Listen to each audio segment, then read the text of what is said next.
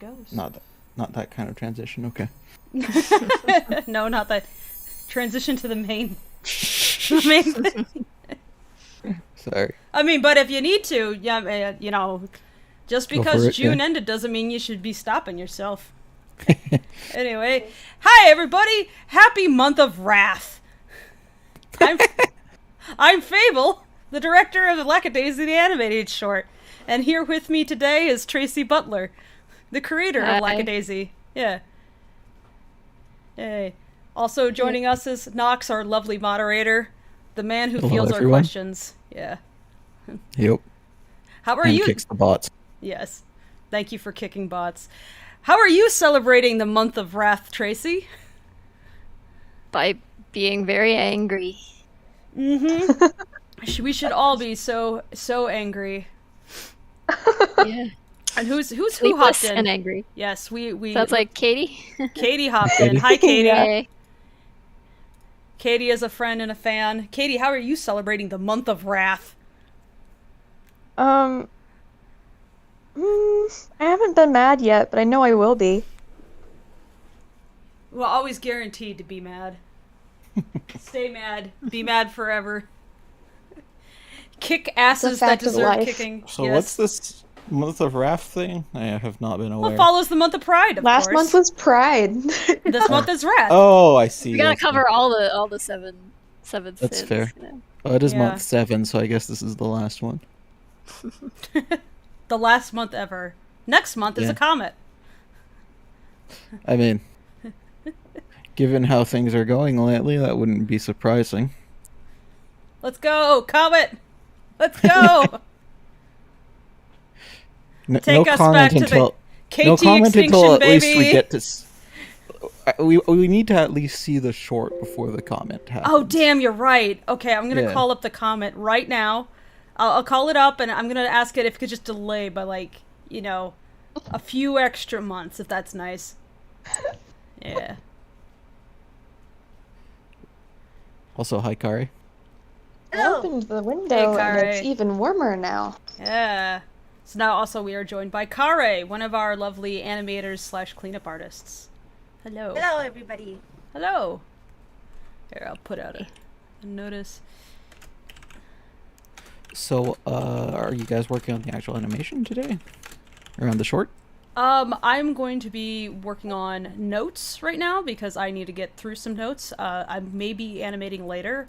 And then we had an idea for after work time to do some sort of audience request Mad Libs of a sort. Ooh. Yeah, we were discussing like the possibility because it's like art requests are, you know, you do that kind of thing all the time. It's like, how can we do art requests that involve the audience? And so we came up with an idea where we give the audience a prompt and they have to Mad Libs fill it in. So we kind of collectively make something terrible. Yeah. Oh, he keeps popping in and out. Oh, there we go. And Toomby also has joined us, another friend. Hello. Hey, Toomby, how are you celebrating the month of Wrath? It's the month of Wrath? Smash something. Yeah. I mean, I've burned several things already. Burn more. Okay. On purpose. Speaking of which, hello, bot. Oh, the bot thinks it's the month of lust. That's February.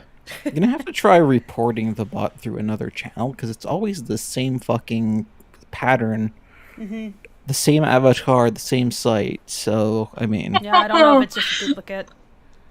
Well, congratulations to all of us. We now have 80,000 followers, and the bots are incessant. That's how you know you're doing well. Yep. Yeah, hey, thanks for the follows. We really appreciate it. We've been working to build this channel so that, as we've said, we have a place to put the film when it's finished, and it really does help to have, you know, some people here who will have eyes on it when it comes out. So thanks. Yep. If I had more than 2 eyes, they would be on it. They would both be watching. You don't? Where's your third eye? Did you misplace it? No, Katie sold that third eye for all the the Zib art they did the other day. Oh god, yeah. If you guys need to see some cursed shit, just join the Lackadaisy Discord at discord.gg/Lackadaisy to witness for yourself the cursed shit that our fans create on for mostly Katie. Let's be real. Mostly Katie. But if you want to challenge Katie's rule as like top shit poster or Zib poster, whatever phrase like we're gonna use for that. Zib posting, yes. Yeah, Zib posting. Like you join and also and try to steal the crown. Why not? No. One of these days we have to have a contest where it's like who can do the most toppest what the hell. Someday make that a contest. Find me, yeah. and he's gonna kill me, and I'm gonna need a successor. And to Rule 0, yes, the comic will be updated. It's just on hold as the team is busy with the animation, but it will return. We are doing our best. Yeah, that's on me. I am just a bit overwhelmed with things to do right now, but I will be back to the comic. It's like you're busy or something. It's almost like that, yeah. It is absolutely not far from mind. But there has been little mini comics that Tracy puts out. Sometimes she does doodles as well. Sometimes I take patron requests and use it as an excuse to draw a comic instead. Yeah, so it's not like, the desire is still there and it's very much at the forefront of the mind. Poor Fabulous had to hear me complain incessantly about not being able to work on the comic. And I sympathize. I have my own comic that I haven't touched in longer amount of time. But my partner is right now working on translating some of it for webtoon appropriate viewing because I suck at that. And he's trying to be like, hey, can he be the guy that other artists turn to when they're like, I don't want to deal with webtoon. Can you do it? And he'd be like, sure. And he makes it look good. Also, he has a master's degree in English, so, if you're in need of an editor. Yes, I will plug my partner here. Thank you very much. What a mood. Yeah. And I just plugged it in chat, but I will plug it again for those of you who can't wait to see more Tracy artwork. I recommend her Patreon, so you can get access to the patron streams where Tracy will often be drawing standalone drawings, but they have that classic Tracy style that is incredibly beautiful. Don't be nice to me, but thank you. No, I will be nice to you. Yeah, know this. I'm trying to find some way to be mean about it. I hate how good your art is. yeah, Tracy, like... Sorry. I'm big enough of a fan to have taken up this mod position for 5 years now, and clearly have a problem with your art.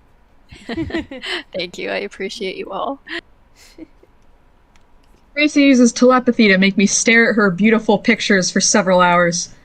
Me and Tracy are at war with, who can make the most demented Rocky picture. Her latest has me going, well, fuck you, I can do better than that. I cannot wait until the short comes out. Hence what you're working on right now, I suppose. Oh, this isn't even the worst thing. I know.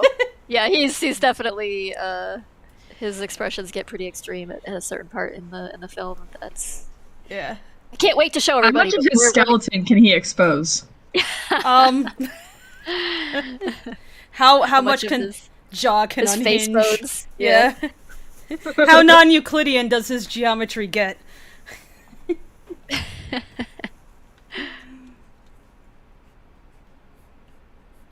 That sounded bad. Outside bones.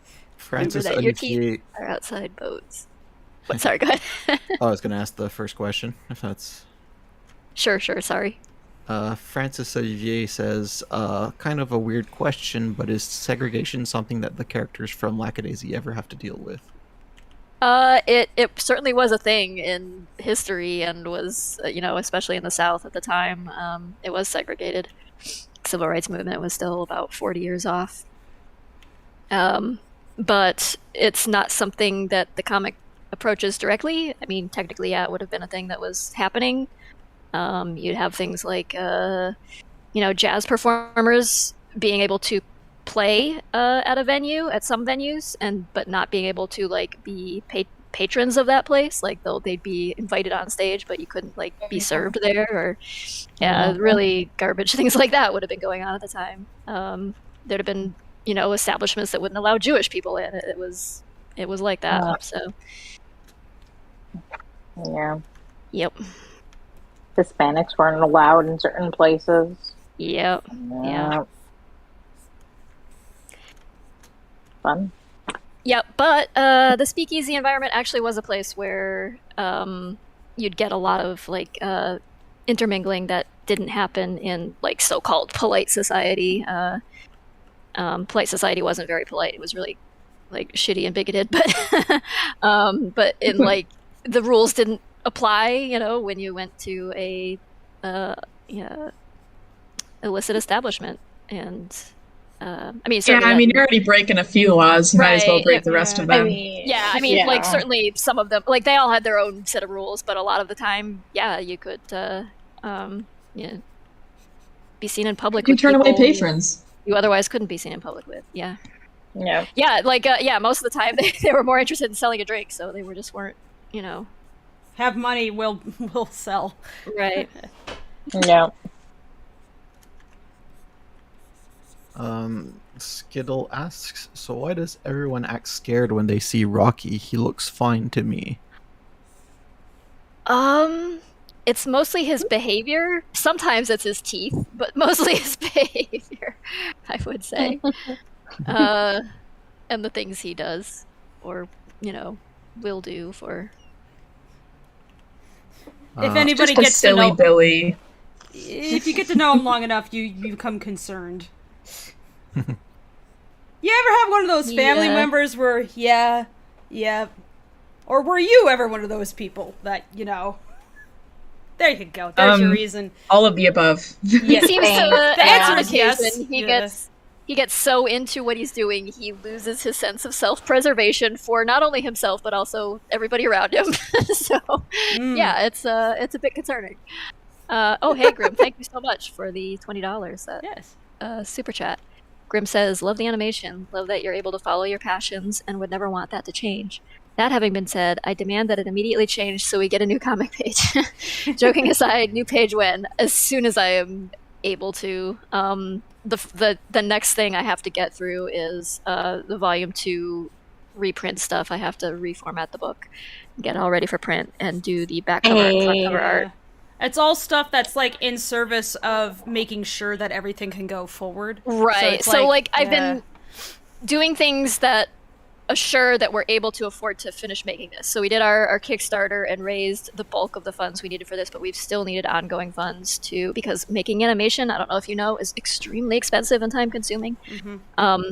Every second of footage you see is like kind of a lot of work that lots of different teams of people have to be involved in. And so I've been doing the Patreon thing. I've been doing merchandise design. You might have noticed us doing like pre-orders and things for pins recently. And soon we'll have a t-shirt available. So I've just been doing all that stuff, but also fulfilling all of the like Kickstarter rewards and things that we promised to people who funded the very first step we took toward paying for this filmmaking thing we embarked on. So that is where most of my time and energy has gone the past while, and it is a full-time job plus. So doing the best I can. I will be back at the comic as soon as I'm able to. I'm chomping at the bit to draw comics, and I do apologize for the hiatus, but it's just I only have so many arms, so many hours in a day. Hours if anybody in chat is a bioengineer that's working on cloning technology, please reach out. I'm not sure it's just the arms. Like if I had extra arms, they'd probably get mostly in the way. I don't know that it'd actually be more productive. Like I guess but we can get a cloning machine going and get a couple Tracies. If I could just have a few smaller Tracies. How about just the ability to function without sleep? How about that? Like not need sleep. Yeah. That would do it. I'd settle for that too. Yeah. Without becoming in pain. Speaking of which, without losing your mind. Yeah. Well, that I can't, prevent. But, but speaking of like preserving, not being in pain, I got a new chair. Yeah. I got what I call the bisexual chair. It is a very cool chair. It's a very cool chair. I got this chair called the Hag Capisco chair. And where am I echoing out of? Who am I echoing out of? My imagination? Okay. Well, I got this chair. I'm echoing out of Tracy. Every time I talk, I can see her little face popping up and down. Oh, really? Let me try to mute it. There we go. Okay, cool. Yeah, so I got this chair, which apparently was designed as far back as the 70s and was the basis of the Star Trek chair.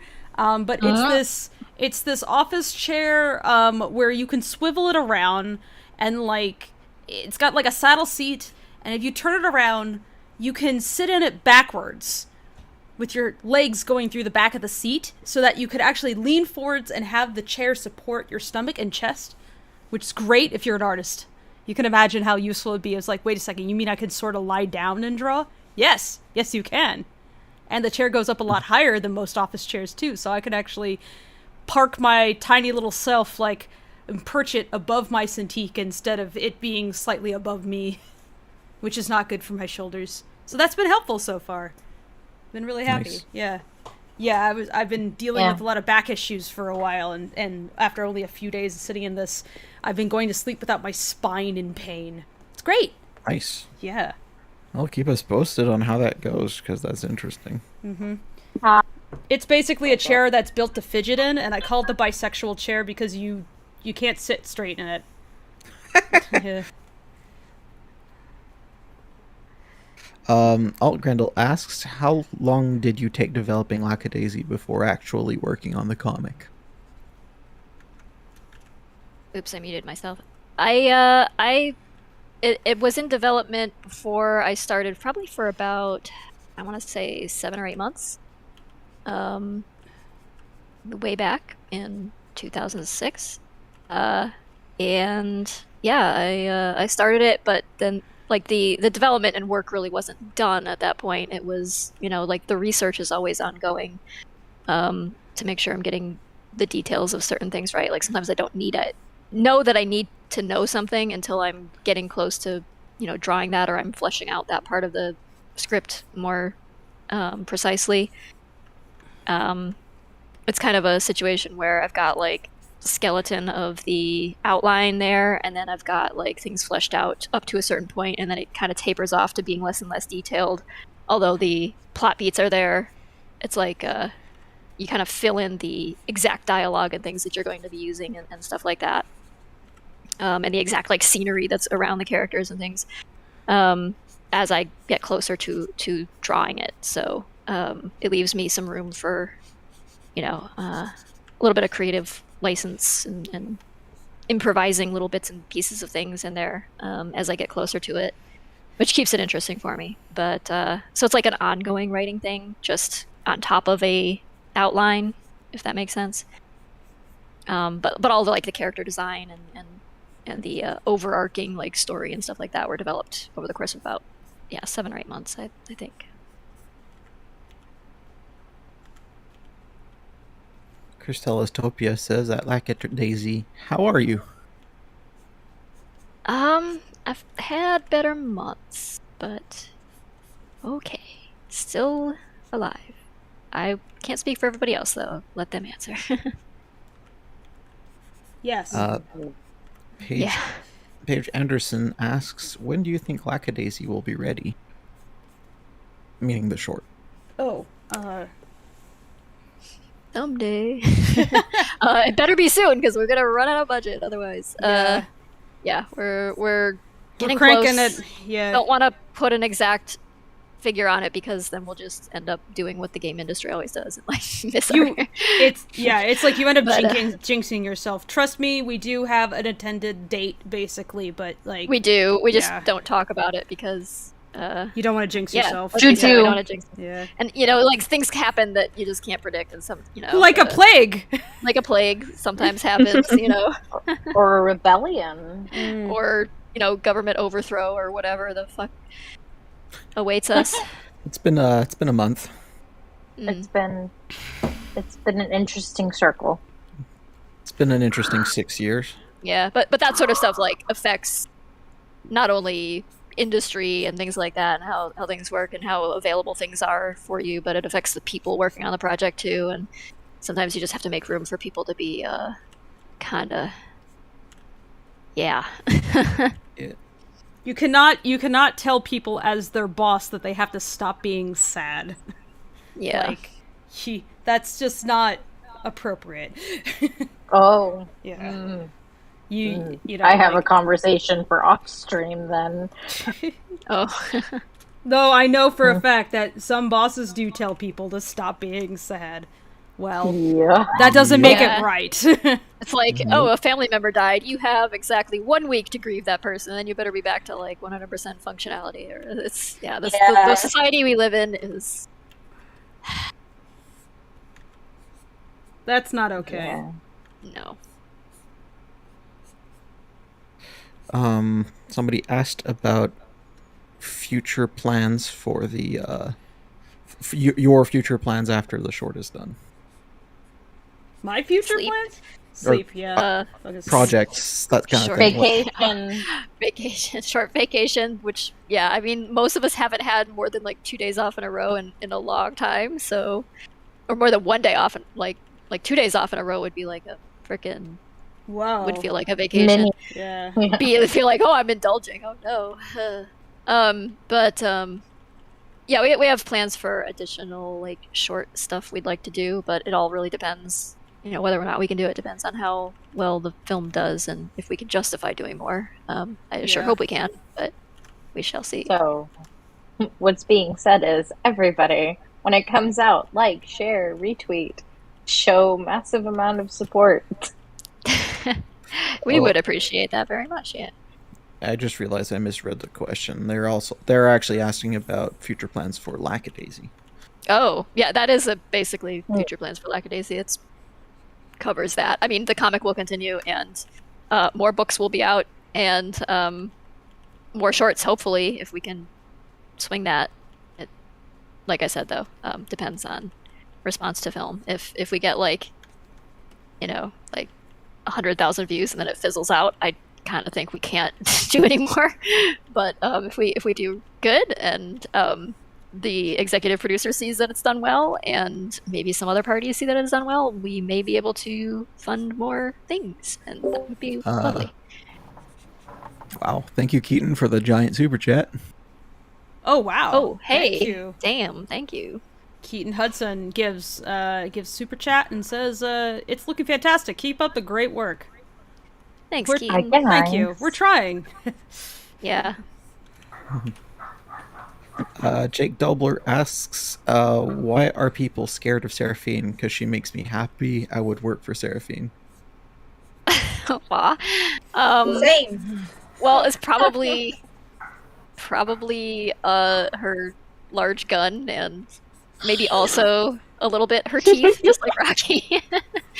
She's got some pointy teeth there. And she wears some teeth around her neck, so I'm not sure whose they are, but yeah, I don't know. I think she makes a bit of an art of being intimidating, so The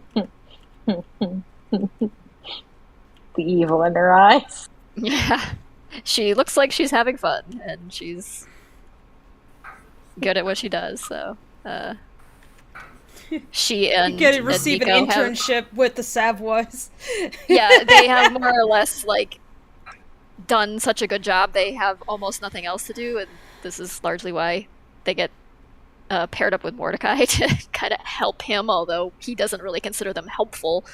I feel like more like they're watching him. Yeah, a little bit. They're also keeping an eye on him because he comes from the old rival, and so yeah, they're not entirely sure they can trust him. I mean, clearly they can. What are you talking about? Yeah, totally. I mean, there's nothing wrong with this man. Bootleggers. No honor among thieves. And dead men tell them tales. Just in case. Spike says, Or Spiky Spike says, "Who here has been playing the Cuphead DLC? I know I have. It's been giving me wrath." I haven't, but I've seen some footage of it. It looks really polished and amazing. So I can't get off the first island. I have given up.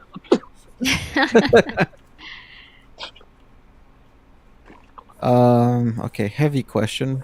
Sadly, I cannot read Cyrillic, so I cannot read your name, but how does your work developing comics and films affect your personal life? Doesn't this create difficulties and problems? Yes, it does. All the time. It's it takes a toll. It's exhausting. It's also fulfilling. So it's a little give and take sort of thing. You get a lot of joy out of it, and you get a lot of fatigue and heartache and anxiety and things to go with it. Sometimes physical pain, because often you're kind of sitting hunched over in the same position for a long time during the day. You're kind of gripping a stylus pen or a pencil or what have you, and a lot of artists end up with repetitive motion injury, and tendon and ligament strains and things, back problems common. But yeah, I mean, it's just like any other career, I think, or calling, or whatever you want to call it. It's you will suffer for your art, and you will also find great joy in it. So it's a unique form of masochism. Yeah, honestly, I'd take all of that over worrying about money. Probably the thing that causes the most anxiety and concern is are we going to make enough money to be able to continue doing this, or is it just the struggle is often financial. Yeah. Because no one goes into art for the money, but you have to worry about it nevertheless. So, because you got to feed yourself, and probably. Wait, my drawings aren't gonna make me rich. Shit. No, sorry. And unless you're Banksy or something.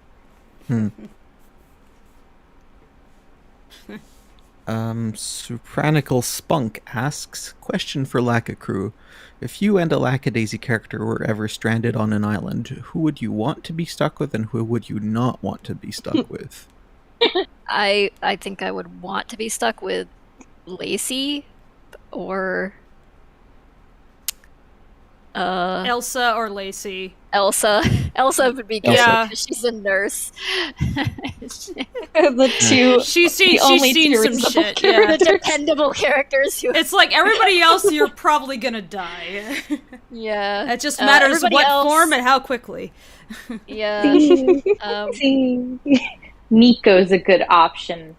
He can fish. Yeah, but you might be bait. That's true. He can fish. Yeah.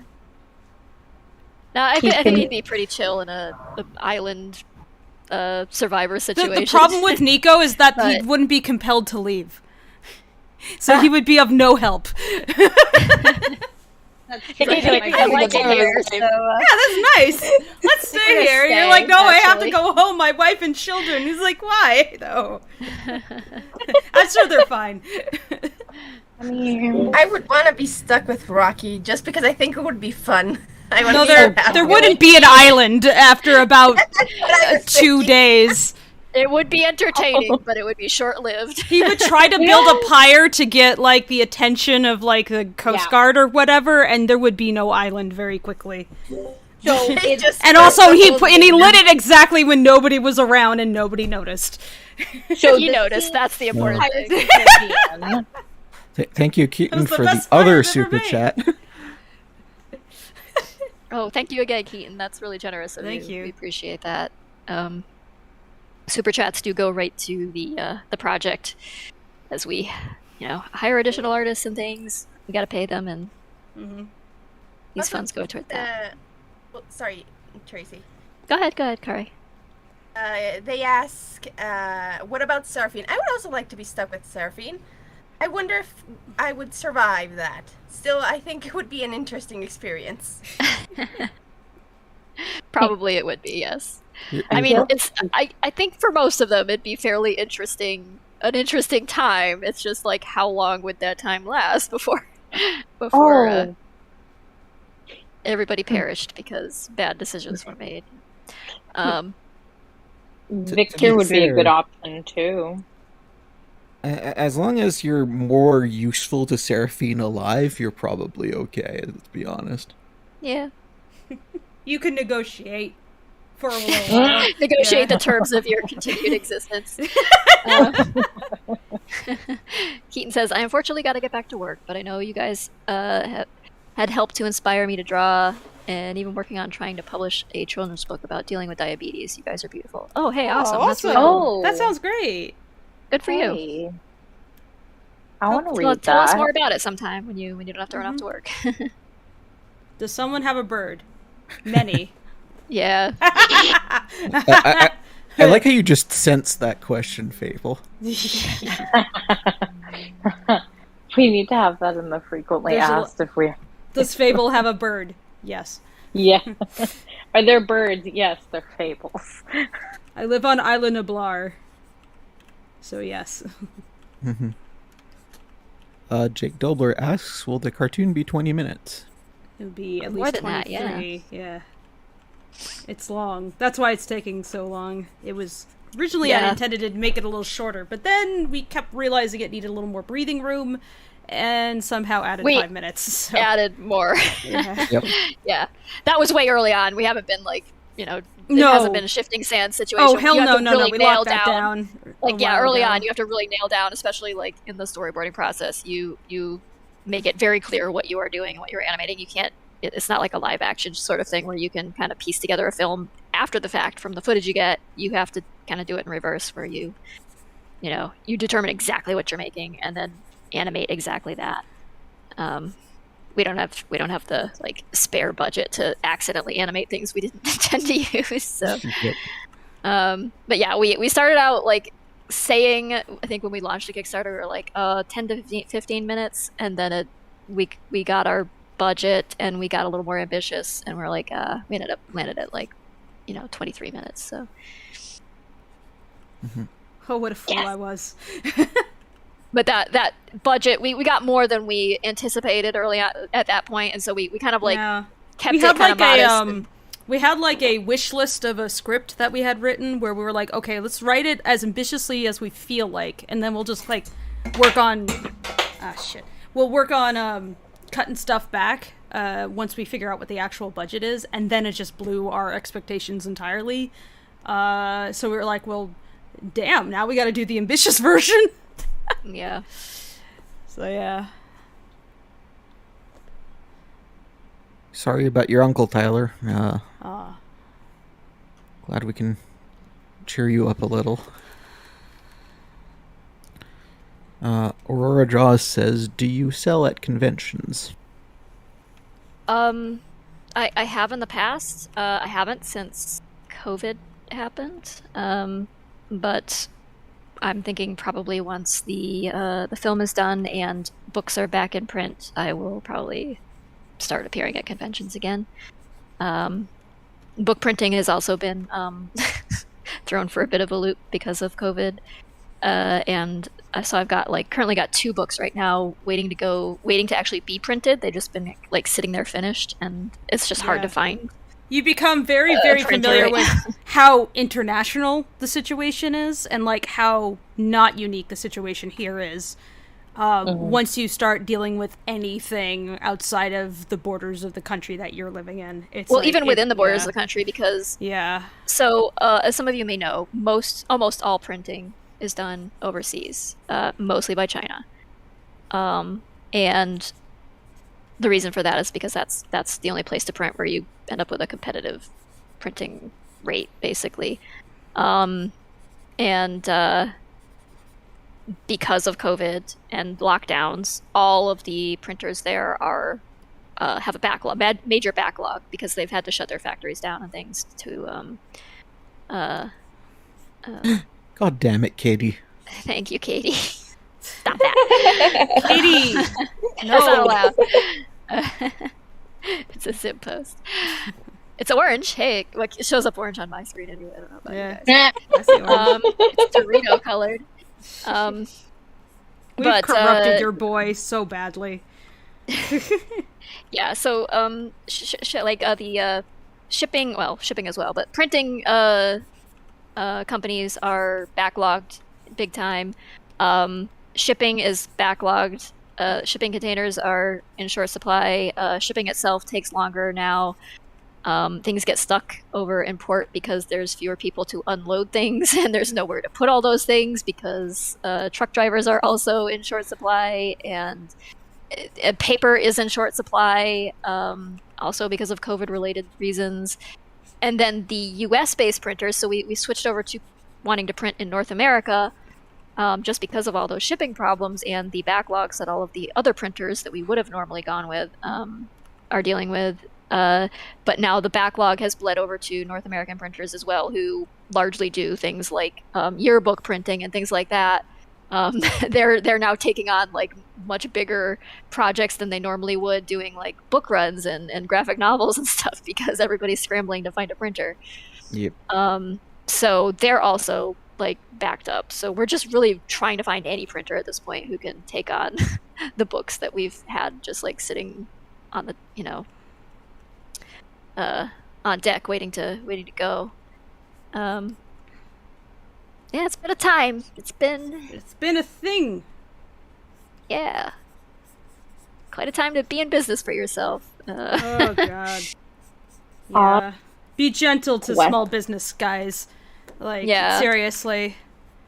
Yeah. Like, I mean, if you've noticed things like some inflation is just gouging, but a lot of it is because of all these problems and shortages and like shipping costs like, just skyrocketing. You know, the most common cat food brands are like hard to get at this point and skyrocketing in price because it's like if those companies are struggling, like every small indie thing is struggling about 5 times as hard. So or more. Mm-hmm. So just be aware of that and accept our apologies for being slow about printing books. Yeah. They'll be everybody's working literally as quickly as they can, but that's just the situation, is that there's no just summoning more wood out of the ether. Like somebody has to go and cut the wood and collect the wood and process the wood and ship it to different places and ship the it priority, and because and then it has to be processed so high, it costs and then, more. And it's like there's not enough people because some folks over here got sick, which means that there's a pile up over here and then folks over there get sick, and then so it's just kind of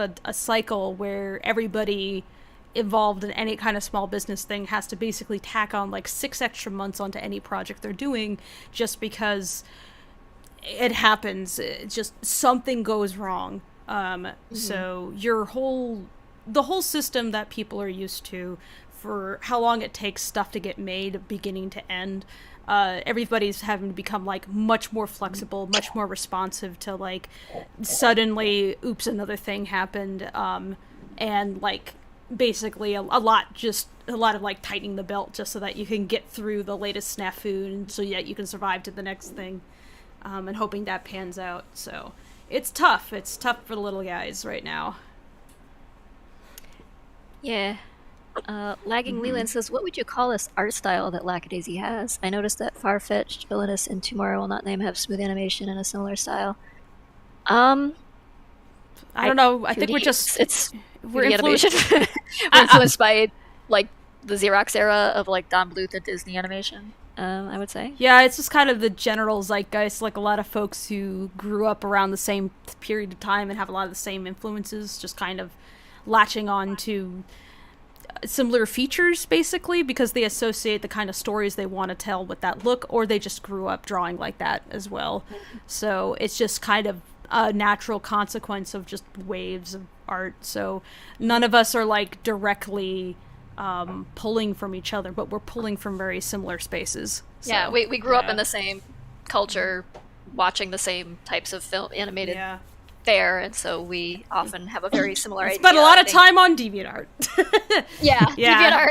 Yeah, did fucking it's DeviantArt. It's DeviantArt style. It's not the CalArt style, it's the DeviantArt style. Yeah, edgy, bright colors, dark. Yeah. If you see a dog with angel wings and unnatural colors, it's you see a sparkle dog run across the screen. Well, that's goddamn DeviantArt.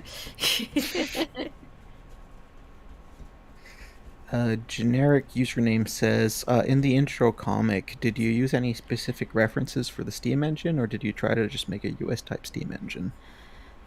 In the intro comic, you mean like the very beginning of Lackadaisy Volume 1? I would assume so. I looked up actual Steam engines from the era. I don't think I used a specific engine. I probably sourced it from like multiple different pictures. I probably wasn't 100% accurate in my drawing as a result. I try to be more accurate these days with that sort of thing. But yeah, there was a in the comic dialogue, like they're talking about the Sunshine Special, and there actually was a train that ran, I think between Kansas and Missouri and possibly Illinois that was called the Sunshine Special passenger train. So that at least was pulled from actual like Missouri history.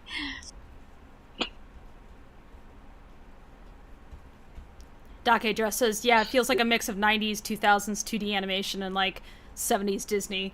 Yeah, that's basically where we're pulling from. Like, in my childhood, not only was the Disney Renaissance really kicking off, you also had Saturday morning cartoons started exploring kind of darker material.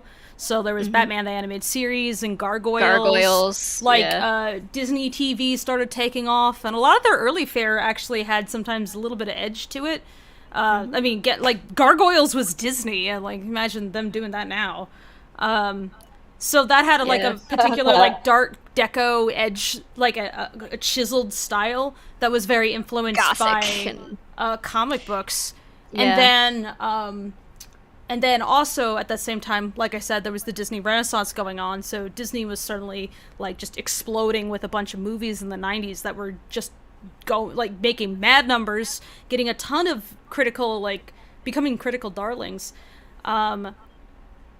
And so that had a huge influence on me as well. But also at the same time, Disney started putting out the vault. Basically, they started like releasing like a lot of their older movies on VHS tapes.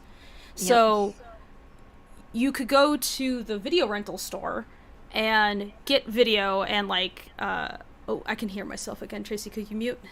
Sure, sorry. Thank you. Yeah, that microphone's real sensitive today.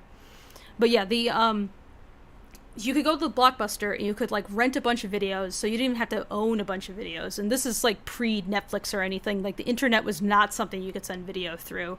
It could barely download like a cat picture.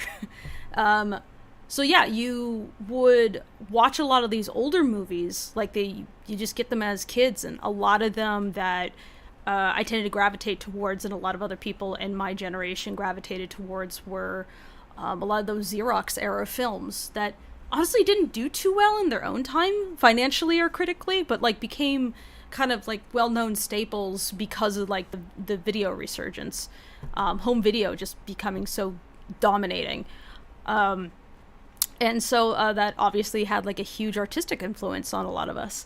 But also there's like I don't know, like side things like reading a lot of Calvin and Hobbes that definitely had a big impact on my personal style and like my what I liked with writing. And there was also Scholastic Books started pushing a lot of books to kids, like Goosebumps and stuff. So I read a ton, and I was really into Animorphs, so that had like a lot of influence on my writing style as well. But yeah, just a lot of us just came from that similar background, and so you'll see stylistic elements and preferences like sprinkled from that time in here. And then the aughts, that's when a lot of us were teenagers. So, like, I was 12 or something in 2000, I think. And so, yeah, like, the cartoons that were on at the time, if you were into cartoons, also had a certain look where that clean, like, bright digital style became more prominent. And Photoshop also became more prominent, and internet art galleries became more prominent and accessible for teenagers who just took the things from their childhood and threw them together and was like, look at my stuff. So anybody, that was DeviantArt for me. For the folks after me, like that's, I was an adult by the time Tumblr came around. And I think like Twitter and Instagram and TikTok are that for a lot of people now. So yeah, it's just, I don't know, you just, without even meaning to, you come from similar backgrounds and you influence each other. So, yep. A long, complicated answer. Warrior Cats. I read Warrior Cats, but I was a little too old by the time I picked it up. Like, at that time, I was already starting to kind of shift, like, a lot of the serial animal stories I wasn't as into anymore. Like, it needed to be at least as serious as Redwall. But I did read some of Warrior Cats. I think I read past the first series and a little into the second series. And then by then I was, like, in college, and it just wasn't as appealing to me. But I was fascinated at seeing, like, the online fandom associated with this cat book. Like, they're intense.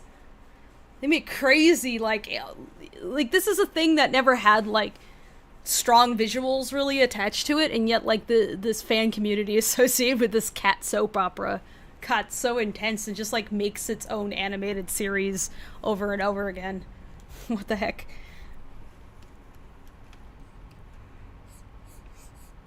Ready for a less heavy question? Sure. Mm-hmm. Super Rockabilly 35 says, Lackadaisy versus Mark's Catship competition. Who wins? Without brapping the judges. Wait, what? Who's Mark's cat? Marksmanship, but instead Mark's Catship. Oh!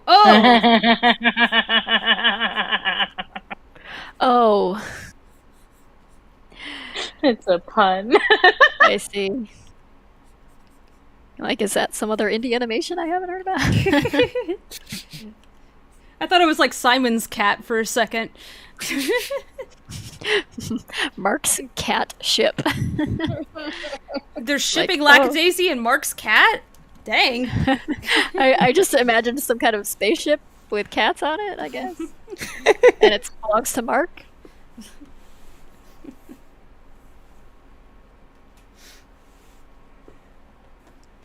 I think we answered this before, though. Wick was a pretty good shot. Okay, so we're actually asking who's the best shooter. Shot? Yeah. I mean, I think I assume. definitely I think Mordecai. we went over this one. Yeah. Yeah.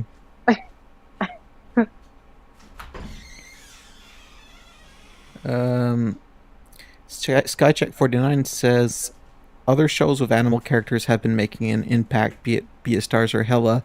Have those been an influence, or have those shows made expectations that's unfair? No, I don't think so. I mean, if anything, it just kind of demonstrates the appetite for this kind of thing, that stuff like that can be successful. I think I'd be more concerned if it came out and, like, didn't do well. I'd be like, well, dang. Guess we're fucked. Yeah. I think it's just demonstrative of the fact that people do want animation that's not like sitcom, like rehash sort of thing. I guess also it's like if you're like, oh, the pressure to be just as good, it's like never was really a concern of mine because I knew what I wanted it to look like, and so that was good is so subjective. It's like you just want to be different. You just want to be your own thing is what you want to be. Because you can never be the best at anything in art. It's like there just really is no objective measure of that. You just want to be known for being the thing that you are. Like you gotta pick your thing and do that well. And you know, if it's unique and stand out enough, I think that's the more important thing.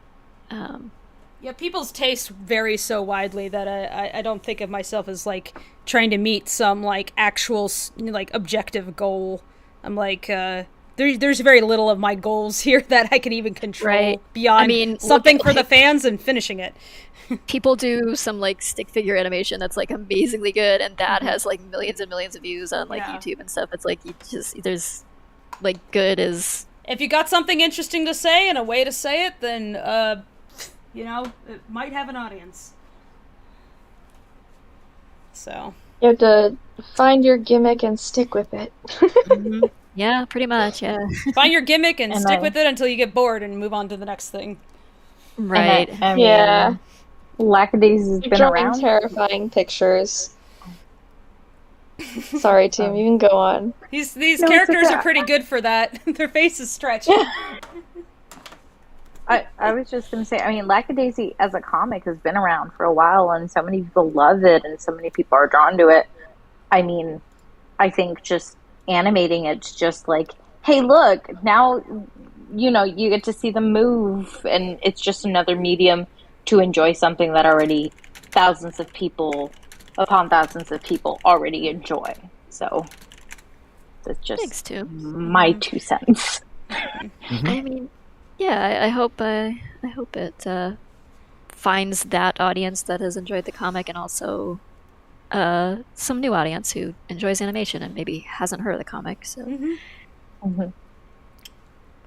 Or as Gato Paints Quick says, find your gimmick and stick with it until your audience tells you to please stop. You can pay me to stop. Pay me enough that I can stop. I can afford to stop. Pay me $8,000 a month for me to shut up permanently. No, never. Just for the month. Now that is hush money. No, we gotta go higher than that. I demand $20,000 a month. I need lawyer money. Give me lawyer money. And I'll never post another cat on the internet. Get paid $20,000 a month to not post on Twitter? Damn. I mean, that'll be so easy. I think a lot of us are in that space where it's like, if I could afford to not post on Twitter, I would stop using Twitter immediately. That was a joke I shared with you. Is like, what's the sign of actual success? How do you know that you actually have one social media? It's when you don't need it anymore. Yeah. When you can drop social media, you win. You can drop social media and you're still earning your golden. That might sound impossible, except that there's plenty of people who have jobs and they're comfortable and they do not use social media. I envy that. There is like being able to hire somebody else to do the social media for you, just like drop it and be like, you do it. But the actual real success is just not having to do it at all because everybody already knows who you are. So, like, does Beyonce need a Twitter account? No. Somebody she has one, and I'm sure she never touches it. It's always just some, intern, assistant, intern, whatever. Intern to like whatever massive PR team she has. Someone ghostwrite the captions for my drawings on Twitter, please. We just like have send an AI, I'll do it, but you won't like the results. That would be great. Oh, I'm down for this. Autogen a prompt, so autogen the art and autogen the post, and they're not supposed to be connected to each other ever. It's just randomized each time. Can you have an AI that generates a prompt for the AI to build art off of? I'll have Nox write some cursed shit, and then that'll be better than me trying to post a drawing of, some historical thing, and then I start talking about the burrito I ate last weekend because I don't know what to say about it. Speaking of, I have to step off for a second. I gotta go to the bathroom, so I'll leave it to you guys for right now. Funny enough, I looked at Boo. I muted real fast, and I was like, hey, Boo, $20,000 to get me to stop making drinks. She just looked at me with the saddest eyes. Why would you do that?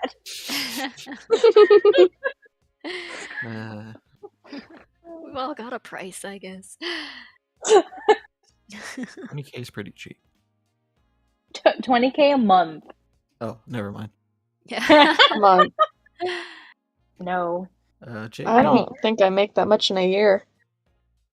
I definitely don't make that much in a year. Wow. I mean, well, $20,000 times 12, I mean, but yeah. Oh, okay, yeah. That's... Yeah. I mean $20,000 in a year. $20,000. I am immensely broke. Yeah, that's that's the art life. Oh my goodness. Yeah, mood. Jake Dobler asks, is Seraphine Cajun? Cajun Creole. Their background is Nico and Seraphine were born in New Orleans and spent some time in a children's home there, and then absconded with themselves into the Isles toward towards southern Louisiana, so more like Cajun country. So they speak a little bit of both, but they're technically Creole ancestry. I want to hug you because I had to. I play Call of Cthulhu, and there was like a semi misunderstanding about like Cajun and Creole difference ages ago, and I had to sit down and be like, okay, here. Yeah. Sorry, go ahead. I was gonna move on, so keep going if you have some more to say. I was going to say Cajuns are specifically. It's basically a slurring of the word Acadian. So it refers to French-speaking people from Canada who were basically exiled from, I think it was Nova Scotia, and traveled. Acadia is a specific region. Yeah, it's on the east coast of Canada, and they traveled down basically through the Mississippi River Valley to mostly Louisiana, although some of them settled in New England and things like that along the way. But yeah, it's like a specific group of people who were Acadian initially, and then. Yeah. Thank you for the super chat, Grayson. $25. Oh, hey, thank you, Grayson. That's really generous. Grayson says, first of all, thank you for all of the wonderful work you have done. You keep me coming back, and I'm excited to see more of the future to come. I hope this helps and you can continue to thrive. Sorry for being so cheesy. Hey, that's not cheesy. That's really very kind. Thank you. It helps a lot. If it's any reassurance to know that every bit really helps. We make it we're as resourceful as we possibly can be with this stuff, and while also, hopefully paying people as fairly as we can. We do our best. So. Mm-hmm. Infinite Sky says, have you ever seen or heard something so beautiful it made you cry? Yes, but I'd say it was probably the context of the thing more than the actual thing. Like certain music and stuff at an emotional moment will make you cry, maybe, but I can't really think of a good example that I'm willing to share without being very embarrassed about it. Like, I've definitely cried at the end of movies that I felt like I didn't deserve a cry, but it made me cry anyway. But I cry during movies all the time. Yeah, usually if an animal gets killed or dies, or sad animal movies get to me. So those are your favorite. You grew up on freaking. I know. I'm an easy target. The thing that made me cry most recently is literally video game named Spiritfarer. Oh yeah, that'll do it. I needed something relaxing, and I decided, let me get this. This looks like a relaxing, really beautiful art style, great music. Oh boy. I had to put it down because me and Boo just sat there crying our eyes out for 2 hours. Yeah. And we're only like 8% into the game. Oh god. Yeah. Yeah. Yeah. I cried at some rocks because of Tracy, are you familiar with this game? I have actually heard Tomb talk about it before, but I have not actually played it myself. No. All right. I haven't seen a Let's Play of it yet either. Most of the games I experience, it's through Let's Plays because I'm working and I'm just, glancing up at my monitor every now and then. Yeah. I made it 30% through before I had to put it down, but yeah. What a mood. Yeah, Spiritfarer, for those who don't know, is a game where you take on the job of the ferryman to bring people to their final place of rest after they die, but in the process you help them process things that happen during their life. Gain the closure or at least they relive certain things. And that sounds like I'd love it, and I'd also cry. It's very sad. A really compelling concept for a game. That's pretty cool. Yeah, it is. Like, it's very it's very beautifully animated. Oh my god, it's gorgeous. And that's it's so unassuming. Oh my god, it's like beautifully animated. The music's nice. The gameplay itself is really relaxing. It's not frustrating at all. But then it emotionally wrecks you. Like, it's not a spoiler because I'm not saying who it is, but one of the people you're ferrying died, of old age, of dementia, and you have to stand there and watch the dementia take hold of them. That one was brutal. It was horrendous. That's where we put songs. Yeah. Nope, we can't do this. Yeah, no, that one was brutal. Yeah, especially for anybody who's experienced like a grandparent or something going through that. That'd be. Yeah, I can see how that would. The other one that I keep hearing about that's super emotional like that, I think is getting a sequel, is To the Moon, where it's about it's actually made in RPG Maker, the original, and it's about you're a scientist who gives people an alternate life as they're on their deathbed. It's like a virtual one that I remember Tumblr going insane over that in 2014 or 2015, and I was like, what the hell is this? And everyone would just say, haha, To the Moon's sad, and I'm like, there's no context here. Do I want this? I feel like if I look into it, I'll get sad. Yep.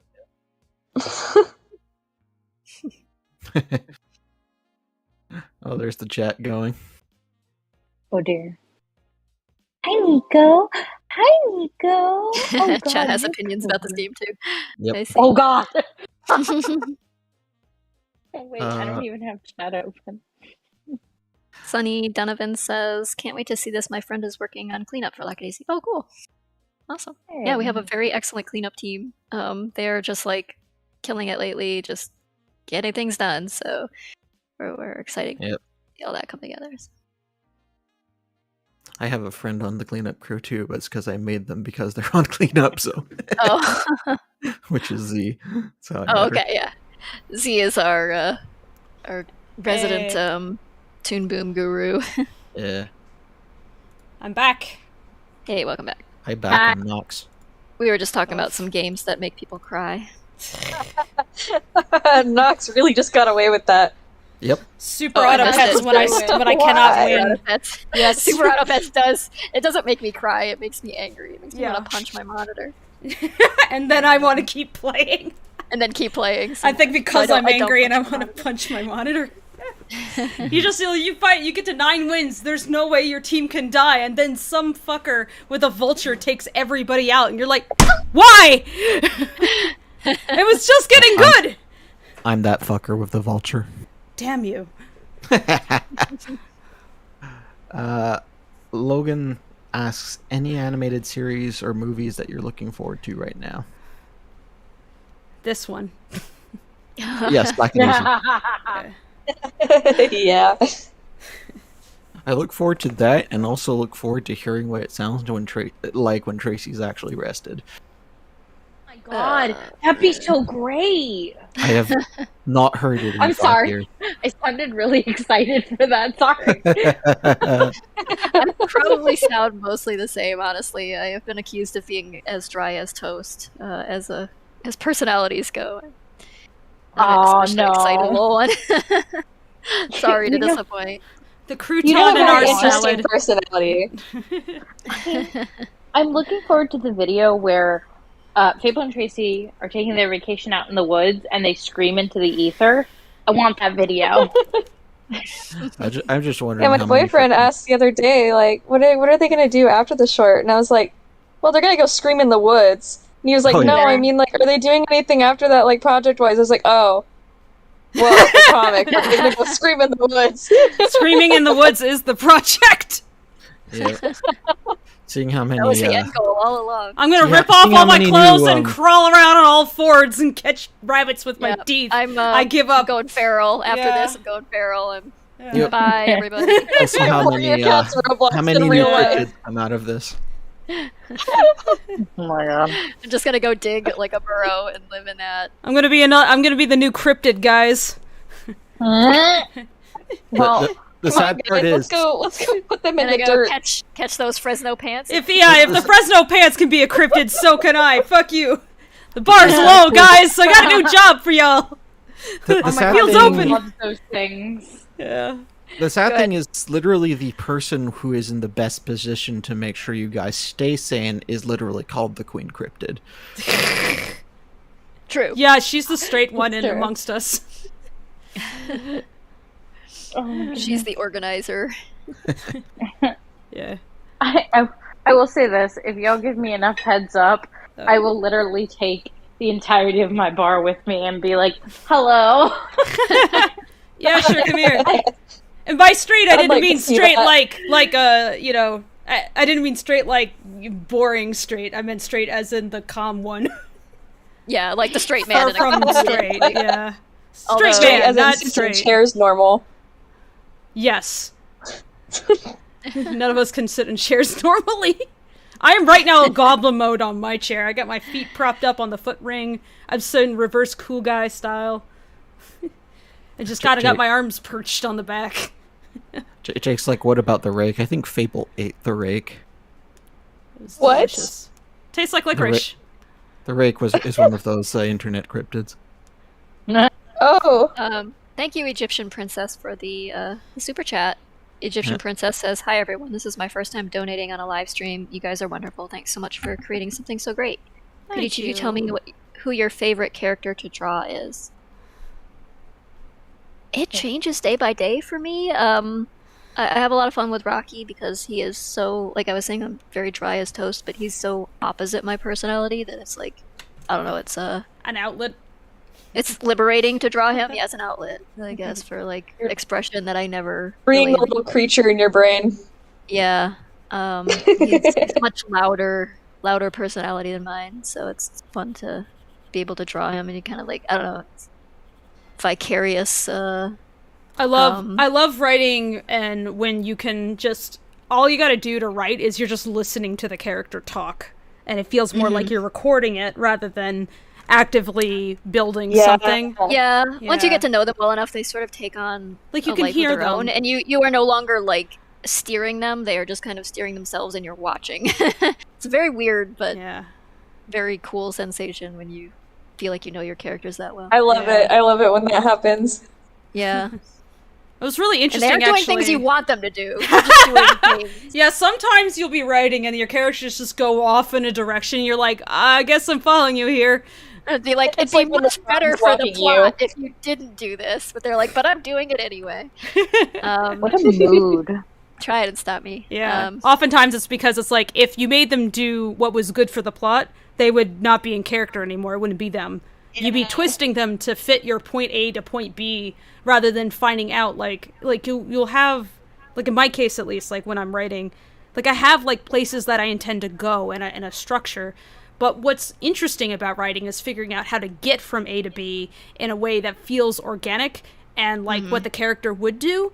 And sometimes also just that process helps build the B in such a way where it gets way more fleshed out and more interesting than it would have been if you had just made it really straightforward. It feels more authentic when the characters are deciding for themselves and you're kind of just are working with what they would be doing instead of, like, one of the biggest things that irks me about, like, entertainment films and things that I watch is when the characters do things that are very out of character just for plot convenience. Yeah, that drives me nuts, but, yeah. We didn't answer Egyptian Princess's question. Oh, sorry. Who's your favorite character to draw? I feel like that is the answer, though. It's like, I like writing. That's my answer. I like writing. But we instantly derailed. I was saying Rocky, but I like drawing all of them, really. I like drawing grumpy Victor when I'm grumpy, and I like drawing cheerful Ivy when I'm cheerful. And sometimes when I'm not cheerful, too. I don't know. It cheers me up. But... That one Seraphine picture where everything was burning was pretty good. Yeah. Yeah. That one's up on the is it up on the Gumroad? Wait, no, not Gumroad. Yeah, it's in the shop. It's in the print shop. In the shop, that's right. I had some requests for prints to be available to that, so I made it available. Mm-hmm. It is a very good piece. Mm-hmm. Thank you. I don't know, who's your favorite to draw, Fable?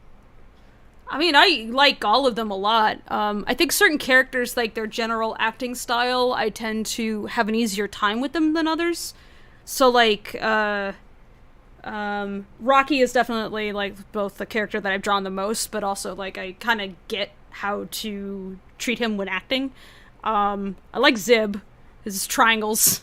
There's something really interesting also about trying to, like, pace out a character who has such a very deliberate way of moving. Like, actually, honestly, all the characters, like, when I think of them, I think of, like, really specific ways they move, their annotations, like, their facial expressions. I think about, like, you know, their faces are not just, like, copy-pastes of each other. Like, they each have a different way of expressing the same emotion. And I love that challenge. And so, like, pretty much any of them I can get sunk into. So it's more like a manner of, like, who do I have more difficulty with than, like, who do I enjoy the most, because I can find something to enjoy about any of them. So I guess while we're on that topic, Tam Salisbury asks, I have a question for anyone really. What has been your least favorite part of animating the short, unless there isn't anything you dislike about it? I don't like Probably cleanup. if I could answer for all of the animators, drawing Rocky's hat. I called it. Yeah. Oh god, Rocky's hat's probably gotten more notes than anything. This is why the guns are 3D props, because otherwise all the notes would be fix the gun over and over again. It wouldn't be good. Drawing a stationary gun is hard enough. Yeah. Yeah, trying to draw animated objects in perspective in motion without a model reference. No. Like, and they're accurate. They have to be accurate. Yeah. Yeah. Yeah, because otherwise gun nerds will come get you. But Exactly. Fuck. yeah, Wow, there are gun nerds? there's lots of them, and There are so many. They read the comments. they want you to know how much they know about guns. They're gonna start crawling out of the bushes too. They will. what you've Well, done. we're gonna release this, Listen. and there's just gonna be a lot of comments like that. But you know what? It's fine. You know, the engagement improves the algorithm. Pero mira, don't forget the car nerds that are gonna come out too. We have a couple of those. There are, yeah. The car nerds are way more tolerable, honestly. The gun nerds are just, I don't know, sometimes I think they just talk because they want you to, they're trying to impress somebody in the audience with how much they know about guns. It's like, if someone explains trigger discipline to me one more time, I'm going to scream, like, I know what trigger discipline is, guys. These are gangsters. They're not disciplined. That's the I don't thing. care. I have one designated gun nerd friend that I go to whenever I'm struggling, but then it's like, I'll send him, okay, look, I fixed it, and he'll go, the barrel looks a little weird, and it's like, tell me what weird means! You don't draw? Please! I mean, there's like there's a line somewhere between, like, obviously I want to differentiate, because, like, people who share their knowledge Did you with just good call out intentions. Because Oh, Ford says they feel called out in chat. I feel like let's who share their knowledge because they enjoy. They just enjoy the subject matter. People who are nerds and they love to share their nerdery and, like, they're excited by it. That's fine. I'm definitely not trying to smear nerds, because I'm definitely a nerd myself, and it's just that there's a certain type of occasionally that come along, and they're there to basically condescend to you and lecture you. It can be helpful, but sometimes it's not. Yeah. Sometimes it comes across as very, like, speaking down to you because, like, you've taken some artistic liberties with, you know, you're not drawing something that represents exact reality, and they get annoyed with you. Like about the that. oversized revolver that shoots hearts. Yeah. Oh god. Oh my god. A Valentine's Day comic. That's that was what we mean. Silly. Like, if someone was, like, criticizing the gun for not being balanced enough, like, it was like this exaggerated cartoon gun that fires hearts, and they were, like, criticizing that. I'm like, guys, stop it. The silly little cartoon, please. Which model revolver is the one that shoots hearts? Please let me know. Oh, I want one, if you find that. Well, I guess technically all of them can shoot hearts. I mean, into hearts, yes, I suppose. Oh no! Not even. Ouch. That was a little bit evil. We're all a little bit evil. It's fine. I will say this to Ford out there. Yes, I was calling you out in the nicest way possible. I love you. No, we appreciate you, Ford. I love Ford vehicle knowledge. Like there's a difference. I don't want to. Like, oh yeah, no. That's why we wanted to make it clear. It's like there's a difference between I'm sharing with you my passions because I'm excited about it, and I love to share what I'm excited about, and I hope you're excited too. Versus I'm sharing with you the thing I know in order to prove to you that I'm smarter than you. Right. Those are like two different attitudes, and sometimes the language between both can be rather similar, but the difference is like the tone and why it was brought up at all in some ways. It's like I appreciate it when someone just like points out like if I got something wrong and they're just like, hey, this is from this or that thing, and like corrects me. Cool, I appreciate that. I have made fixes, even like edited comic panels and stuff to fix things when people point out like I'm incorrect, and I am thankful for that. But and that's not even multi-page essays about how wrong and bad I am, and how this is like awful because it doesn't like exactly accurately portray this one thing, and it's like, okay, when you have someone who's never like seen a movie before and had to the like, ultimate BAR fanboy, and that nobody can besmirch the name by having a shade of wood stain that's too dark, you know.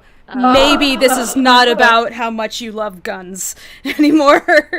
She spilled blood on it. I was drawing a character for Art Fight, and one of my friends was like, those pouches look kind of silly. There's only supposed to be one of them. And I was like, why do you... What? I'm looking at the reference. And he was like, yeah, but, you know, there's straps on it. And I was like, I'm just looking at the references this person gave me. I'm sorry. What a mood. Anyway. I'm not an expert on Vietnam era uniforms, please. Anyway. Next question. Are you a good nerd or a bad nerd? That's, I guess. I never get to talk about my obscure knowledge, so if you give me an opportunity, I will blather at you. I would love to know what your obscure I would love knowledge to, is. you're so secretive about What is it? Tell us the forbidden knowledge, Nox. No, ask me about production machines. Production of what? Anything. I work as a part supplier for production machines. Okay. How about, how do you supply stuff for robots? Like, what are the unique challenges of building a robot versus any other machine? Is there any difference? Well, typically so what we usually refer to as a robot is that it's programmable, so it's able to be more flexible to do multiple things. I'm not saying like a humanoid robot, but so like usually manufacturing cars and stuff. Yeah. Production robots, they're not. I wouldn't say it wouldn't be so much unique challenges. It's just usually they're kind of their own thing, so it's more interfacing them with the rest of the machine that takes work. I see. That and figuring out how to get them to go back to a safe position if you screw up. Oh yeah. How do you keep them from accidentally hitting people? Like if they're building, people are not allowed in robot enclosures. Typically, if you are going to be doing what's called a collaborative robot, which is one that can actually be around people, you need special safety, and in that case, there's speed limits placed on the robot to prevent it from actually being damaging if it does hit somebody. So wait, the robots have their own enclosures. How do they keep stimulate the robot? Like, how do you provide like a natural environment for the robot where it can express its natural instincts but safely? Oh, you just do what you do with artists. You give it a pen and paper and run away. Anyways, you wave a carrot in front of it. Yeah. Have you ever seen the art robot where it's like scraping oil off the ground? Oh yeah, that was actually really freaking cruel. I love that thing. That was meant to tug at people's emotional heartstrings. It's amazing how good that piece is, because there's nothing going on there that's not like all programmed and everything. If this robot was scraping the ground, did the exact same stuff, but there was no oil, like a totally different effect. But it's such like an amazing example of puppetry. Yep. It's just super well done, and it evokes like very specific kind of emotions. Like your empathy for this robot is so strong. I was like, yeah, same buddy, same. The ways you can interpret that too. But anyway, yeah, robot enclosure. Perfect. Tex Pelt says perfect robot sanctuary, no humans allowed. All right, okay. Forward Maria for your robots and production questions. Reach out to me off stream. I think we shouldn't get too far into this. Fable asked me offline too. We should probably get back to the stuff people are actually here for. Oh, I'm asking you later. Sure. Drawing Paradox asks, would you ever consider making speed paint video process for a comic page or illustration? I suppose I could do that. I have in the past done that for like patrons and things, but I don't quite know how much interest there was in that. I suppose I don't know if you're asking. Like, I do a lot of art streams and things for patrons, like, but I'm working live. I'm not speed painting really. I'm just average speed painting or drawing. I don't know if you're asking for like an instructional thing where I play it at like 4 times speed or 5 times speed or something with like text overlay or voiceover dubbing to explain what I'm doing, or like a live demonstration. Because I do a lot of the latter, more or less, but usually private streams. But yeah, it is something I could do. I mean, I could record it and probably do a quick edit for something like that. It wouldn't be too difficult. Mm-hmm. Mm-hmm. The real issue would be more like trying to contain the subject matter, because, like, having a simple question like, how do you draw? We could go on for months. Yeah. It's sort of like you have to just take a picture you're doing and demonstrate the aspects of doing that, or pick a particular subject that's like, well, this particular illustration is good for demonstrating how I do lighting or something, and then focus on that. But yeah, I mean, there's so many topics to cover, and so many of them are so broad, you can really only cover like a fractional part of it. But yeah, I mean, feel free to throw ideas at me if there's like a specific thing you want to see a speed paint or instructional video of. And do feel free to poke on the backlog of this channel. There's some old streams there too. Yeah, there's some old stuff down in the art streams category or playlist. There's also the ASMR speed painting, where it's just a video with the speed painting and some music. Some people like that. Mm-hmm.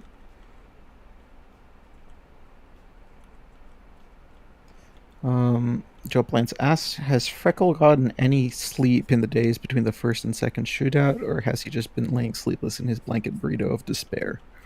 Mostly the latter. I think he's had some like very restless nights. Probably some very interesting dreams. Yeah, and maybe like drifts off into some bad dream and then jolts awake again, and only to find Rocky's face in his face greeting him in the morning.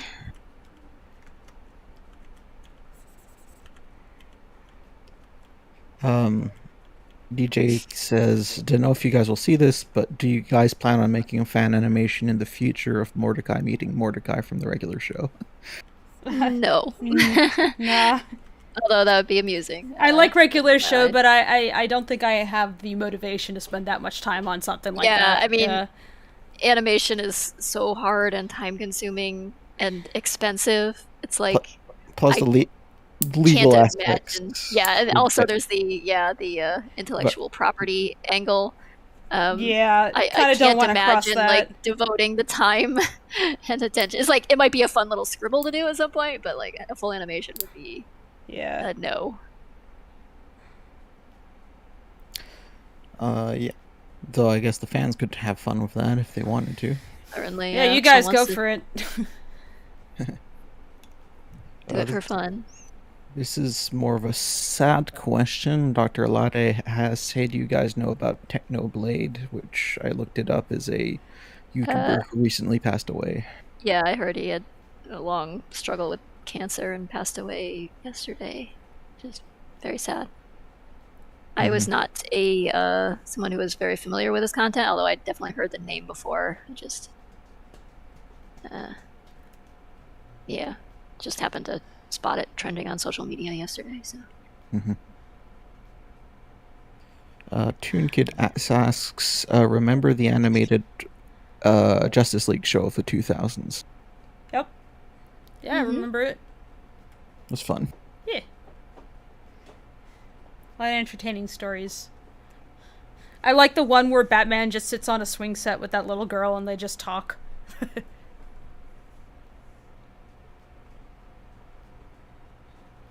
The Posho guy says, have you guys planned to do official translations to other languages for Lackadaisy's Volume 1 and 2? I don't know yet. It's been a struggle just to get the English versions back into print. I would like to definitely do a Spanish and French version at the very least, and hopefully more than that if we can swing that. But remains to be seen if we'll have the ability to do that. It's kind of a, like, is it financially feasible to do it? To do a print run in another language, and will you sell enough books to justify it is kind of the... So we'll see if we can get some distribution in other countries. That'd be great, and then we probably could do it. But I guess my answer to that, the short answer is I hope so. I sure hope so. Everybody's gonna go nuts translating Rocky. Sorry. Yeah, there is a bit of a challenge in that. So there is actually an Italian language version of the comic, and bless the translator who actually had to translate Rocky's poem and make it kind of rhyme in Italian. But they did it, so.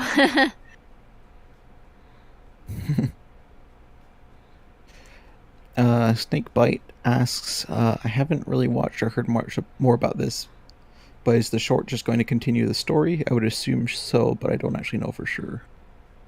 No, it's we didn't want something that would be wholly reliant on people having read the comic first.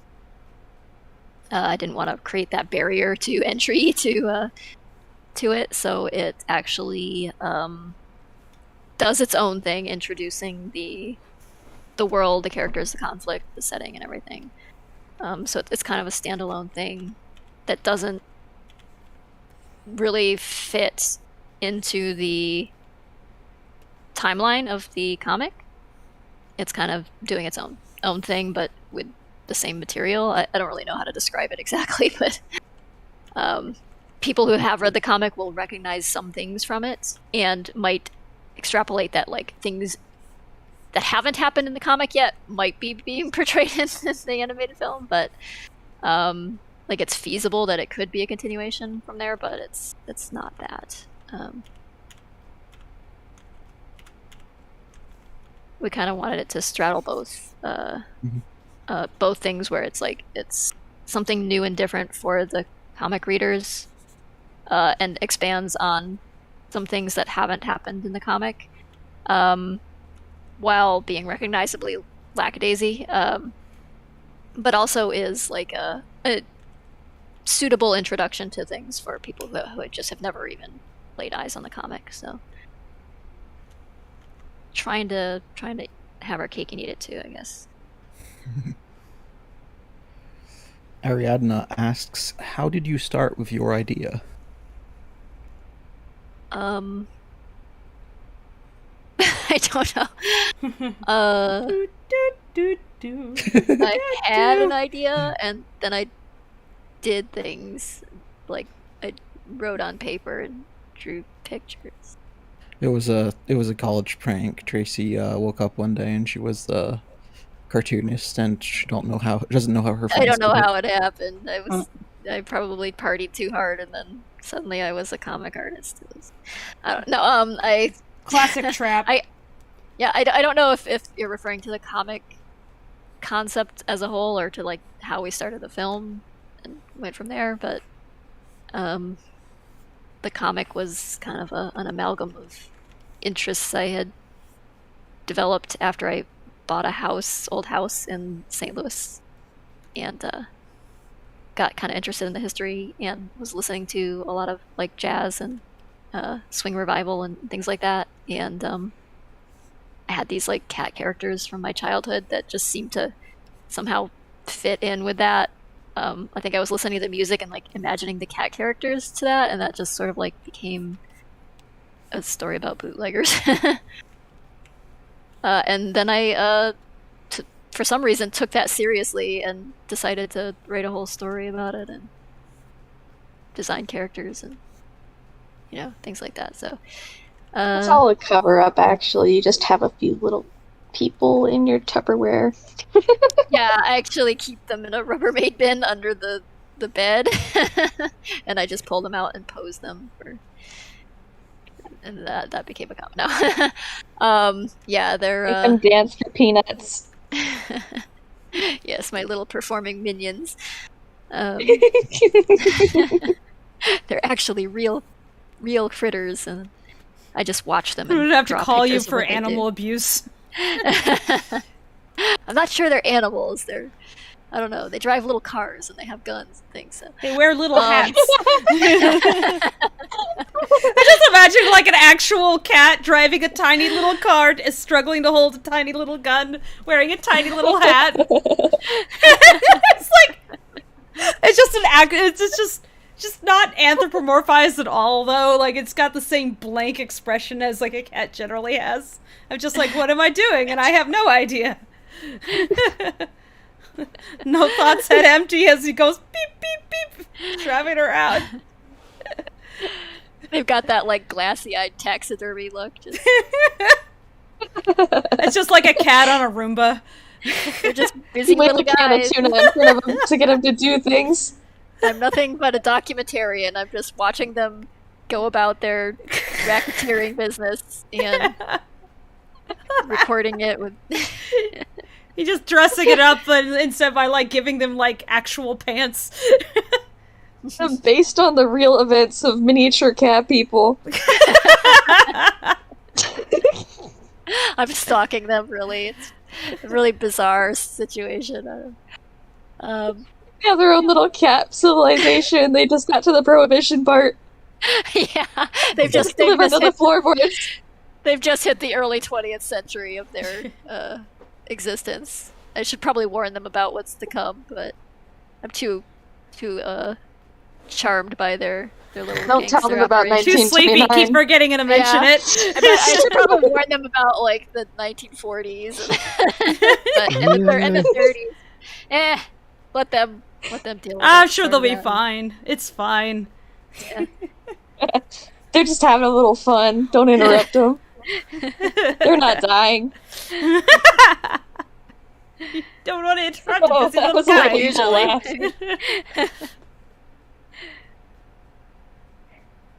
Masakado Torino says, I'm sure you've been asked this before, but were you inspired by Black Sad? No, I did not even know Black Sad existed until well after I started Lackadaisy. It's cool though. I really like it. It's masterfully done. Mm-hmm. I wish I could draw that well, but no, I was not influenced by that. Marco asks, have you seen any of the Door Monster shorts on Phasmophobia? The Door Monster shorts? Is that the name of a channel, or? Yes, I've seen a few of them. They're hilarious. Is that the guy who does like impersonations of the ghosts and?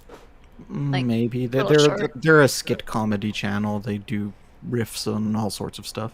Oh, okay. I have certainly seen a number of little like Phasmophobia joke videos where they did the one where it was like the guy goes in as like the day after skit where he's explained to the girl.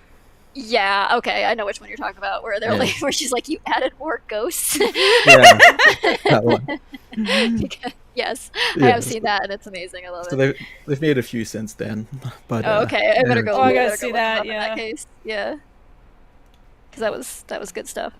Like, just like sanity pills. He's like, yeah, I got them from some guy off eBay or whatever he said. I'm a big fan of that channel. It's very silly. Whoop. That's a motorcycle. No, it's just Knox. What? You can tell when I'm back when you start to hear street noises. Oh, okay. Jake Dobler asks, why did you guys do werewolf Lackadaisy art? Oh, that was my fault. Oh, wait, no, Tracy actually, did some too. no, That's I think right. it was my fault because No, that's I true, actually yeah. have had multiple requests for Lackadaisy characters as werewolves. I think werewolves are just a popular thing. I thought they were talking about that Halloween comic series that I did a while back. Yeah. Well, sorry, my bad. I had done. No, I think they are talking about that, and maybe the ones I did. Yeah, I love yours. Kind of intermingled together, but I've done a lot of like werewolf Lackadaisy characters because patrons ask me for werewolf Lackadaisy characters. I'm like, okay, I can do that. That's fun. So I liked Ivy and as then a Fable werewolf. also That's did. cute. Yeah, and we also were joking around about Rocky looking kind of like a shaggy werewolf at one point from the film because of something that happens to him, and he just kind of looks very bedraggled, and he's like, that's what he'd look like as like a pathetic werewolf.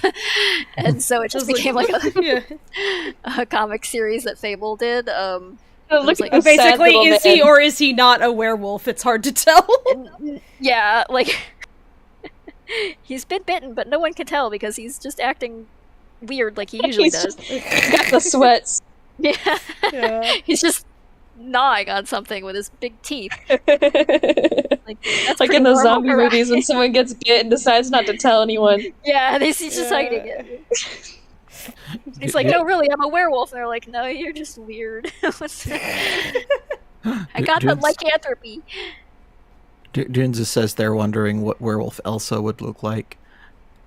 I mean, you're slowly going through the full cast as werewolves. Maybe you'll get to Elsa one day. Hey, there's no Wick as a werewolf. Or would he just be a Pomeranian? Mordecai werewolf. He just turns into a little, like, teacup Bichon or something. Aww. With a top hat. Nobody's asked for Zib as a werewolf. It's like they know I better. would like a Mordecai werewolf. Oh, don't tempt me. He's more like a freaking vampire that's run out of blood. I kind of want a vampire somewhere. You got a bunch of werewolves. You already have Seraphine. That's true. Seraphine's definitely got that vampire energy. You did have werewolf Seraphine at some point too, if I recall. Yeah, I did. Oh, yeah, that was she was cool. a Rougarou. How do we know that Seraphine isn't a vampire though? Yeah. Jack asks, how do you usually feel when you're drawing Freckle?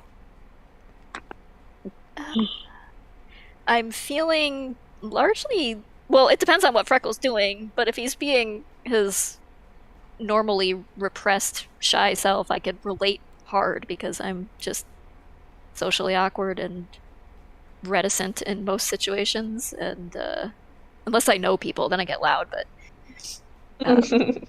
yeah, I'm a very shy, generally like quiet person in most scenarios, and very awkward, and I'll let other people do the talking usually because I don't want to embarrass myself.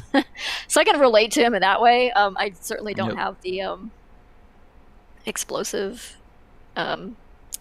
anger problems that he has, but except when I'm playing Super Autobats. But and I take it out on my monitor. But I have found myself like actually punching my desk more than once because of this game. Yeah, it's easy to like slam your fist down. Yeah. Freaking koala.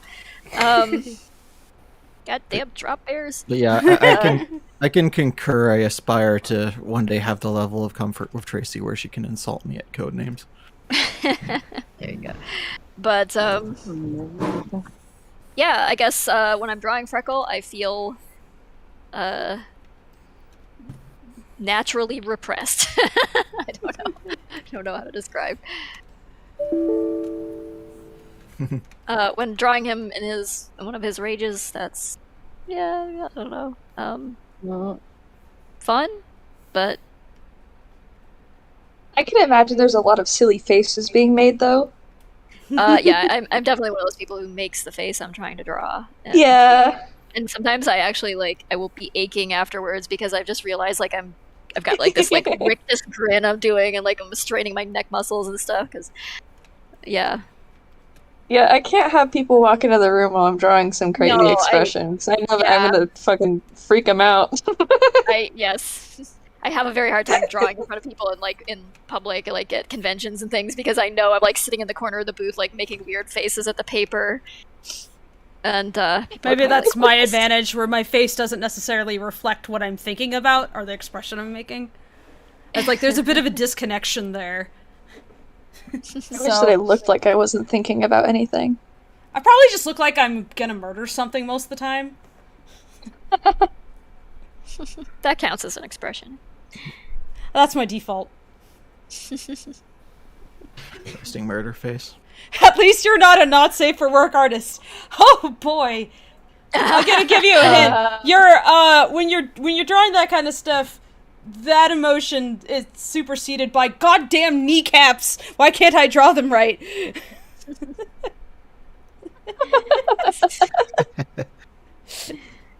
Oh yeah, the act of figure drawing is very unsexy. No, it's not.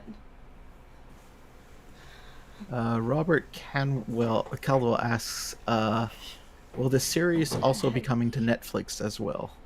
I mean, that's not up to us right now. It's we're just trying to get a short done right now. If Netflix wants to make a deal, then we can have a conversation. But we're first, just gonna ring up Netflix and be like, "Hey, you're gonna put our show on, right?" And it'll be like, "Oh yeah, sorry, I forgot." Hello, Mr. Netflix. If only that's it. Can I speak to Mr. Netflix, please? Dude, I knew people who were executives there, and even they were just like, I don't know how to think it's mid. That talking to them about how to get shows in front of people and present pitches and stuff, and then they're suffering just as much. Yeah. But yeah, there's a whole process to being on some kind of streaming platform like that, or being picked up as Yeah. And that it happens is unlikely to begin with. And that you don't get canceled immediately after, because of some studio merger or whatever, is also it's a whole fraught thing, and it usually involves a long process of pitching and repitching and pitching again and having multiple meetings, and then maybe they'll greenlight it, and then even if they greenlight it, they might not actually move forward with it. And if they move forward with it, you might be partway into production, and then they cancel it because, like I said, they might get bought out by some other larger studio, and then they'll just nix a bunch of things that were on the docket. And it's there's a lot, basically. Getting anything on anything is a goddamn miracle. Especially with the current climate of the industry, where they find it more profitable to cancel things that are 90% done than ever release it for some reason. Yeah. So we reasons can't, that I could go into, but I am. We not can't guarantee getting picked up by anything like that. Yeah. It would be nice. Don't know if it'll happen. Gonna leave our options open to also just doing it independently, which in some ways I think would be ideal, but I don't know if it's possible. Not if you guys don't start taking more vacations before that.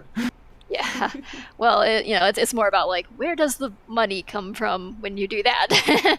Yeah. So, and we don't know that yet, or if there will be any money, or and the money isn't because I want to be rich or anything. It's because we want to use it to make more things. You have to pay people to make these things. Yeah, it costs money to make these things. Is the point? Food costs money, and so you need to pay your artists money so that they can eat. Yeah. Because if they're starving to death, they're probably not going to be able to make artwork for you. So you should probably pay them money. Yeah. Yeah. There's another thing that would be great. If I didn't need food. If I only ate food because I felt like it. But I didn't need it. Yeah. Food is nice. Or maybe if just food was not a thing you had to pay for. That too. That'd be great. Because it is enjoyable to eat, at times. But it's also inconvenient. Jake asks, weird question, what happens if I marry Seraphine? You probably die. Depends, how big is your health insurance policy?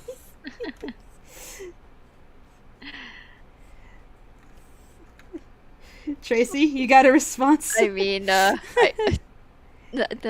really. Not a prepared response. Not expecting that one. I don't know that she had plans on marrying for long anyway. I mean, I guess it depends on if she likes the sound of, the widow Seraphine. I mean, the question is, can you even get her down the aisle? I don't think, I feel almost that she'd be like, yeah. Wedding comes along, she does not show up. She's just a runaway bride. Or kind of runs, got what she wanted. Entire way through. I mean, she has so much influence in the conception of it, and then she just doesn't show up on the last day, and they're all like, "Where the fuck is she?" And she's that would honestly be very unlike Seraphine to not take the opportunity to be the center of attention, in a very expensive and unusual wedding. But she can show up fashionably late. It would definitely be quite the event. What happens afterwards is probably the scarier part, and at least less predictable part. That might be the other stuff. Either the paperwork does get filled out and they do get married, but then the marriage is fuck widow type situation, grab that money, or the papers just never get filed. No, I have a different proposal. It turns out you're not the only one who's married to her. Sometimes it's like, I love weddings. I love getting married. No interest in being a wife, but I love getting married. So many of them. Oh my god. She has such a good grade in weddings. She knows all their favorite people to get in touch with every time it happens. Miko's just ready to go party. It's like, is it a real wedding, or did she just make a fake wedding? It's who cares? She gets half your stuff when you die. Yeah. All your stuff when you die, and half of it if you divorce. Good deal. Oh, I think she'll find a way to get more than half of it if you get divorced. Yeah. Oh, there's definitely a way to get more than half of it. That's if you not like legally though. Leave it to her in your leave it to her in your will, I suppose. Spaghetti asks, well, actually, it's a long question, but I'll summarize it as, how would Rocky react to the alpaca from Centaur World that can summon pancakes and sings? Oh, yeah. What? God, what is her name? I know her. I forget. I'm looking it up. I can't, it's like my brain's drawing a blank right now. Centaur World. Okay. Oh, right. It's Wamawink. That's right. I freaking love Wamawink. So, Tracy, I forget if you saw any of Centaur World. I don't remember if I showed you. I saw the bits you showed me. Yeah, there is. They can Wamawink, the alpaca centaur, can shoot pancakes. She can just magically make pancakes. That's how she feeds her friends. Oh no, she calls them giggle cakes. That's right.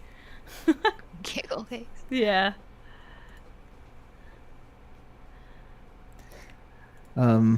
Egyptian Princess asks, has Rocky's injury changed anything about his personality? Fundamentally, no. It has certainly changed his veneer of, his usual veneer, though. Like, it's kind of just like the mask briefly fell off, and you get a little glimpse of what's going on underneath there. More Goodbye, sadness, normal. more murder. More sadness, more murder. Yeah.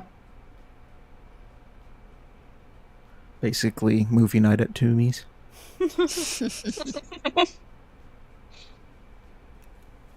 Damn, It would be very I feel fun to watch bald movies now. with Toomey. Yeah. I will let you know drinks and snacks are always included. and I do shout at the screen. That's the best way to watch movies. I feel bad for anyone that I watch movies with if they don't like talking during movies. I'm so sorry. Yeah, I feel really bad. Like, even at movie theaters, I'll be really quiet. Like, I'll be like, "Why did you do that? Oh my god!" If I'm at my house, I'll just be like, "Why'd you do that? You're an idiot! Stop it! Don't go that way! No!" And then Boo's like, "They can't hear you, honey. I know." They filmed this 3 years ago. Cycling Cheese asks, is the Lackadaisy animated short or animation going to continue while you are back on the comic? That is my hope that I will be producing comics, and there will be additional shorts being done at the same time, and if I can somehow make that work, that'd be like the ideal situation as far as I'm concerned. Mm-hmm. Best of both worlds. It'd be amazing. That sounds exciting. So, I forget which conversation this came out from, but Super Rockabilly says, so Ivy dancing first appeared in your head. Ivy dancing first appeared in my head? The Charleston? I want to talk about the Charleston. I think it was the ideas question. Yeah. The cats rained down from the sky and said, "Hello, we're going to be your friends for the rest of your life." Well, a little like that. I mean, yeah, like I was... So, no, I had these, like, cat characters from my, middle school age or so that I used to just draw all over my school notes, and, you know, those, like, book covers you'd have to make, like, those protective book covers you had to make in, like, public school to protect your hardcover, like, school books. You had to make it out of, like, a grocery bag. Like those paper grocery bags. And I would just draw all over those. I would draw like cat characters all over those. So if it was like my history book, I'd draw like historic cats on there. And if it was like my Spanish book, I'd draw a flamenco dancer cat on there or whatever. These characters would just repeat, and they didn't really have any context. It was just like, you know, dress up dolls basically that I'd use to draw. And then it wasn't until I started getting into the history here and reading about the caves under St. Louis and the Prohibition history and everything that it just like started matching up with them for some reason. It just seemed to fit. The association of them with historical and educational things, I guess. Yeah. It's interesting. And so, yeah, and I listening to the music, I just would see them doing things in my head to the beat of the music or whatever. So, like, car chases and whatever. And, yeah, that's how you start envisioning, like, a thing. And then it just starts becoming a story. And, kind of a Charleston dancing cat appeared in my head is not far off from, like, actually what happened. Maybe it was the toxoplasmosis. I don't know. The Charleston animation was a practice by one of the animators, wasn't it? Oh yeah, no, that was no, we did that specifically thinking we would use it for the end credits for the film, but we decided not to do that. We're doing something different, and we then made it into like its own thing, and kind of used it as like a comp practice. And said, yeah, let's, I don't know, make a dance loop. That'd be fun. So we did, and it kind of turned into a thing on the channel. So yeah. Mm-hmm. I've been wondering if I'm sorry to interrupt. Oh no, go ahead. I've been wondering if it was just Rocky and Mitzi that were characters at first. Like, I wonder how many of the characters were in your head before you started writing the story. It was mostly Rocky and Mitzi because they were cats that I had as a kid. They were actually, like, I don't know, based on them, kind of. They were just named after them mostly. Rocky definitely was very much a character as a cat, and that did end up translating a lot to the comic because he just was such a weird personality as far as cats go. So I did borrow a little bit from the actual cat in that case. Mitzi was was my first cat as a child and was like a quiet lap cat mostly. She was polydactyl though, which was interesting. But she was? Oh, you told me about that. I found that funny because like my first cat growing up also, she was a seven-toed cat. Oh, okay, yeah. Yeah. Oh, several toes. I do have to give Mitzi credit though. She was very territorial. Like this, when I was a kid, it was it was very common to let your cat outside. We just let her out during the day, and she'd be in our yard, and then she'd come in at night. I don't really recommend, outdoor cat thing, but that was the way my parents did things. So, she would beat the snot out of any dog of any size that came anywhere near our yard. She we looked out the window at one point and saw her, heard yelping and saw her, running on two legs behind a dog that was, this Sheltie, collie thing. And this poor dog was just trying to get away from her at this point, running along the perimeter of the yard, and she was just, she had her claws in its flanks and was just, tearing fur out of it. The poor dog. Wow. Yeah, she was a firebrand when she wanted to be, but, I want to see comic Mitzi do that now. Yeah, I mean, I guess that's kind of how it went with we were talking about it last night, actually, with Katie here. The alley scene where she just beat the shit out of Sam and Virgil, and then left them there. Maria, sorry, I elbowed you in the gut. Here's some money. I'm leaving. Don't call me.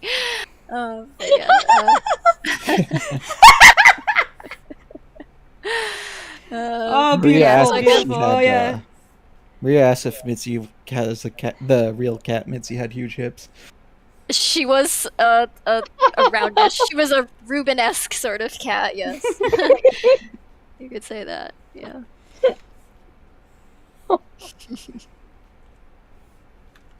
Such a cursed question. Oh god, go ahead. Oh, that was a curse question? That was the curse question, I think. Oh, okay. Oh. Sorry. Ford asks, how did you end up near the Big Muddy? Which I assume is a St. Louis question. Yeah. I moved out here for a job in games. I grew up in Massachusetts, actually.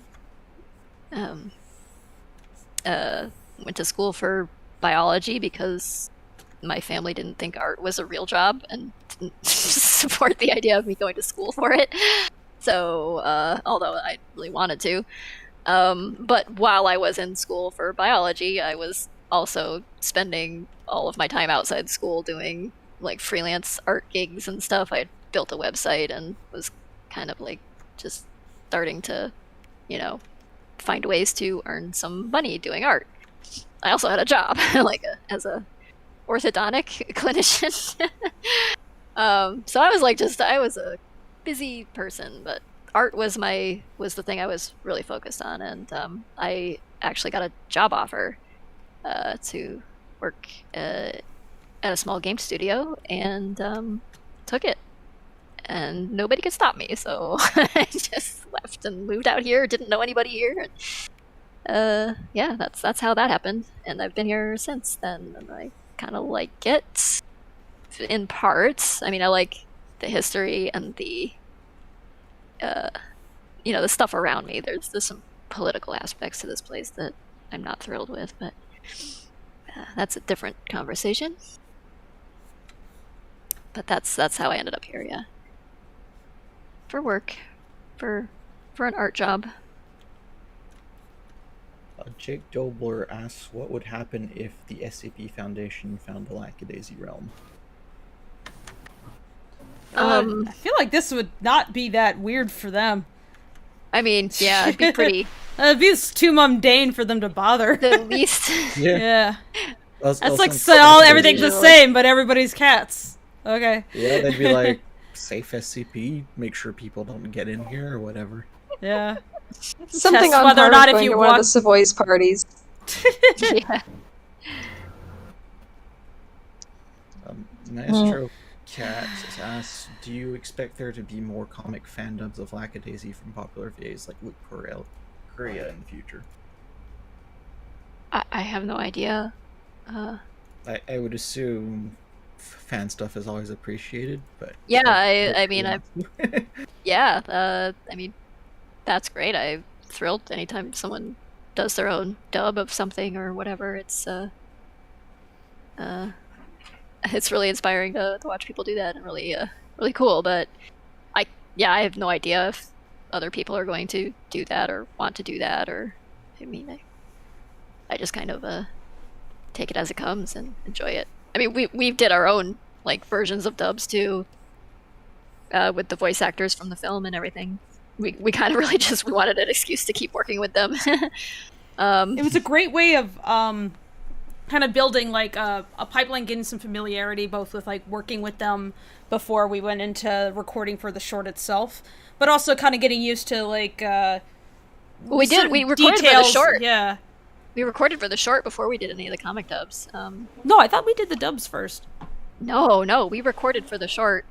Oh, right. Over the course of like 3 days. We did like very intense. That's right. That's right. Sorry, I was just like recording, and then we spaced out the comic dub recording. After that, we met a few times. Oh and my just got God, what smaller is groups of time people even? Losing track of my crap. Yeah, but we actually did the voice recording for the film early on. As basically when we finished the script, we did that. Mm-hmm. I think around the same time we were doing storyboards. Yeah, it was a good. It was something we were just like piecing together. It's just like we need to have something that will get people familiar with the comic. It must have been after we did storyboards, because we had to nail down exactly what our dialogue was, and we did storyboards and changed a lot of things from the script doing that in the course of doing that. And then we did the recording, the voice recording stuff. That was that whole time period is like it's not surprising to me that you don't remember the order of events, because it was such a blur. It was just exhausted. Everything was on top of each other at the same time. There was like the plague was going on. So what was time even? Yeah, we were onboarding all these animators, and it was crazy. We were just juggling so much at that time. It's kind of shocking to me now that I can talk about this stuff in the past tense.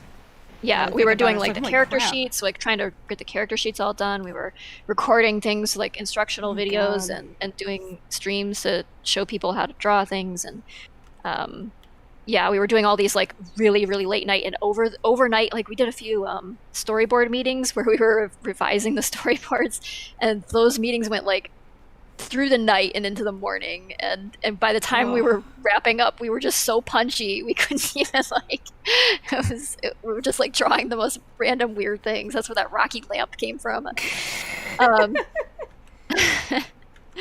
But yeah, we worked ourselves to exhaustion around that time, like probably at the most extreme point of things. However, it's been hard work the whole way through and exhausting, but it's like that was like the most. Remember when I didn't used to take weekends ever? Yeah, we were not taking days off. It was bad. It was very bad. Don't do it. It was very bad. At one point, I had to be like, I had to inform my roommates. I was like, physically prevent me from going to work today. I can't stop myself. I had to write. I wrote a threatening note to myself and taped it to the sunroom door so that I couldn't get into my office without seeing my own disappointed face at myself. Yeah. But we really loved all the voice actors were wonderful. They're all excellent people. We all had such fun recording together. We did something that was a bit unusual, which was getting the voice actors together in the same session for recording, although we were all remote. It was something we could do via Discord, is actually get them to act with each other, which made for a really good time. Like, way better than if we had them record separately, even though they're, like, perfectly good at that kind of thing. But just getting them to, like, bounce off of one another, like, added so much energy to the performances that are entirely sincere. Like, the reactions are, like, very real, you know? And they could see the boards at the same time, too, because we came up with, like, a rough animatic for them to actually look at as they were recording, so that they had some sense of context when they were doing their performances. Right. Yeah. And I don't know if people know that it's uncommon for that to happen. Like, usually just one person goes in and does the recordings and leaves, and they're not really bouncing off the other actual voice actors. I think there are some exceptions. Like, I think Bob's Burgers and stuff like. It depends. Sessions, but it's hard to get everybody like scheduled at the same time. So usually at best you maybe have two people but you don't necessarily have the whole cast. And we split the cast into like 3 different groups. Oh, uh-oh. Echo. Oh, is that me or somebody's echoing badly? What's that? Okay. All right, yeah, so we split the cast into 3 different groups and recorded them each on 3 different days. And some of them were, like, in multiple sessions. Like, Jason, I think, was in every session because, You needed 2 characters, and, So, we had, we had, Jason was in every session, but we had Rocky, Ivy, and Freckle recording at the same time. Then Mordecai, Seraphine, and Nicodeme recording. And then Victor, Mitzi, Zib, and Wick recording at the same time. And Jason, who plays Victor, was actually in... Actually, I don't know if he was in 2 sessions. I don't know if he was in 3. I think Mike was there for all of them, too. I think he sat in, maybe, on some of them. I don't know. I know it's like sometimes... I seem to remember he was there the first day. Then the second day, we had him do a lot of laughing. Oh, and then we needed him the third day, too, because of the speakeasy scenes. Oh, yeah, we needed, like... I think we needed interactions with... No, wait! With Mitzi. Yeah, with Mitzi, yeah. So we wanted to have, like, those feel, like, very sincere, because, like, we wanted it to be, like... Just when these actors are bouncing off of one another, it's just so good. It's so fun to sit in that session. Because you sit there and, like, you get all this, like, beautiful treasure to work with, and then you're just excited about, oh my god, I have, like, more ideas for how to, like, really refine the scene because of the performance. And so what would end up happening is we would record, and then I took that and used that as the basis for a lot of revision work as I pieced things together, because, like, the boards were drawn up before any recording was done.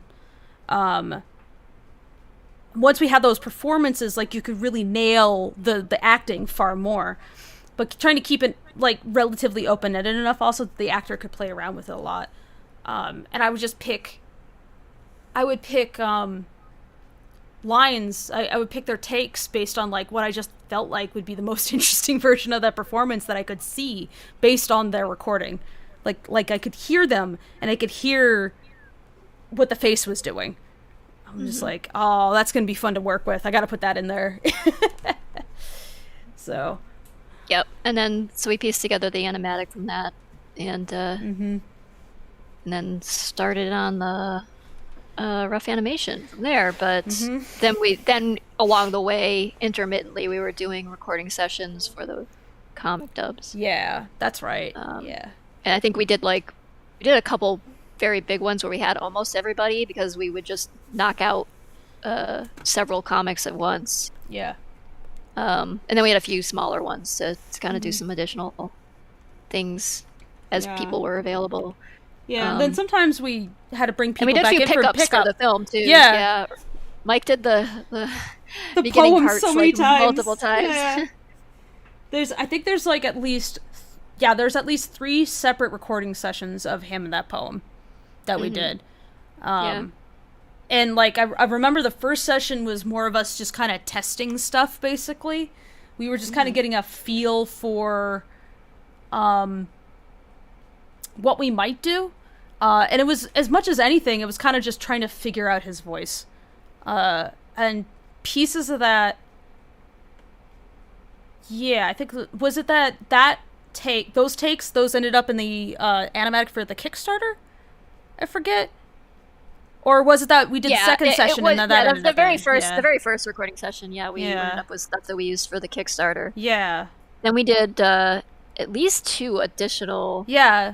We did another session after we went through and revised the animatic of the beginning, which is now considered the prologue. We found that, like, there were, just after so much time, like, spending time with, like, that character and really getting to know his voice, we were able to bring Mike back in, and instead of, like, his take being essentially one of the first times he was performing Rocky ever, he'd already been warmed up into the character, so he was able to give a take that, like, came off even more naturally. Yeah. And then once we got that done, and we pieced everything together, the prologue has a unique situation where we have to consider the fact that he's playing violin throughout that. So we had to play around a lot with, like, what's the timing on this, and we built, like, a new version of the prologue that was, like, better timed out, and we needed to bring him back in and re-record to get a slightly different version of those takes that were, like, paced slightly differently, but also, like, even more refined on, like, the mood that was done. And so Mike has, like, recited this poem so many times at this point, but that by that third session, he just rattled it off like nothing. Yeah. But yeah, we've been very persnickety about the opening part because it is the opening. We don't want to we don't want people, like, turning the video off right in the very beginning there. So we feel like it's really important to really nail that.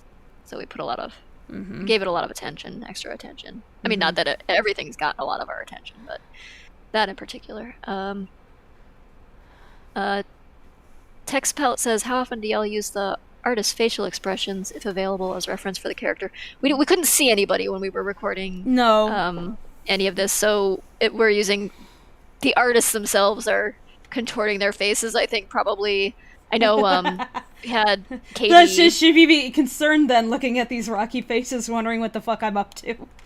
Yeah, I know several of them would, like, make faces in the mirror and things like that, and Katie even showed us some of the, like, reference pictures that she used to do some animation and some like frequently they'll act things out. Different Katie than in chat right now, by the way. Katie sorry, the animator, Katie Winchester, Fire Noggin. I'm sorry. Yeah, I'm not that cool. You guys have quite a few Katie's around. Yeah, we have a lot of Ashes. Ashes. Yeah. A lot of Nicks. Nicks and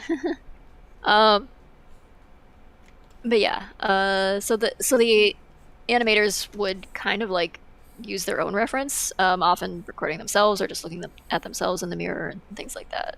But we did have video reference from the violinist. That was important to get the violin playing to look, kind of authentic and not just, like, random what they're actually playing. Bowing, yeah, right. But yeah, because we were recording, like, remotely, it was just not feasible to ask everybody to also record every one of their takes with the video too. It was just would have been probably just too complicated to. Not that it can't be done, but yeah, it can be done, but it wouldn't have been super worth it because, like I said, I could understand what the performance was by hearing it. It's like their performance helped inspire the physical performance. Like, seeing their actual physical performance isn't super important. And a lot of them also, like, one reason they do voice acting is because physical performance is not what they do. Like, they might be getting physical in the booth, but for a lot of VAs, like, if you were to actually point a camera at them, they might not be that comfortable, and then you're not going to get the performance you want. Yeah. Almost all of them describe themselves as not being comfortable in front of a camera, and in fact, like, said they were shy and stuff. Like, they seem fairly extroverted as people, and they're very entertaining, but, like, they all were like, yeah, I hate being in front of a camera. It's like, maybe that's why they went into voice acting, is they prefer to be I don't want to I don't want to be in front of the camera. Fuck, if I had the option of, like, not being on streams ever, it's like, just look at what I'm making, don't care about me. Yeah, that'd be likewise, awesome. But not that I'm not enjoying myself, to be totally fair. Like, I do enjoy streaming, but it would be nice to be like, if this is so successful that I don't have to be as extremely online, that would be pretty awesome. Take my online presence a little more slowly would be amazing. Nabby T. Oh, sorry, go ahead. No, it's okay. I was going to say, I like streaming when I can educate. Like, sometimes I'll be in Lackadaisy and I'll do, like, the cooking stuff while I'm working, just because I like the company. And I'll be like, oh, you do this and this to do this and this. And I like nerding. Oh, that's different. That's hanging out with friends. I'll hang out with friends. But it's like, I'm talking about, like, a camera pointed at my face and on TV. I'm not sure how comfortable. Oh, yeah, anytime I have to do, like, an interview or something where they want my video, I'm like, oh god, no. I'm like, can I just do voice? Okay, it's your regrets. Tracy, you need a full VTuber. No. Oh yeah, I guess I'll just tell them. We sort of have one with our little flashing avatars. We can make you a cat girl. You be an anime cat girl. Yeah, Very I'm just a popular cat in real life. We just use it's just Maya. Sorry if this was already answered, but do the VAs have any room for things like improv or not, since the animatics and scripts were already written, or is that not how it works? So we had the storyboarding done and the script written, but yeah, we did actually allow for improv, and we did have some things that were improv that we went back and revised things before we did the actual animatic,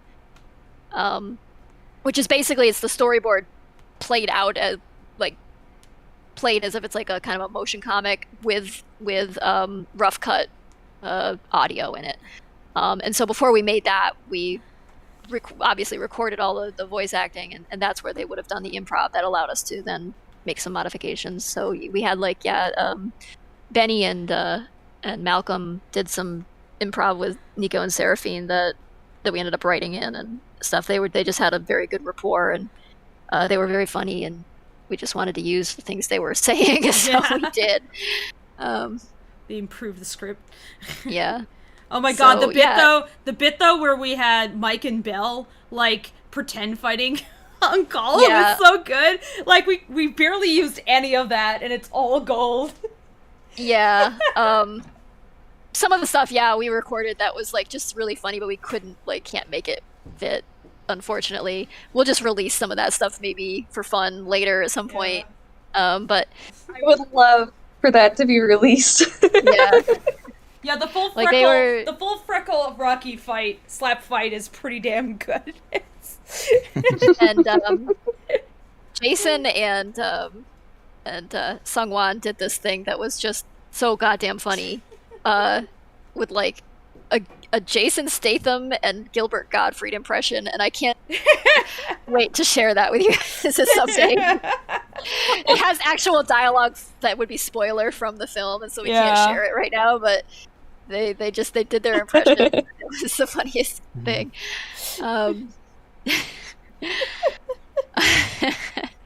Sungwon's a pretty funny guy.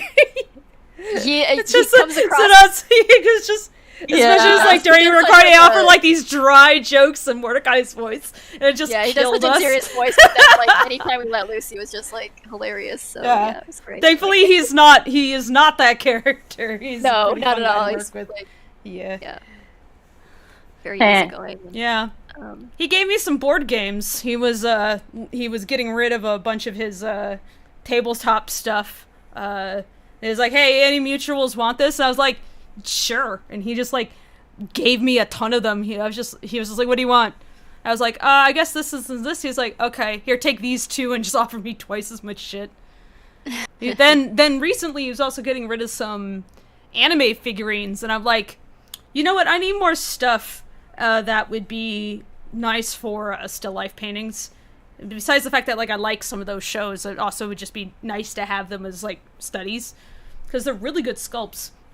And I went back over to his place, and he gave me just several bags full of plastic figures. So now I have practically the entirety of the Haikyuu squad just scattered around the house, as well as some My Hero Academia figures. Daniel Pulenko says, are you going to give the movie dubbing or subtitles in Spanish, at least to attract the attention of Hispanic Spanish fans? We are, at the very least, we'll do subtitles in Spanish. I don't know about dubbing. I hope if we have the budget for that. Probably not dubbing currently, but we don't have specific plans for that. It would require a budget, and we'd have to hire additional voice actors basically to do that, and so I don't know if we're going to have the funds or ability to do that, and so but we will definitely shell out for Spanish subtitles. That's personally pay for that if I have to. We were talking about what languages would we do subs in, and Spanish was numero uno. Well, we'll do English for hard of hearing, viewers or people who just don't want to watch it with audio or whatever. But we kind of promised we would do that, and it just seems like the decent thing to do. And I would like to do at least French and Spanish and German maybe, and I don't know what else, but Japanese we'll see would be cool if we can manage. Yeah, that would be cool. I don't know, you could have just me and Z record a French-Canadian version. And then have Seraphine yelling, "Tabarnak!" If you've ever heard Z's, understanding of what the comic is about before reading it, that'd be hilarious. She's read it now. I know. Oh yeah, no, I loved her version. I was just like, I am so charmed that this is what you thought it was based on the animatic. I was like, I love this version. Z's hilarious. Yeah. I will say this, if y'all, because I didn't know you guys were doing subtitles in Spanish. I now have 4 more people I can show this to, because my family members will not watch it in just English. I need to have some form of Spanish. So, yay. Understood. Good. Aster V asks, after the flashback scene of Mordecai meeting Atlas on the train, how did Mordecai come to be employed by Atlas, unless this is going to be addressed in the comic or as a spoiler? He that was more or less a test to see if he'd be employable in his estimation. Are you going to survive? And so he did, and he initially only, however, worked as more or less as a accountant. Damn, I wish I early could... on, but sorry, what was that? I wish I could interview people with life or death situations. Yeah, just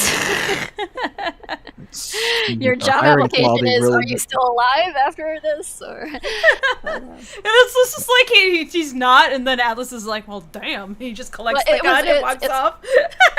Also, a little bit Atlas's thing, where he looks kind of would have a habit of, as has been pointed out by the comic itself and Zib describing him and things like that, he very deliberately looks for people who are in dire situations and dire straits, because he knows he can more or less have their loyalty by providing them a space to continue existing. So that's certainly what happened with Victor. So yeah, that's what happened with Victor too. He got him out of prison basically, and Mordecai, yeah. He got him out of the trouble he was in with New York gangsters that he pissed off. So I forget if Rocky actually met Atlas, but with Rocky it would have just been, this is too fucking easy. I can't. Yeah, Rocky was actually kind of Mitzi using a little bit of Atlas's playbook there. So yeah. It worked too well. Yeah. Atlas is like too desperate. Yes. Too loyal. No, you need to like turn it down. That is like, if we ever get the chance to see like Atlas's reaction to Rocky, he's like, boy, that one's turned up to 11. Too loyal. What did you give him? Where did you find this one? I just gave him pancakes. Oh, well. That's your first mistake. I mean, you give a cat a pancake. You give a mouse a cat a pancake. You're gonna need a parody of The Cat Came Back, but we're Rocky. Oh, we've talked about that. We talked about that. When you give the cat pancake, he'll traffic your illicit booze for you. Give a cat a pancake, he'll want some maple syrup. Give him the maple syrup, he'll want to carry your liquor. Once he carries your liquor, he'll light a barn on fire. And once that happens...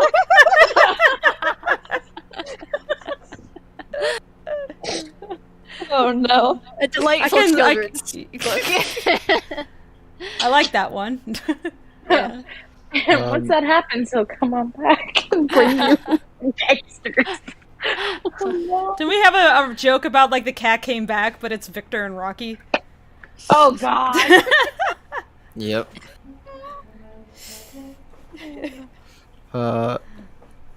Very appropriate question for who's in the call. Jeff P asks, will we ever get a Lackadaisy cookbook / drink mixing book? Yes, I guess we'll let Toom answer that one. He's dying. I am dying. I am working on the drink mixing and specifically desserts because my physical budget doesn't let normal food at the moment, but I actually did make a jambalaya for surfing. Oh, nice. I guess we'll have to work that in there. I mean, it's kind of required. Required eating. Is gooey butter cake in there? Yes, it is. Yeah. It is in there. Nice. I've got a gooey butter cake. But yeah, if you want to describe what you've been up to, oh go my for God. it. I mean, I don't want to put you on the spot either if you don't feel comfortable talking about it. But it's okay. It just caught me off guard.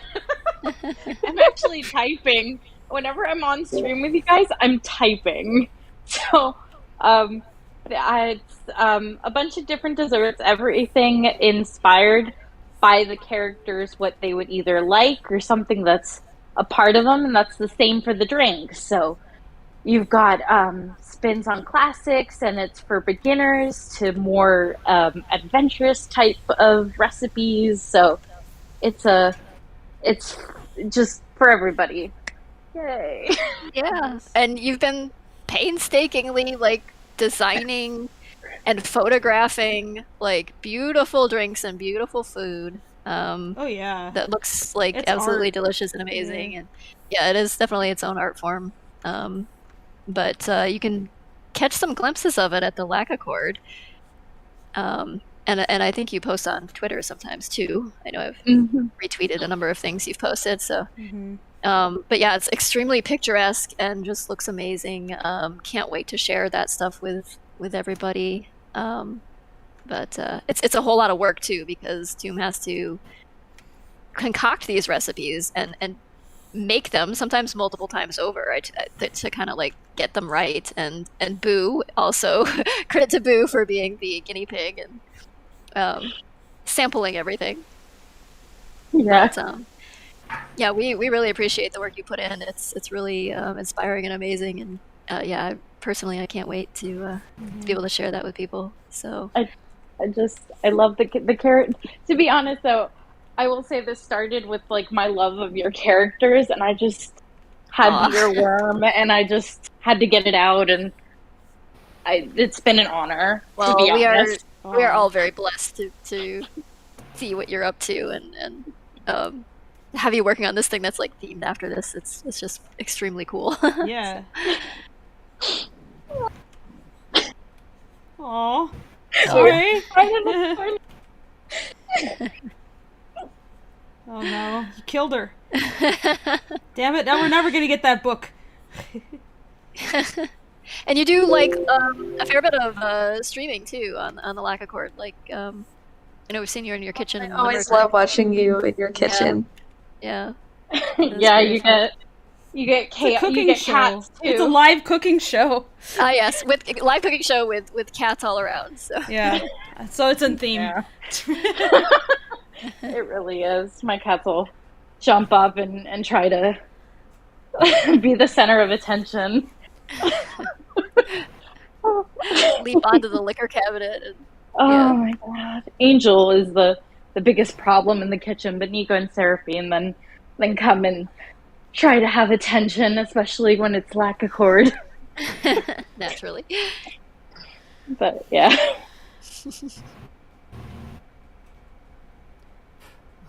Spaghetti asks, what music would the characters be into in the modern day?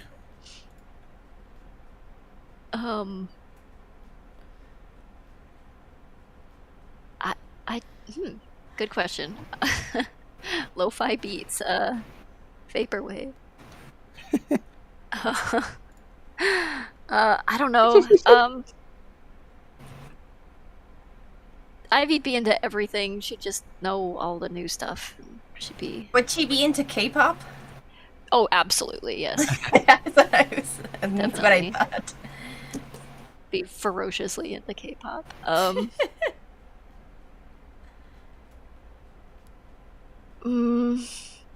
Rocky, probably a lot of the same stuff he likes now, like Vivaldi and Joe Venuti and just jazzy, folksy stuff, Irish reels and.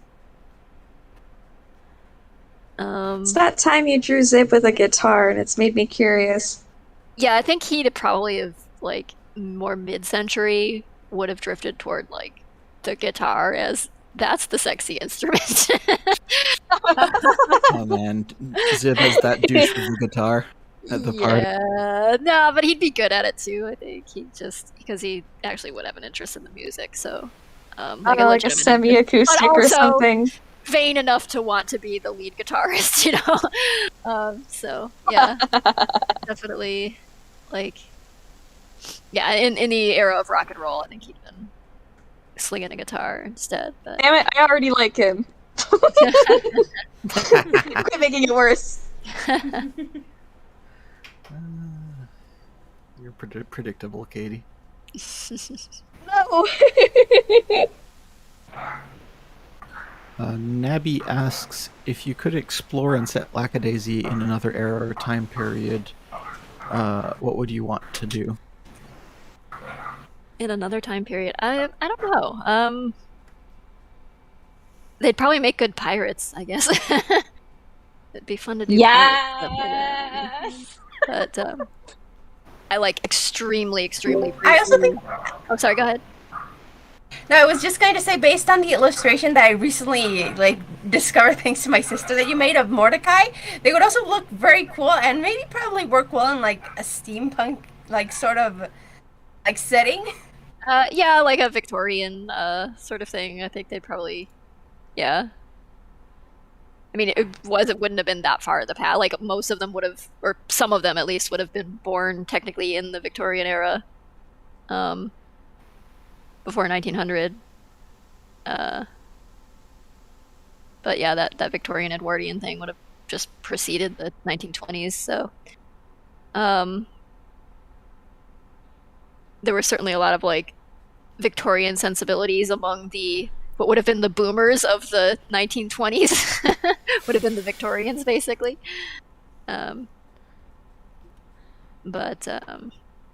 Yeah, no, I think I very, very briefly, like way early on, before even all of the characters were fleshed out, really, or named or anything, like I'd like considered doing kind of like a early 1940s thing, like, but yeah, I just decided 1920s was a much more fitting thing for this particular gang of characters. So. But pirates, Tracy. Pirates. Just can we imagine Zib or like, oh my god, you can commission pirates. Oh yeah, that would be pretty sick actually. Let's go. Mitzi is a pirate captain, and you wouldn't even have to alter Seraphine that much or Nico. Nah. True. They already fancy anybody. themselves. They fancy themselves descendants of not just Marie Laveau, but Jean Lafitte, who was a famous pirate from New Orleans fame. So yeah. So yeah, they basically operated like pirates in southern Louisiana for a time before they got hired on as Marigold.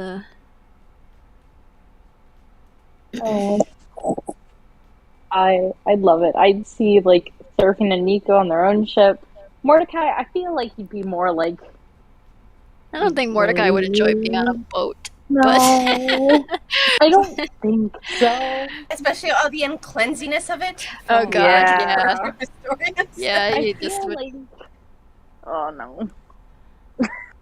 Why? Go ahead. No, I feel like he'd have like.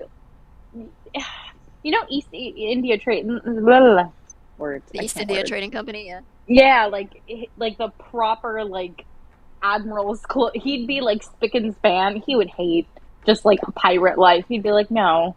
Yeah, I guess he'd more be into the more organized, like, military aspect of it, but, like, also the Navy's really gross, so especially this. So, I think he just would not appreciate existing at that point in time at all. No. It's like, take me to the future where they have, like, antibiotics and things. No rats on the ship. Yeah, rats. Yeah, there's rats in the caves too. He does not care for that very much. So. Oh, that's why he went to the marigolds. There's no rats.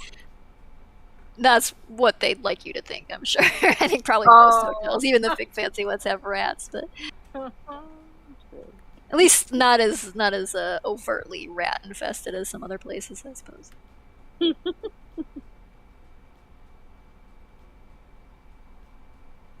Sugar Scribbles asks, how long does it typically take you to animate?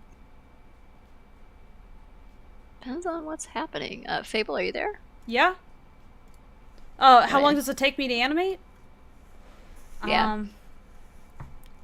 Let's see. To do it really depends. Like what? Animate what?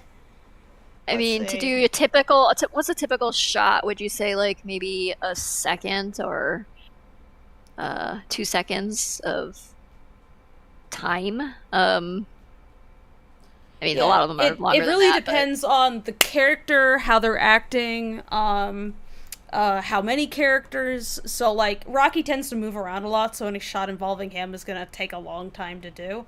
The other thing is that a lot of the shots that I took on for this were kind of more ambitious, so they would take me longer than some of the other ones might have.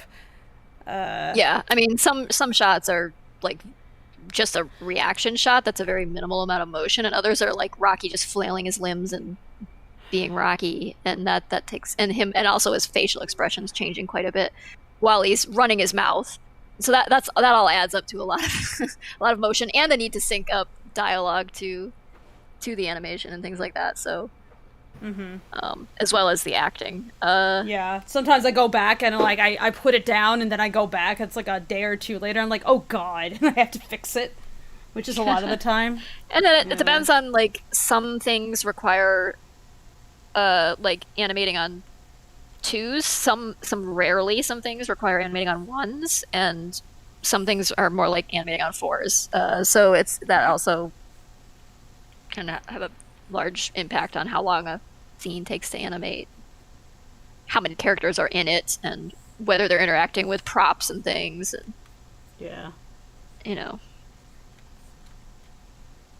it all depends quite a bit. But yeah, you spend easily like several days on some of those Rocky animations. Oh god, yeah, it does. It would take longer also if I was having like neck or hand pains. That's one reason why I was like, I gotta get this new chair, because I finally sourced like one of the reasons why I was having so much trouble, besides just a lack of, taking a break, was that my chair was exhausting me. Like, it was hurting my back, and then that would end up causing issues down the rest of my body, because I would be compensating for pains in one side of my body by overtaxing another side of my body, and then that would start to hurt, and then I just go through this cycle with different parts of me would constantly be hurting. But it's taken me a while to basically nail down, it's my chair, like years. And then I didn't exactly have the option to purchase a new chair for a long time too, because I am not a very wealthy person, and the kinds of chairs that I need are expensive. So whenever I had to make a big purchase, I like hoard the heck out of as much money as I can, because I know that in the future there's like I'll finally be able to afford something to make my life slightly easier, some improvement to my ergonomics, or like an upgrade to my computer, or having to fix my computer. So yeah, it takes me a while to be able to afford anything basically, so I didn't have a whole lot of option to mess around and figure stuff out before. Sorry, I feel like That's I went okay. on a hard tangent there. Yeah. Tangents But that's, on the Lacus stream? Crazy. But that's just the rough animation part of it, too. So once Fable does the rough animation, or any of the animators do rough animation, it gets handed off to the cleanup team, and they then clean up the lines and add color and lighting, and then it goes to comp. And so it's so when we're saying like several days, it's like that's just the rough animation. Oh god, part yeah, of it, yeah. so. That's just animation. Like if you count up everything else, like any given shot would easily take anywhere from a week to 4 weeks, depending on circumstance. Altogether, and that would be if you just like isolated like the raw hours that people pump into it. So Yep. Assuming like 8-hour days, basically. Start to finish, it takes a long time to make a cartoon. That's why it's good to be able to hire so many people on this, because if it was just up to me, it would take a much longer time. You wouldn't be seeing this thing for a decade. Spaghetti and Animator says, is it on 2s or 4s for Rocky? Well, it depends on the scene. Like, sometimes he's on 2s, sometimes he's on 4s. It's most of the time they're going to be 2s to 3s, dependent on needs. I allow for some rate mixing. You know, if something just looks better on on 4s, then I will absolutely allow it. But for the most part, we try to stick to 2s when the characters are pretty close up, and they're allowed to go to 3s if they're a little further away. Sorry. Why are you saying sorry? You turning Canadian on us? I know it's Canada Day, but I am from New Hampshire, although we don't exactly say sorry, so. I know. Simon says, what do y'all think about Season 4, Volume 2 of Stranger Things? No spoilers, but it's now my favorite season. I have not seen it. I canceled Netflix. I never bothered canceling Netflix, and now my dad uses it, so I just don't.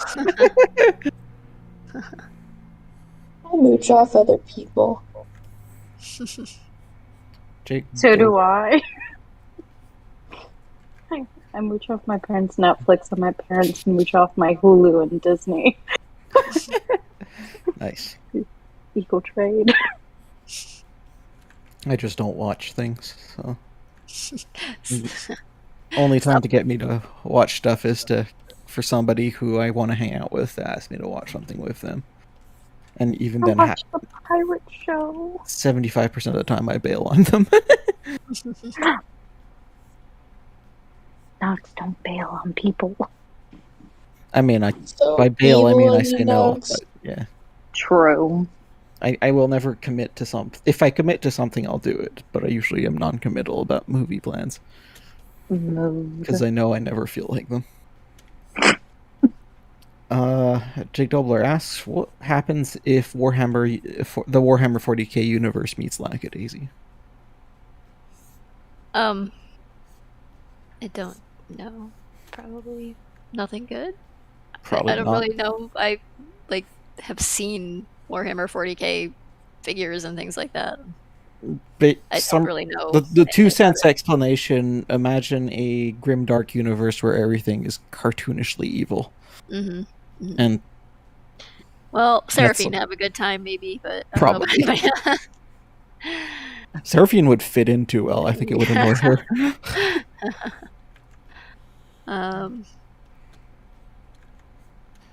Shakeem asks, how far are you along in the process, I assume, of the movie? Yes. Yeah, pretty Yes. far. Rough animation is complete at this point. Cleanup is pretty far along. Comp is working on stuff. We've got music composed and kind of ready to go. I think there's some recording that still needs to happen for one of the songs. I don't know how much M had captured yet, but I think it was just like they just needed like an instrument or two. Last I heard, and then their computer exploded. right. Yeah. Yes. Yeah. Not because of us. Not because That's a thing of us. that happens all the time too with the crew. It's like somebody's computer's always blowing up. It just is a thing that's just the way. That's why we have technology goes. Yeah, it's a side effect of working with people who are all using computers, and just some of them blow up sometimes. Or a side effect of just putting Rocky on your computer. And that too, yeah. It always happens when they're drawing Rocky. Don't know why. Yeah. But yeah, we've got a few lingering projects that need to happen, in relation to it, but it's largely comp and cleanup that are trucking along at this point, and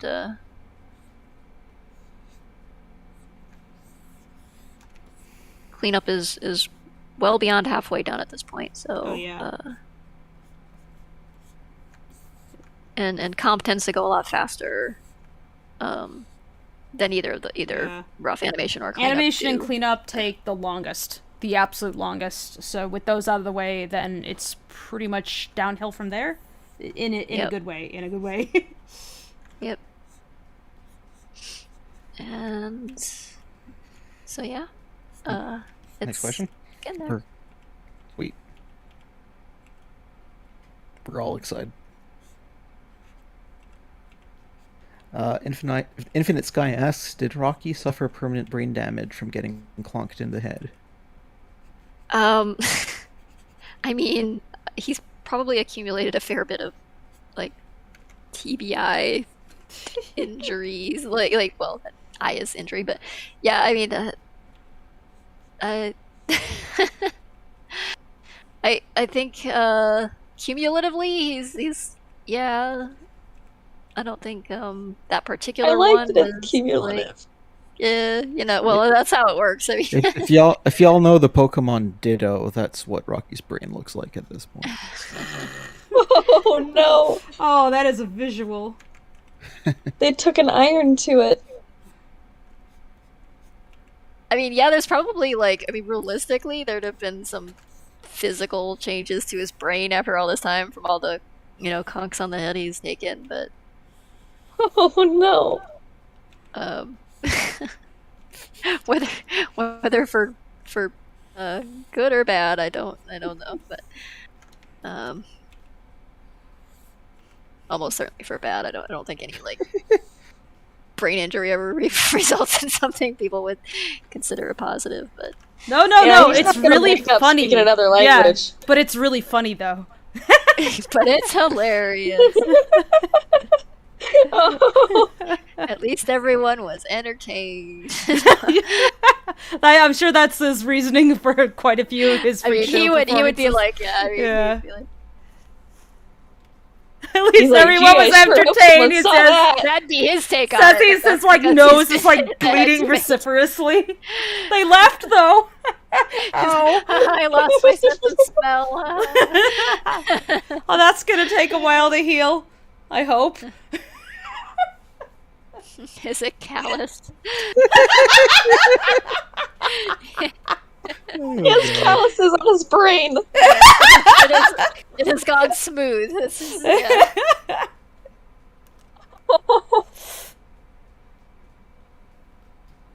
Oh no, Rocky. Jake Dobler asks, what's Seraphine's favorite gun? Mine is the Thompson. Seraphine's? Well, she's definitely partial to her BAR, Browning automatic rifle. I mean, she named it. She named it. She carved a gator into the grip, so yeah. What'd you name it? Boudreaux. Oh, okay. Kind of sarcastically, but I love it. Android DX says, do you injure yourself while animating? And if so, how often does it happen and how bad is it normally? It happens more often than I'd like. Whenever I animate, I tend to get very, very into it, and I lock myself in position for far too long, and I kind of lose track of all time, so it'll be 5 hours, and suddenly I kind of wake up from a daze and everything hurts, and I hadn't noticed how my body was feeling because I was just concentrating that hard. And so whenever I get hardcore into animation mode, it often follows a period where I have to physically recover because it's just so intensive. That's one reason why I try to take the ergonomics of my workstation very seriously, and I'm constantly trying to improve my ability to work long term without destroying myself. Because, like, at this point I can't play video games anymore without a substantial amount of hand pain, because, like, clicking buttons that rapidly just injures me. I can't do it. Days where I have to do a lot of typing, also my hands will tend to get a bit sore. So, I've been trying to help the situation, but unfortunately a lot of ergonomics information is usually geared towards, like, office workers who are just typing. Not so much artists like myself, where we're using our hands far more intensely. And we're also moving our body in a different position and, like, looking and doing different things that require an intense amount of concentration. So the kind of information that I can find about how to make my situation better is just, like, it's always kind of like half of what I need, and then I have to struggle to adapt that. So but I'm hoping with this new chair that resolves, like, at least a major part of my my issues, because, like, if you can save yourself back pain, that saves you at least something. So, but yeah, I have injured myself quite frequently. It's not great. Well, I hope that that gets much better soon. I hope so. A lot of it is just because I just work so much. Like, even before this project, I would just work myself into just radical amounts of pain. So hopefully I can get to a point in my life where I don't have to push myself that far in order to make any living. So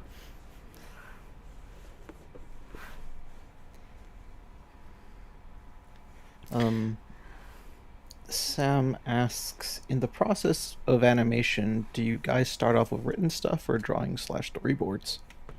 A little both. I mean, you gotta start with the script, otherwise you won't know what you're boarding. But once you board it, you might find that there's, like, adjustments you need to make, and so there's a revision process.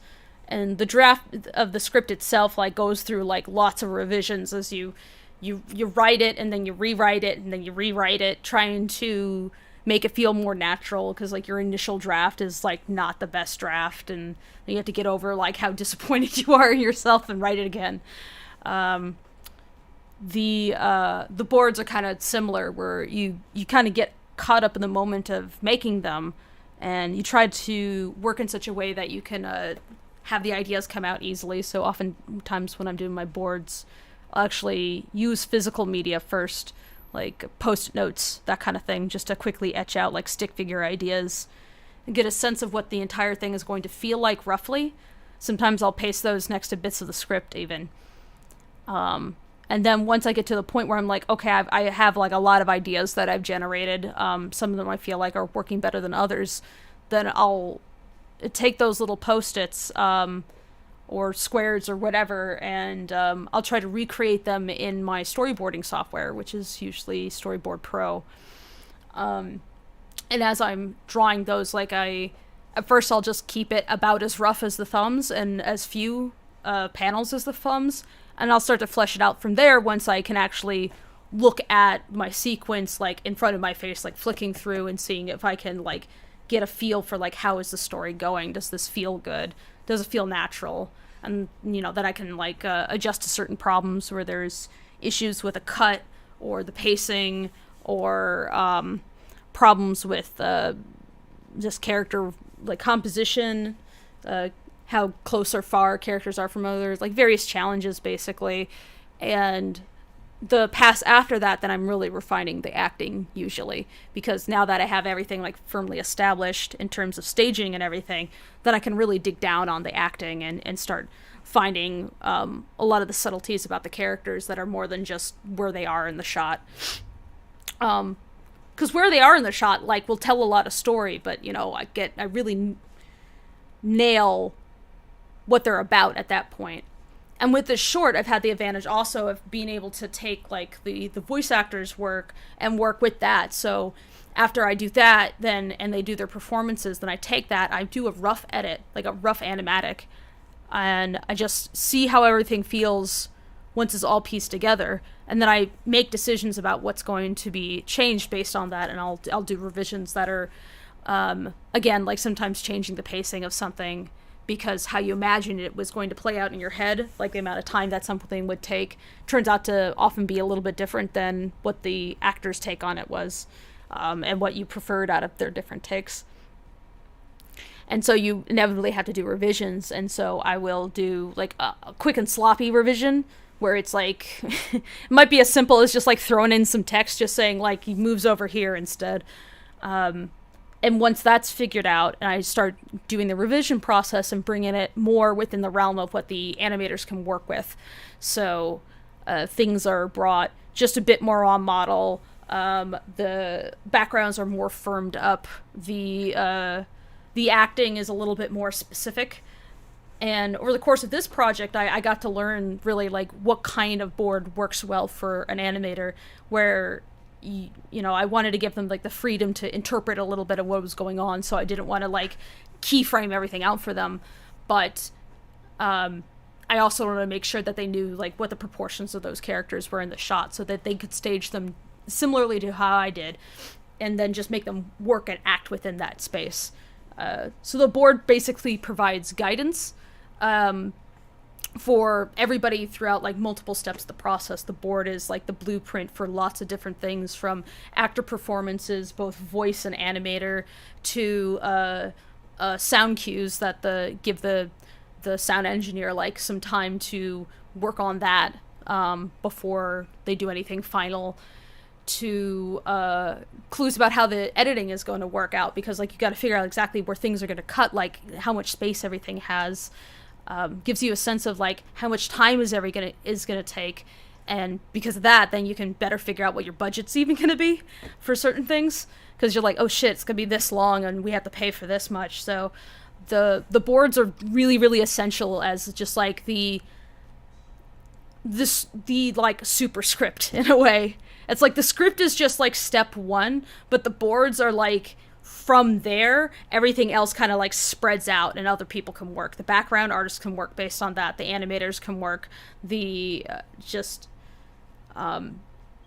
a really intense process and super difficult. And God, so many times while I was working, I'm just like, ugh, I just suck. This sucks and I suck and I have to make it good because it has to be good, but I suck. I wish I wasn't so bad at this. But somehow it came together. And that's largely because I had a lot of other eyeballs on it. It wasn't just mine and my sensibilities, but running it past Tracy and seeing how she felt about it, and having our entire crew take a look at the animatics, like multiple acts, multiple meetings at a time to see how they responded, because they were essentially our first audience. They were the test audience, and if, you know, how they reacted, or if they were like confused by something, or they had like an idea, I would take it in and I would use that feedback and see what could or should be incorporated out of that. And oftentimes, like, you know, I come into the meeting with an animatic and I'd spent like weeks on, and now I gotta show it to everybody, and I'm nervous as hell, but I'm like, yeah, this is awesome, they'll definitely love it. And then I show it to them, and they're like, it's pretty good, but like I was kind of confused here. What if this was, and what if you did? And I'm just like, dying inside. It's like all my ego's been so busted. Because like the whole point is to tear it apart. Yeah when you show it to the people who are going to be working on it, because you really, really want them to be liking it, what they're going to be working on. If they don't like it, I mean, why? They gotta like it. If you show it to them and you're like, ta-da, and then it's just crickets chirping, it's like, oh no. Yeah, no. That I won't do. In fact, JMO Animation says, hi, I'm working on an animated short and I'm finally showing it to people for the first time. Is it normal to feel anxious about it? And if so, how do you cope with it? It's like, yes, it's very normal to feel anxious. Yeah, the only way to cope with it is to do it over and over and over again, so you get used to the feeling of having that bubble burst. And it no longer becomes like this horrible, anxiety-inducing negative, but instead just part of the process. Yeah. I mean, just speaking from doing comics, I still get like this like stage fright, like extreme stage fright feeling posting anything new, and it never went away. In fact, it almost got worse because like the more comics I'd post, like I think I felt like the more expectations people had of like the quality level and the writing level and everything, and I'm like, what if I backslid or something, and it's just this one's worse than the last page, and then people are gonna hate it. And so you get that feeling, but I think you have to kind of live for doing the art and not for the fleeting feeling of either failure or triumph when you post something. Like I wish it lasted. That feeling is nice because the vast majority of your time is spent producing the thing, like actively working on it, and so when you're enjoying that, like that's the part where you're enjoying life. So it's like those like 5 minutes during which you feel satisfied because you finally finished something and someone's like, hey, this is cool. Like you can't live for that. You have like, that's a great cherry on top, but it's you got to make it like, you got to just find a way to enjoy the process. I feel that's my take on it anyway. But the anxiety is totally normal and it's fine, and you just don't let it ever just fully bring you to a stop. Like use it to your advantage so that you are doing your best work to try to, make sure you're not feeling anxious, like use the anxiety to inform like your or to motivate your thoughtfulness about how you present something and do something, and the amount of work you put into it and the care you give it. But don't let it like stifle you. Don't let it don't let it stop you from doing what you're doing. That'd be the only time I feel like the anxiety is an abnormal level of like an extremely destructive thing. It's just like Amen. And even if you have to like show it to small groups of people first, maybe to ease your way in, do that. like honestly, especially when you're new to a certain medium, it is very nerve-wracking to show it to people without just wanting to die. So I think if you can show it to people whose opinions you trust, who are not going to like put things in a way that's going to like, they're not going to say you should just quit. Instead they're genuinely interested in seeing you continue and succeed. And they're not going to be dicks about presenting their own opinions on things. So if you show it to people that you trust, it makes it a little easier, and you get used to that, because it's really hard to just immediately show people what you're working on. Like I get really anxious about so many things when I'm making it, but yeah, it tends to be that when I make a piece of art, like the things that I was freaking out about are not what people notice or gravitate towards or anything. I'll put a ton of effort into like fixing this like one tiny thing, and everybody else is just like, ooh, neat cake. Meanwhile, I'm obsessed with like the color of the exact shade of the candles. So what a mood. I don't even notice the thing that I'm obsessing over for hours. Yeah. Oh my god. Like like the littlest things, like in my project, at least with what I obsess over the smallest things, whether it be a texture, whether it be something from the comic that I want in the background, and I'll just I'll obsess about it, and it's like, boo, my voice of reason. We're not even gonna see it. It doesn't have to be exact. It's in the background. I don't care. I want to know it's there and it's the right color and the right shape. Like I feel that on a spiritual level, Fable. Yep. There's a lot of like standing the underside of the desk, even on this project. I actually have to limit myself quite a bit. I don't want to go full Richard Williams on this. It would never get done. And yet I'm sitting here and I'm correcting the keys of this to make them like a very specific way. Yeah. It's like, this is no insult right now what I'm doing to like the cleanup artist or the animator. This is just me going like, wait, what if it was like this though? So at a glance, this panel looks like Rocky just sucker punched Ivy. I mean, he did over here. It's okay, she gives him back right She gives here. as good as she got, so yeah, it's fine. She's not gonna let him get away with hitting her without punching him back. Yeah.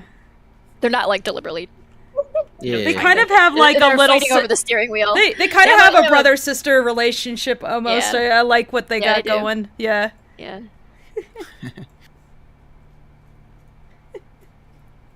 Jake Doler asks, does Miss M love Wick? I think she is very fond of Wick. I don't know that love is quite in the mix for them. Maybe at some point. Infinite Sky asks, are any of the Lackadaisy characters of Norse origin, like Iceland, like from Iceland or Denmark? Not exclusively. I would say like it's pretty likely some of them have like Nordic or Scandinavian. I'd imagine Elsa. Possibly, yeah. I think her family is at least a little bit German. But maybe Dominic? Dominic is Italian. Okay. That man scares me.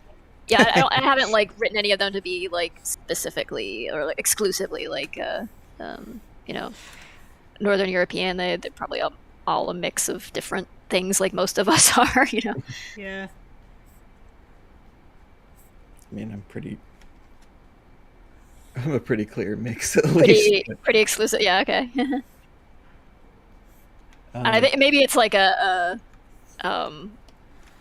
lot of like Americans are like, well, I'm German and I'm Italian and I'm yeah, I think that's probably the case. I'm just and I'm like 1/5 Irish and I just happen to be a very specific mix of my mother immigrated from England, so I've got English and Scottish on one side, and my dad is pure French Canadian. Mm-hmm. So, but yeah. Yeah. I don't know. Like most people in America that I know who were born here will like you tell them like, well, what's your ancestry, and they'll like rattle off like 13 different things. So it's like what a mood. Or I got 3. Or they're all Irish from Boston. I got 1. Yeah, I don't know. For some people, I think like the Irish overrides everything else. Like, it's like technically I'm Irish and French and Scottish and English and Anglo-Saxon and all this stuff. But yeah, but Irish. Yeah. The Irish is the most proud.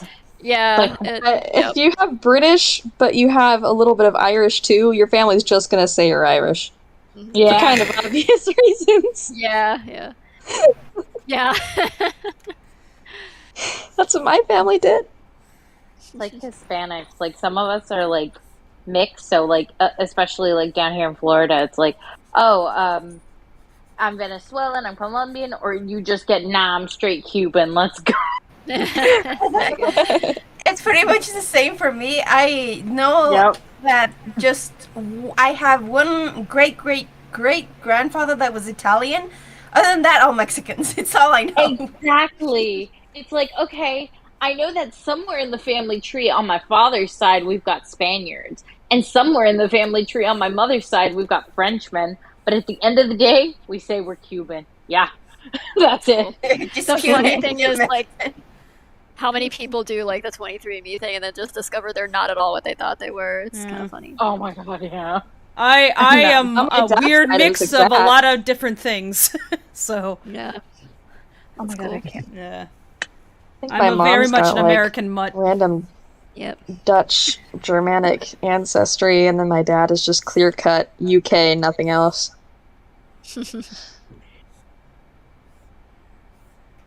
Jake Dobler asks, is Rocky always being funny because he wants friends because he's mildly depressed and does not want to show it?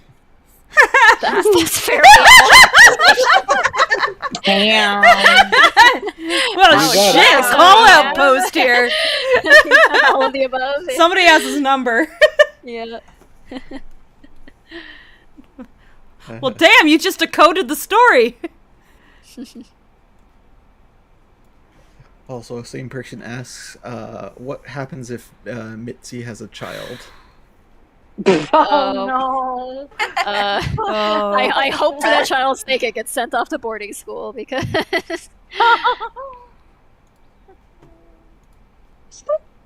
I think she could be a moderately decent parent. It's just that her line of work is, yeah. I mean, she was basically one of those kids who was parentified by her situation. She had a ton of younger siblings, and she was the eldest. And so she kind of became de facto babysitter slash, secondary mommy to them. And explains a lot. Yeah. I think it's like a bunch of kids too working for her. Yeah, she's now also. The thing is, she was trying to get away from that, but when she ran off with Zib and company, I think a lot of it was because that was just suffocating way to exist in your youth. But she's kind of ended up in a little bit of a situation where she's like a den mother to a bunch of ne'er-do-wells now. So kids, but with guns. Yeah, with guns. It's even better. With guns, yeah, and she'll do crimes to keep them fed and paid, I guess. But... I imagine if she had a kid, it'd end up being like with Ivy, where she hangs out where she probably shouldn't be all the time. Yeah.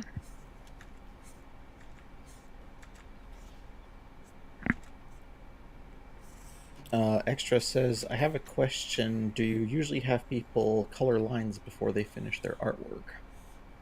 I mean, they kind of have to have colored lines at some point. Because if they don't color them in, then I'm going to call them out on it. I'd be like, hey, get this, do that with this color. Because it tends to be a lot easier for them to do it while it's in the line art stage, rather than remember it once it's entirely colored. Just to get it out of the way, but sometimes they allow them just to work in just black fill if I already know that they know exactly where the line should be, and they'll just get to it afterwards. Yeah, often when a cleanup artist is fairly new, like, it takes them a few, like, revisions to, like, we have 2 meetings every week, and a lot of the notes are like, oh, you missed this line here, this one, this interior line is colored with this color. Yeah.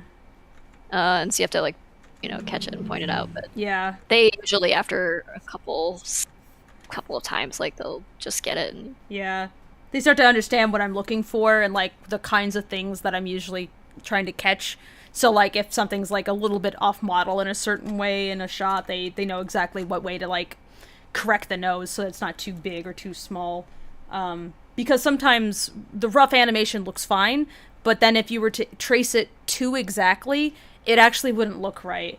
So it's all jumpy and stuff sometimes. Yeah. So it's if it's not something that I can, like, communicate really easily verbally or through text, or one quick drawing, then I'll do things like here where I'm actually redrawing the keys because I need certain subtleties of the expression to be a certain way, and I want, like, the angles here. So I'll just show the OG stuff. So there we go. So if we look here, you can see that here he's a little bit soft, and he's a little more squishy feeling, and I wanted him to be a little sharper because it would match better what was going on in the scene. And there's also often just, like, getting certain things, like, tapered a certain way, like how this jacket is going into his shoulder and how that helps sell a certain attitude or feeling.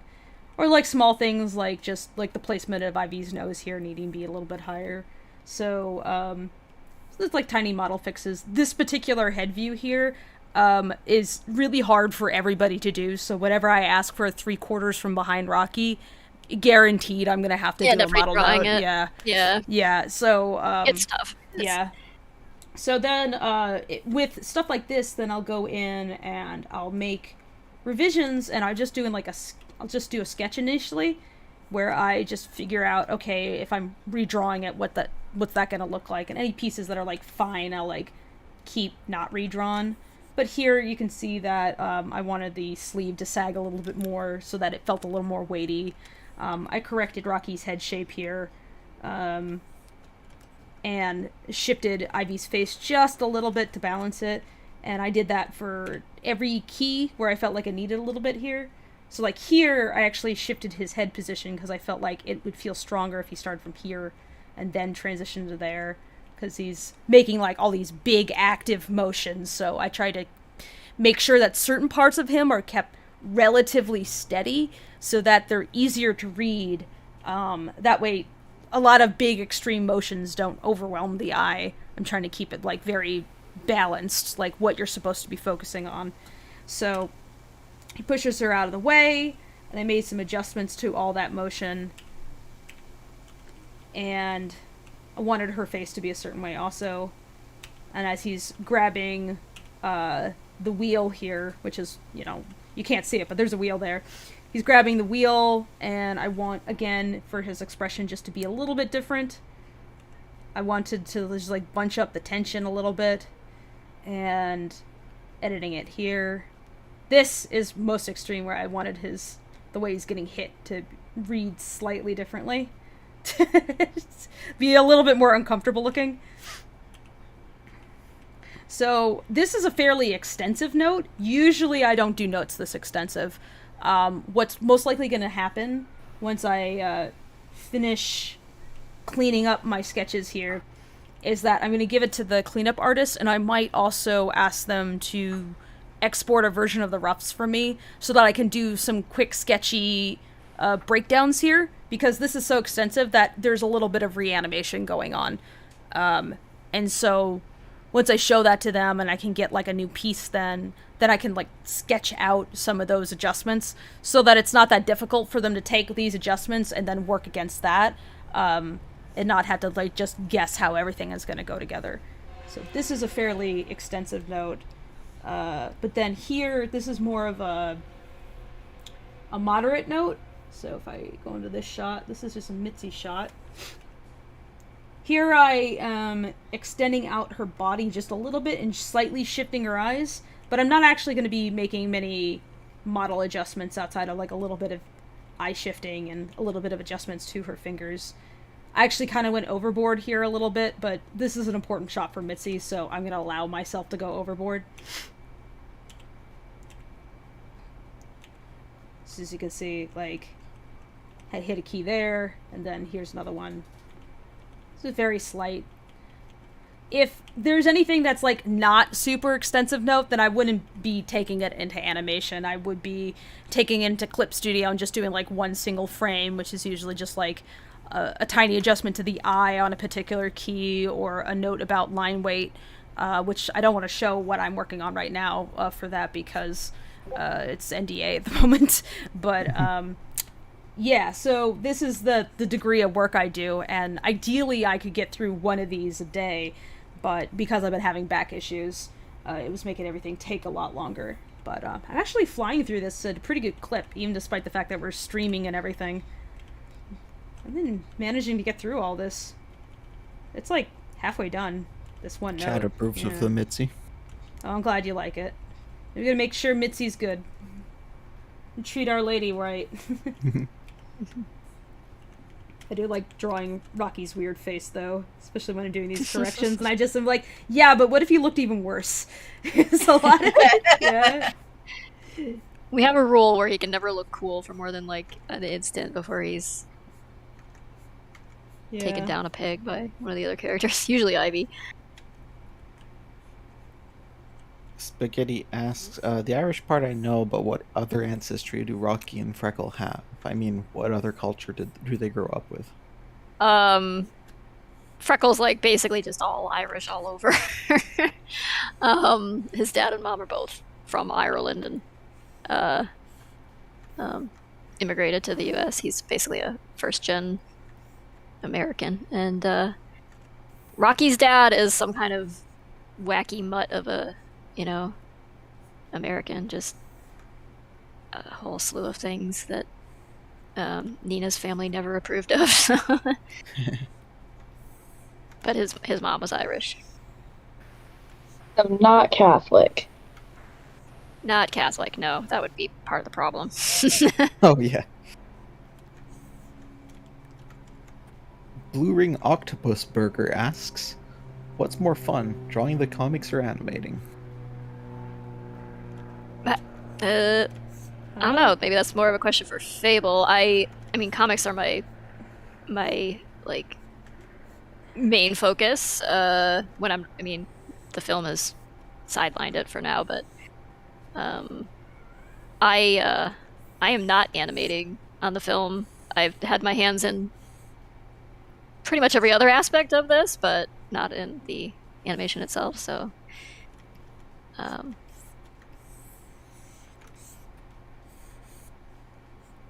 Fable?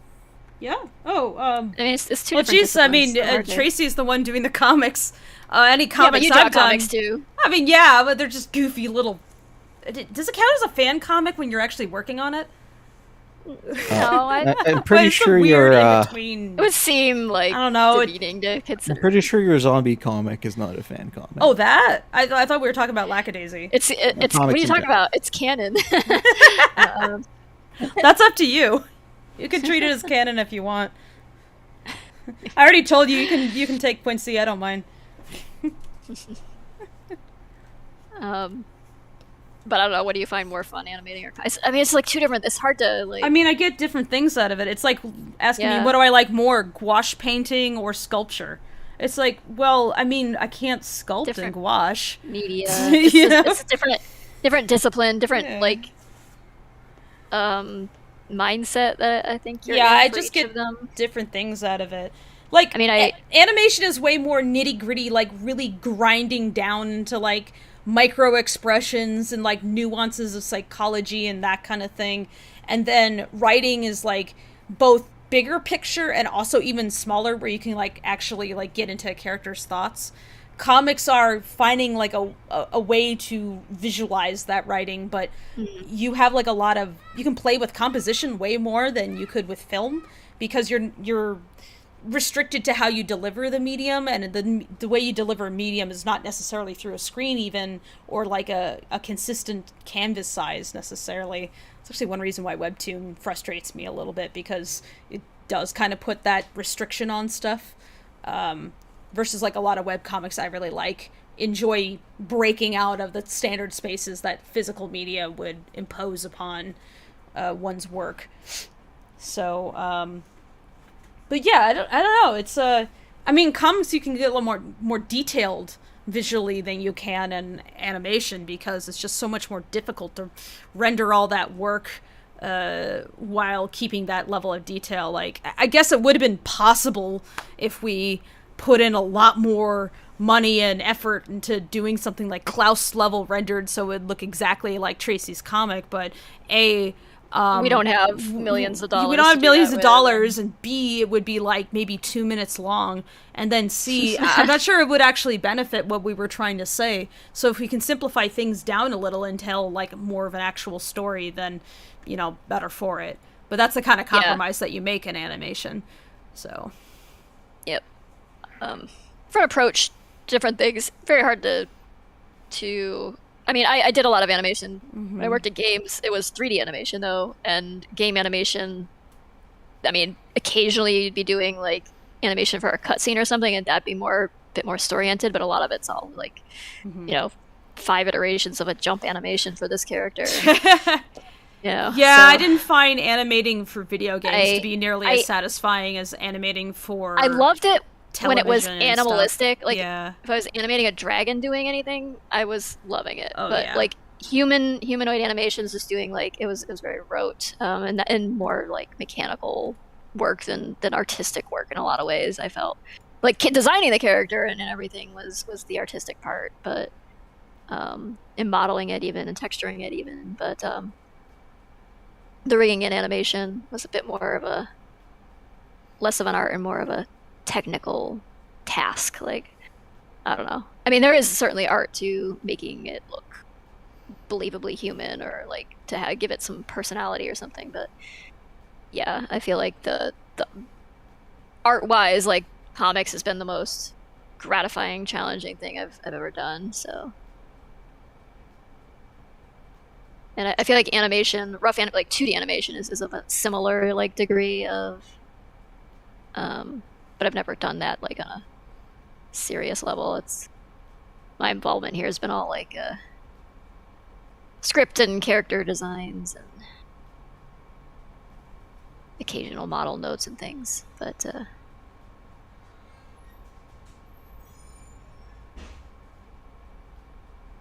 feedback. Jake Dobler asked, why is Rocky's aunt so grumpy? Why is Rocky's aunt so... Well, I mean, if you had Rocky for a nephew, you'd probably be pretty grumpy. She bought it back. What a mood. Oh, whoops. She sort of got stuck with him because of family circumstances. And she more or less raised him for a lot of his childhood. She was kind of his, primary guardian at points. And for fairly long durations. And it's, I mean, you'd probably... Your patience would wear thin. He's a lot to handle. Mm-hmm.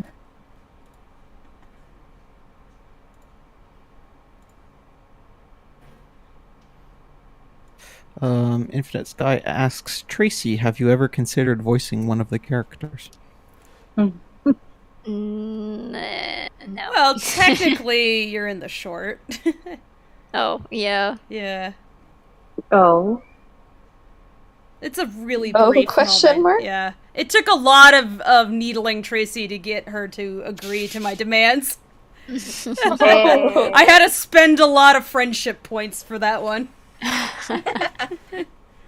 Yeah, I don't really have any aspirations to be a voice actor because I have a crappy, reedy voice. I don't think it's good for anything, including live streaming, but I make do with what I've got. But no, no. All right. I'm not an actor either, so.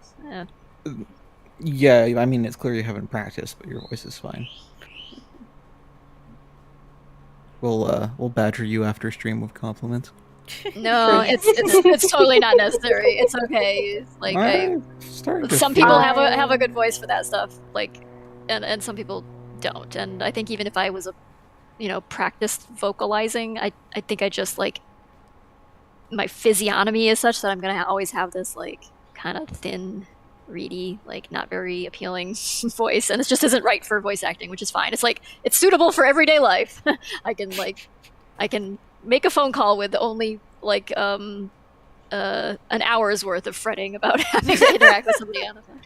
But no, it just isn't actor material, so which is fine. I don't care. It's not an aspiration of mine, so. I wish I was. I'm still gonna give you. I'm shocked at the VAs when I was like guiding them through their sessions and go, "What the fuck is this?"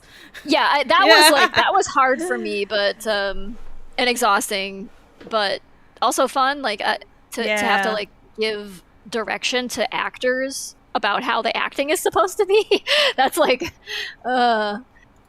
you almost like. Yeah, I felt very out of my league, but you want the the character emotion to come across a certain way, and so you have to like try to act for the sake of the voice actor to try to direct them. And yeah, that was one reason why I wanted the feeling like when we were doing recording to be just like fun, like this is playtime, because it makes you so much less self-conscious. So, and damn it, like you need to concentrate really hard when you're trying to match Kovacs, This is like, okay, I need you to laugh like this. And then... I know, match his energy. Like crazy. Yeah, that's why, like, directing the voice actors was exhausting. It was because they were all there, and you had to just keep, like, you had to be on top of equally at that energy. Yeah, and you had to be at that same energy level, and then just, like, reflect back at them, like, okay, like, that's close, but here's how I want it to be, like, more emphasis on this, and like this, and then you like do it, and you're like, but better, because I can't voice act, but so yeah, that was quite a time. I did enjoy it though. Rocky straight up fucking punches Ivy. This is great. Jesus, look at her. Not technically. I mean, he's more like slapping her. She elbows him right in the throat. Yeah.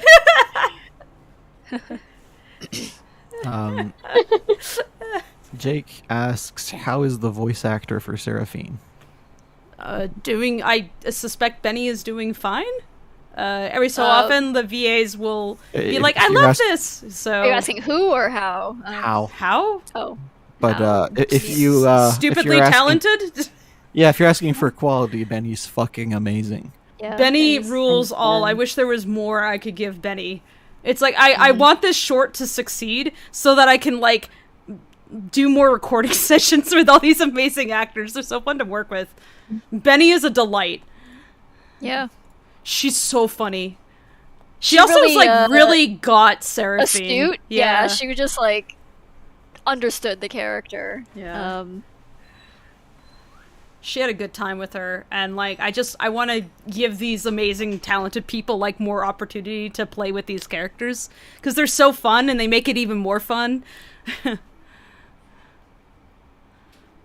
It's what I like about this medium. I like collaboration and seeing what everybody adds to it. It's, I just want to make like really fun cartoon and, that the people who made it at least can go like, yeah, I had a fun time on that. That was great. At the least. Yeah. Dake Dress says, out of all the characters, I believe Mordecai has seen the most changes in how his design translates within the style. Could Tracy give us some insight into that evolution?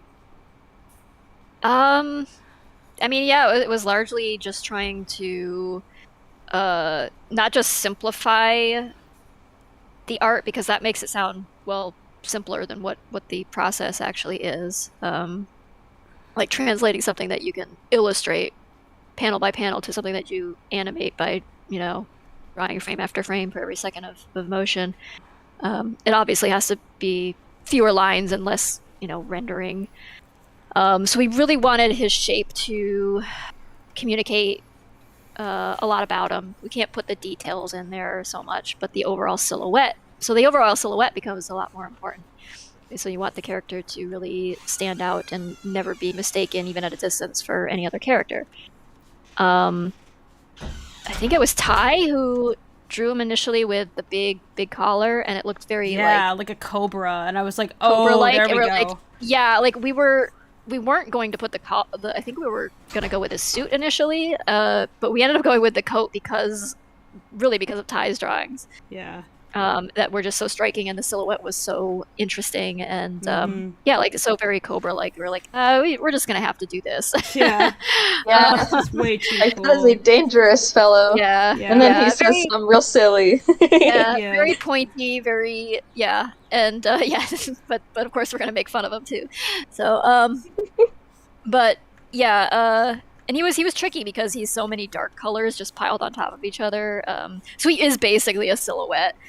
And he also, his acting is very subtle because he just doesn't do the big cartoony faces and things that Rocky does. Occasionally he does, but it's usually to his own embarrassment that he's showing any emotion at all. So he tries not to. He's just a unique challenge in that way, because you're like taking an animator whose like instinct is to animate and telling them to like rein it way in and be like subtle with it. Trying to describe, it's like how does Mordecai act to the animators and being like, okay, so he's like his everything about him is like extremely the opposite of Rocky, and the nearest cartoon characters I could think of that like resemble his movement style at all was like Batman, basically. Like, yeah, we did joke about him Batmaning around. Like, but yeah, anytime he like goes off screen fast enough, his coat like trails behind him. He's Batmaning. Yeah, it's like a cape, but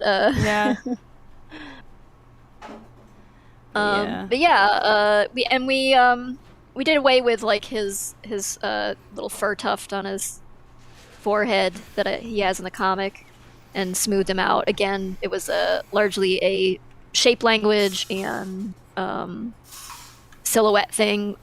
Those tufts tend to soften the characters, and we wanted him to look a bit older and stuff than Rocky and Freckle, and more groomed.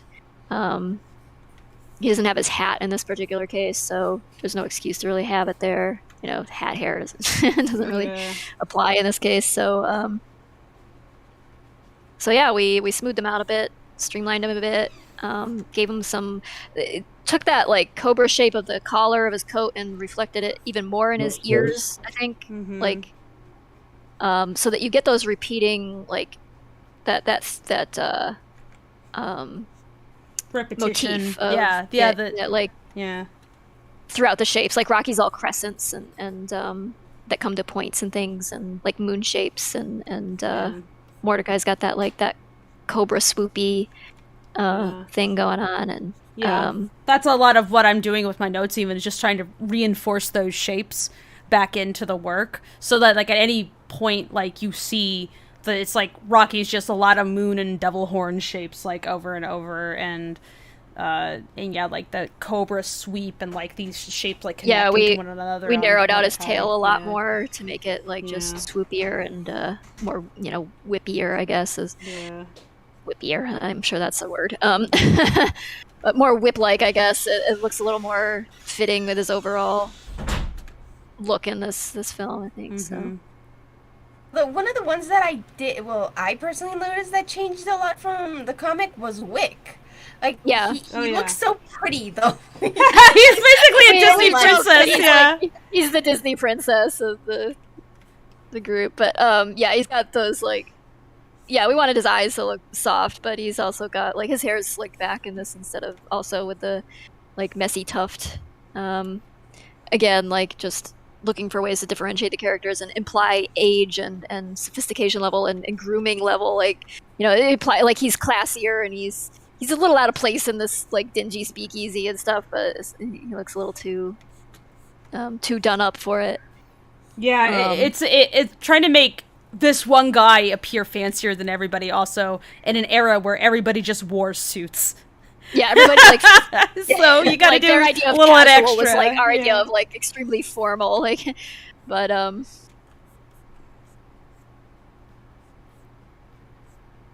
Wick is a very sweet fellow. Yeah, he is. I love him. Yeah, I do too. I feel a bit bad for him. He's fun. It's okay. He's okay. He's like, rich.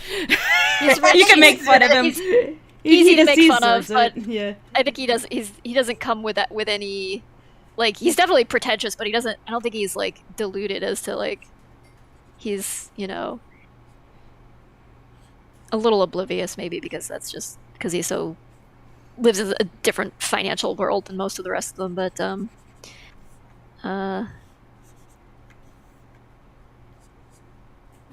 like, I don't think he has any illusions as to where he stands with them.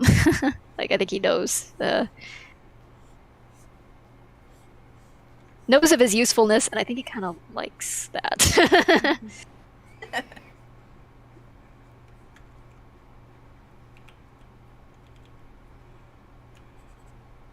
He's like, yes, it's okay for you to steal money from me. Anyway.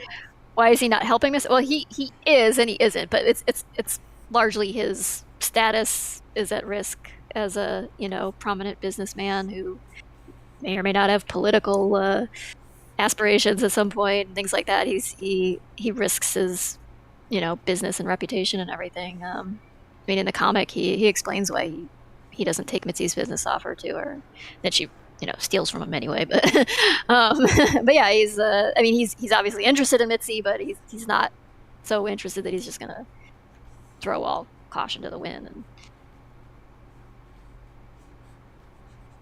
ruin everything he's built. I wouldn't say he's innocent because he's partaking.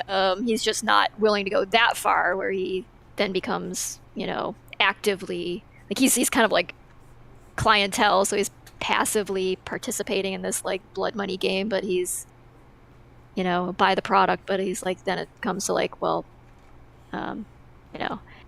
you could actually have a bigger stake in this, and he shies away from it because he's a big hypocrite. But ready for the next question? Spaghetti says, weird question possible. So, you know that Felix the Cat was the first tune made in 1919. So in the cat universe, what kind of creature will Felix be instead of a cat? Oh, we've joked about that before. He's just Felix the guy. In fact, it was the very first TV broadcast was in 1927, and it was of a turntable of Felix the Cat.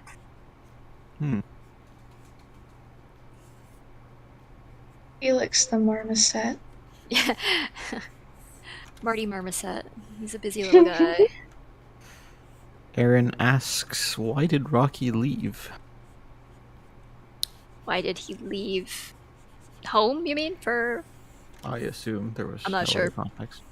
Oh, well, that will be explained by the comic. I don't want to give that big of a spoiler away. There's a whole lot of stuff going on with him and Freckle and Nina and stuff that has not been elaborated on yet.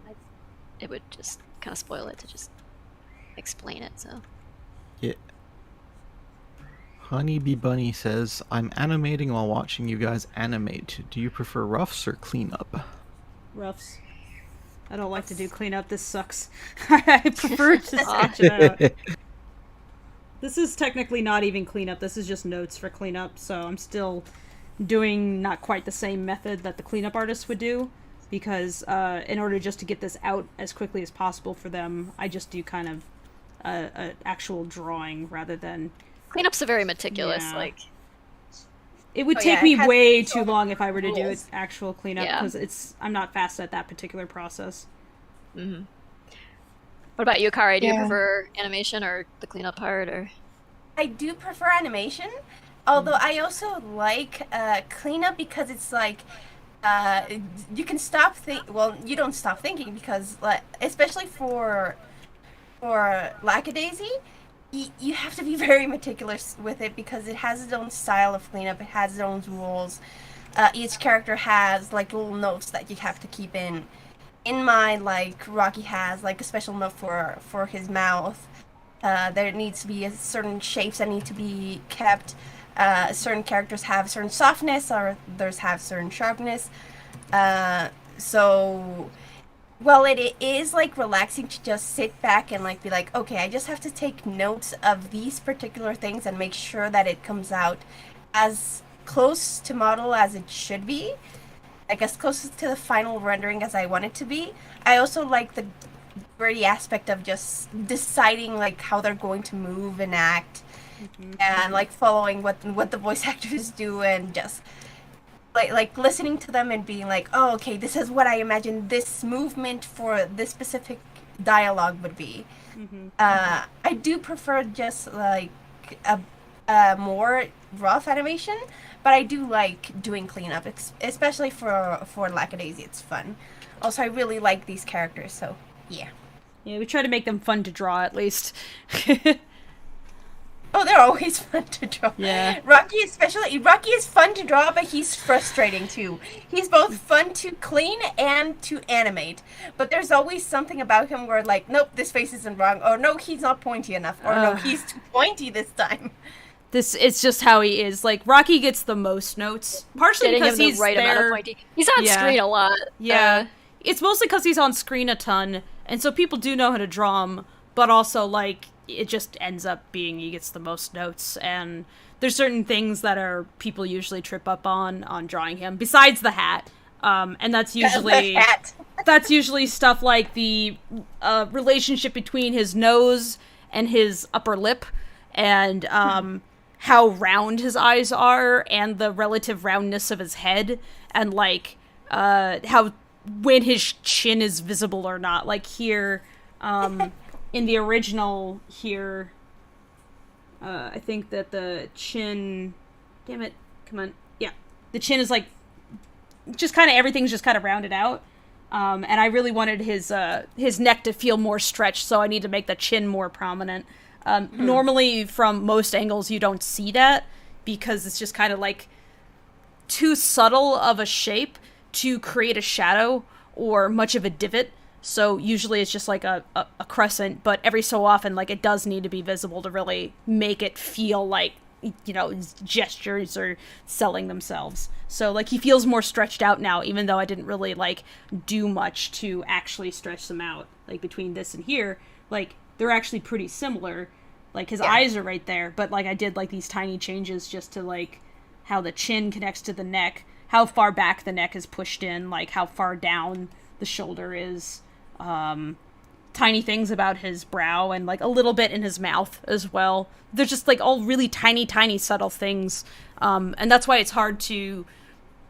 With a note like this, that's why it's hard to just verbally tell the artist, like, oh yeah, he needs to be pointier is not descriptive enough. It's like, what does that mean, pointy where?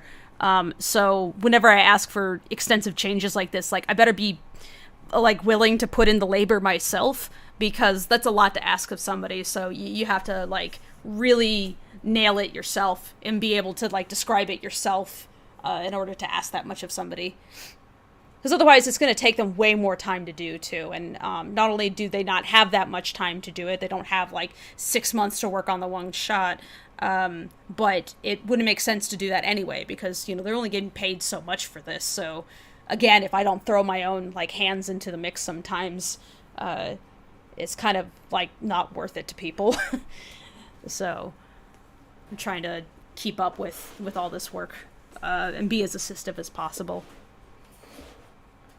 Yeah, thankfully there's not many shots that require quite this much of extensive altering. There's probably like between 20 or 50 shots that have gotten that kind of treatment, but that's out of 400.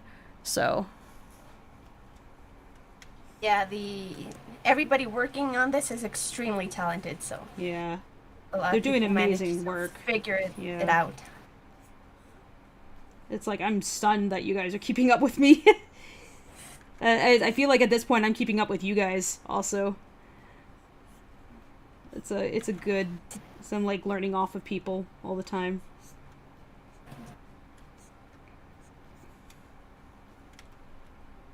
I learn a lot just watching, honestly. That's good. Yeah, that's why I want to stream this.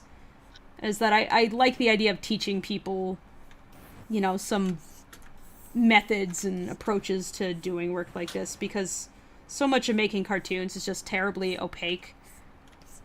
Even playing Gartic Phone with you was a learning process. Like, I actually learned a few things doing that, and I was like, oh shit, this makes sense now. Oh, really? To be fair, we got pretty fucking intense on the animate form of Gartic when we did that. No, I loved it so much, though. Oh no, it was great.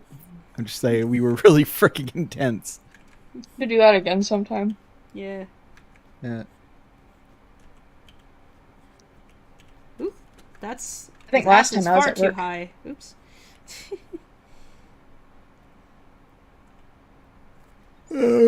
Marco asks, what is your process for creating the character? You start from the role or from the design? My only experience is making NPCs for RPG campaigns.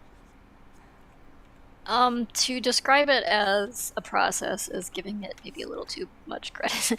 It's more of a back and forth between those things. It's like, a lot of it kind of happens organically while you are, like, you might do a sketch of the character initially and then start working on some script stuff, and, as you conceptualize, like, how the character works into the story, you start changing their appearance a bit to fit that, and then going back and forth, and then you draw them some more and you refine the look even further and change some things about it. It's it's like a back and forth. There's no like step 1 do this, step 2 pick a name, step 3 it's just I mean, you could do it that way, but I don't know anybody who really does. I don't think I would enjoy myself if I was doing it that way. No, it's much it's more like if I'm doing stuff like that, then I'm probably like just doing something where it's just an assignment for somebody else, and then I'm just trying to like work in such a structure that I can just get it done. When I'm doing character design as like a commission piece or something, I will like thumbnail out ideas,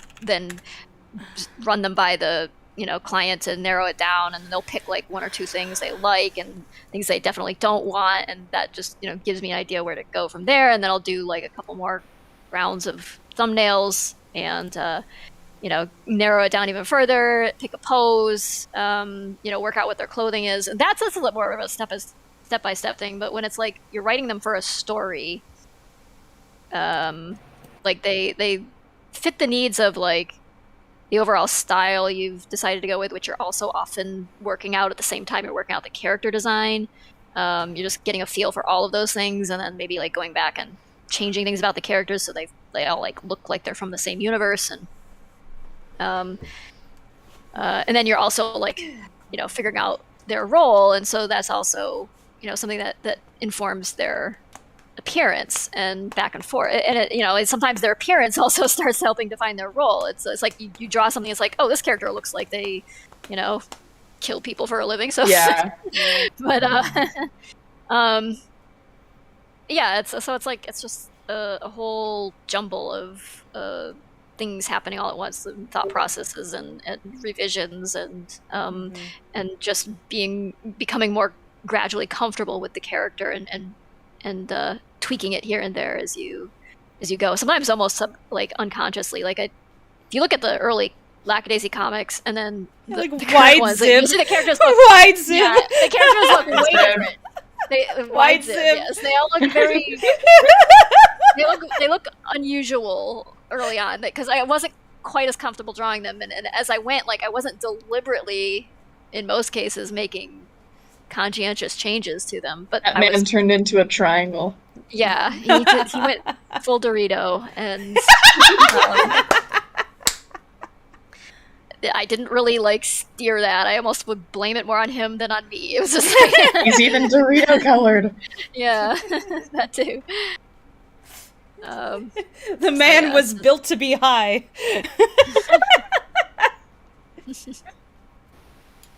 It's like you look at him and you're like, yeah, that guy's not sober. No. Infinite Sky asks, can any of the characters use their tails as weapons? No, and it's not because...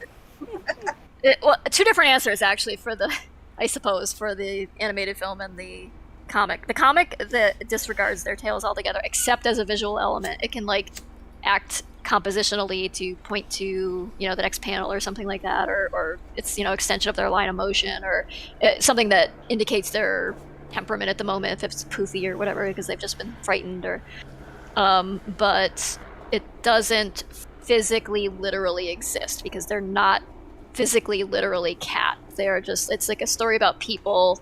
The cat thing is a visual device that helps me overemphasize their emotions and acting and make them, gives a degree of separation from like human characters where, you know, this would just have a whole different feel and less levity to it.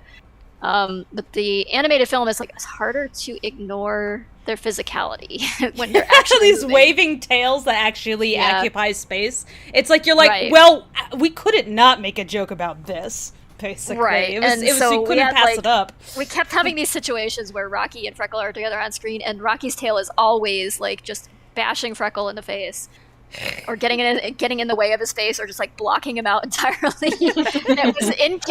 We didn't want to not do that because it's so in character, but we also couldn't have Freckle just ignore this completely. Yeah. So we used it as a way to just like build him up to, you know, to aggravate him leading up to a certain thing that happens. It's like, and there's like a rule. It's basically, they could do a cat thing if there's a human equivalent. Like if Rocky was like sticking out his leg, it would have the same effect. Basically, but also, is it funny? Mm-hmm. If it's funny, then it might be. And so kosher. We decided, okay, in the animated version of this, their tails do exist. They have like physical presence, and so we will let them interact with, like, one character can interact with another character's tail by brushing it away or something because it's you know, getting in the way or whatever. So so it's a little bit different rules for the comic and the film. We don't have them do anything so far as like they're not prehensile, so they can't like. No, it's still mostly it's still mostly just aesthetic and metaphor in a sense. Although we did have a lot of fun talking with the Warrior Cats people and coming up with Mordecai's warrior cat name, which is Blocktail. I love it. It's just like a cat. It's just a tuxedo cat walking around with just like its gun, its tail wrapped around a gun. Little cat with little kitty glasses. Warrior cat, you guys. Bang bang. Warrior cat name, like something. Loudmouth or something. Loudmouth. It's just like, this is like the shittiest alley clan there is. That was so fun. It was great. They're very funny people, those Warriors Cats animators. They're good. Yeah, they're Warriors Cats. I love how all of them were just like, oh yeah, Warriors Cats, it's not that amazing. Anyway, I love this shit. that person that was like role-playing dying and we interrupted it. Oh my god, oh, that's right, we were on that, we were informed of the Warriors Cats Roblox community, and we were like, okay, I gotta see this, because, like, some of our crew members had messed around with it, and were showing us, like, how extensive the character creator is, that they were actually able to recreate some of the characters, and we were like, oh, we gotta play with this, so we jumped on Roblox and just, like, mass invaded it with, like, a bunch of Lackadaisy characters, took over a house and had, like, a giant party where we just passed around catnip. It was awesome. Oh yeah, like they all passed out on the counter. It was great. Zip was having a weird dream. I think I was playing. I think I was playing Zib. Somebody else was. Zib. Yeah, somebody else was playing like Rockney and stuff. I think Tracy was Victor for a bit. That was great. I was Victor because I actually put the money down to like I'm like make him I'm big. Buying massive spend cat money model. on the Warriors Cats like, Roblox. It's very necessary to write off. And then I'm like, but like you can make a giant Maine Coon with the like if you pay like $3 or something. So like I'm getting it. I'm getting the Victor. Yeah. Victor was one of many they put so much effort into that world. It's legitimately impressive. It runs really well for Roblox. Yeah, it's like, having a good time running around, and oh god, there was this other time we've only been there a few times, but this other time, we just invaded just this giant mass of Rockies, and again, one Victor being traced. So a bunch of us were just all as the Rocky model running around going, pancakes, pancakes, join us, join the syrup clan. We'd like stole kittens. Yeah, they were underneath the bridge. Yeah, no, it was just like, come with us, you be anointed, like picking up random Trading kittens. Catnip. Yes, well, there's and just so like many, leaping off cliffs with them. It was so deranged. There's so many restrictions on like what you can, like words you can pair together and stuff, like because it's a kids platform, so you have to they have to have like controls in place, so you can't understandably like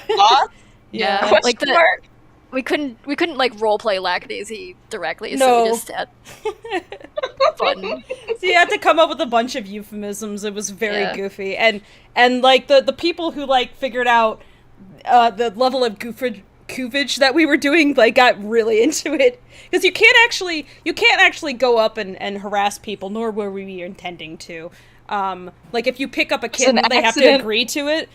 So like anytime somebody like ran with our bullshit, it meant that there was like a kitten allowing itself to get picked up. It's like, all right, we're in for a good time. Some of those people there though, they were desperate to just role play. I think they go there, like most people just like sit around and chat just as a cat avatar, but like some of the people there were like, oh my god, you like introduce anything to them that was like role play adjacent. They're like, yes.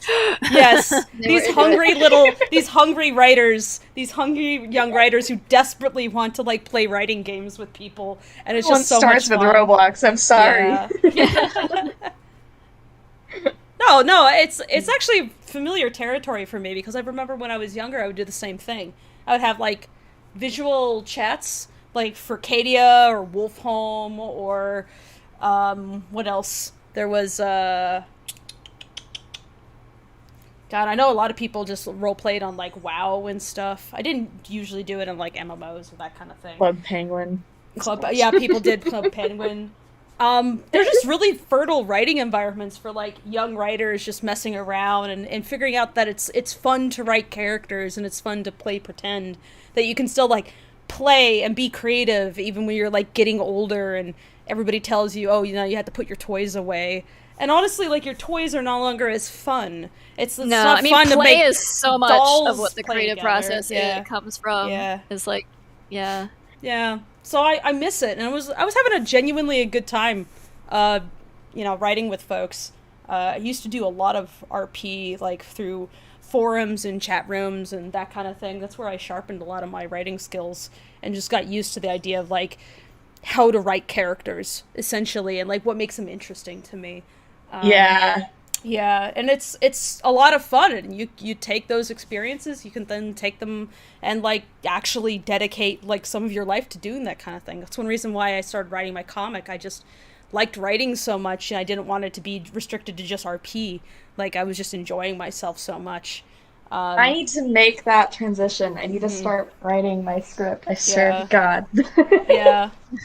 I'm gonna go insane if I don't. Yeah, especially because I was so thirsty to do some writing, and like in my career, while as a storyboard artist, like I'm called on to like often rewrite a lot, like more than you would think, even with scripted shows.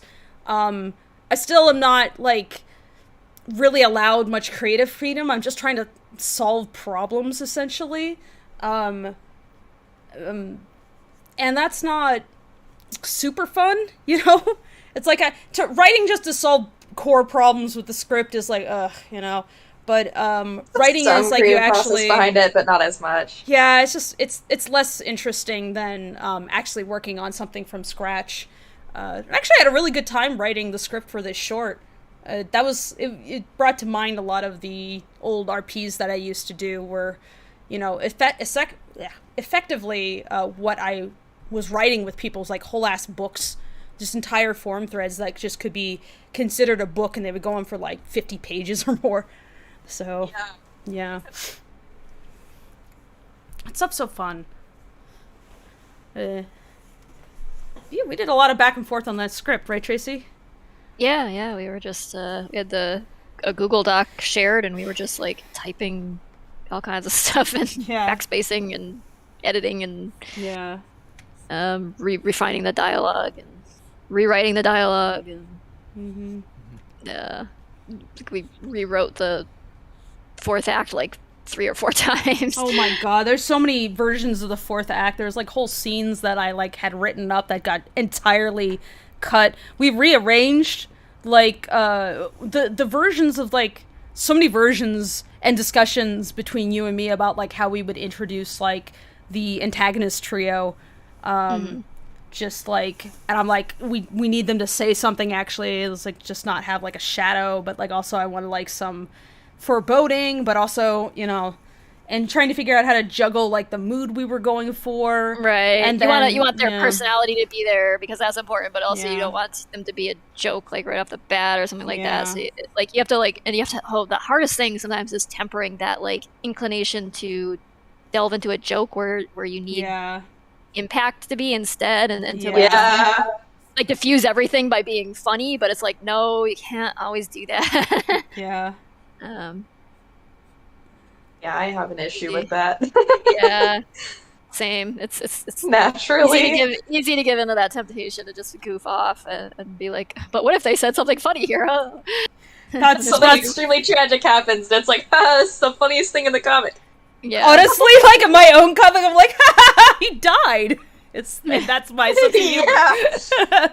Oh, no. He died in a really funny way. Look at this panel where he's just dying. Isn't it funny? How many nicknames can I give this character that dies? But I guess that's what the point of the mini comics also is, that you can get that inclination out of the way. You can get away with like, one-off things. You could just like be way more ridiculous. I feel like the canon comic is a lot more serious, even though it is also like definitely takes its time to be goofy and dumb. Any panel that Virgil is in. That was pretty good, yeah. I love that messed up little man.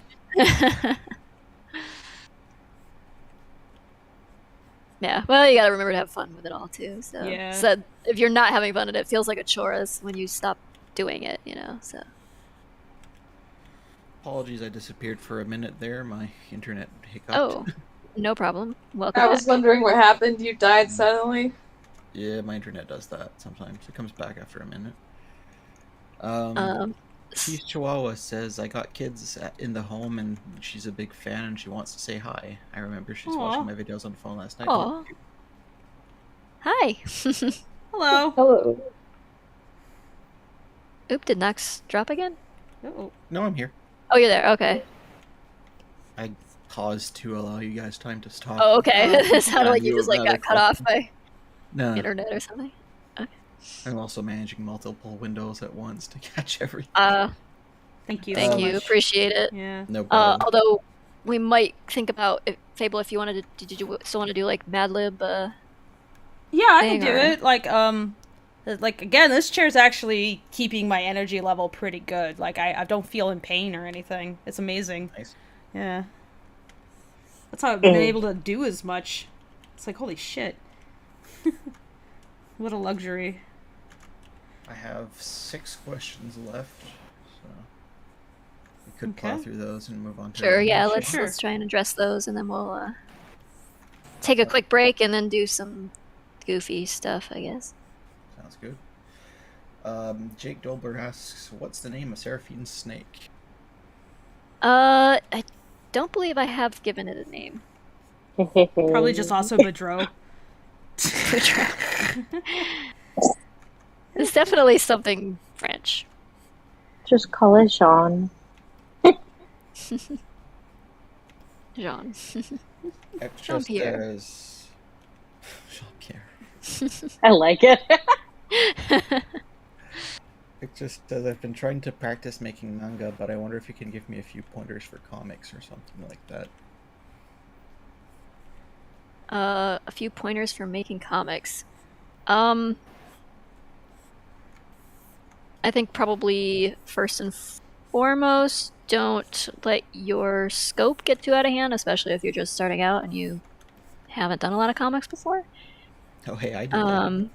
Yeah, like, you don't have to, like, your first thing, just to get a feel for it, and what you're comfortable with, and, you know, to understand, like, how you'll want to make your panels flow together, and complement the dialogue or narrative or what have you. Start out with, like, even if you're just doing a small chapter of a larger thing, like, I don't know, do something that's like 2 to 5 pages long, and see how it goes for you, and then, you know, modify accordingly. Like, you might find you over detailed the art and you need to rein it in some. I would go ahead and suggest that part of the art of making comics is designing is coming up with an art style that is appealing and suits the you know, feel of your story without being so overcomplicated that you can never finish anything. And that's one of the places where I fall down badly. Like, I let the feature creep thing happen in a big way, and it makes every comic page, like, arduous. So don't do that to yourself if you can avoid it. Unless you're just, like, really love spending 5 hours per panel or more. I mean, if you can knock out a page a lot faster than that, that's probably for the better for your, you know, story pacing, especially if you're doing a webcomic where you want to, like, continuously add content, you know, on a consistent basis. And I think probably the other thing I would say is, like, tailor the project. These are more, like, basic things, I guess, not necessarily about comics, but, like, tailor the project to the kind of artist you are, and don't try to force yourself to be some other kind of artist. Like, if you're someone who does, like, who gets so obsessed with something, you'll spend years, like, you know, thinking about it and drawing pictures of it and, you know, daydreaming about it, then do something long form. But if you're not that, don't try to force yourself to be that. You can do, like, anthologies and short things or gag strips, or, you know, if that's more your thing.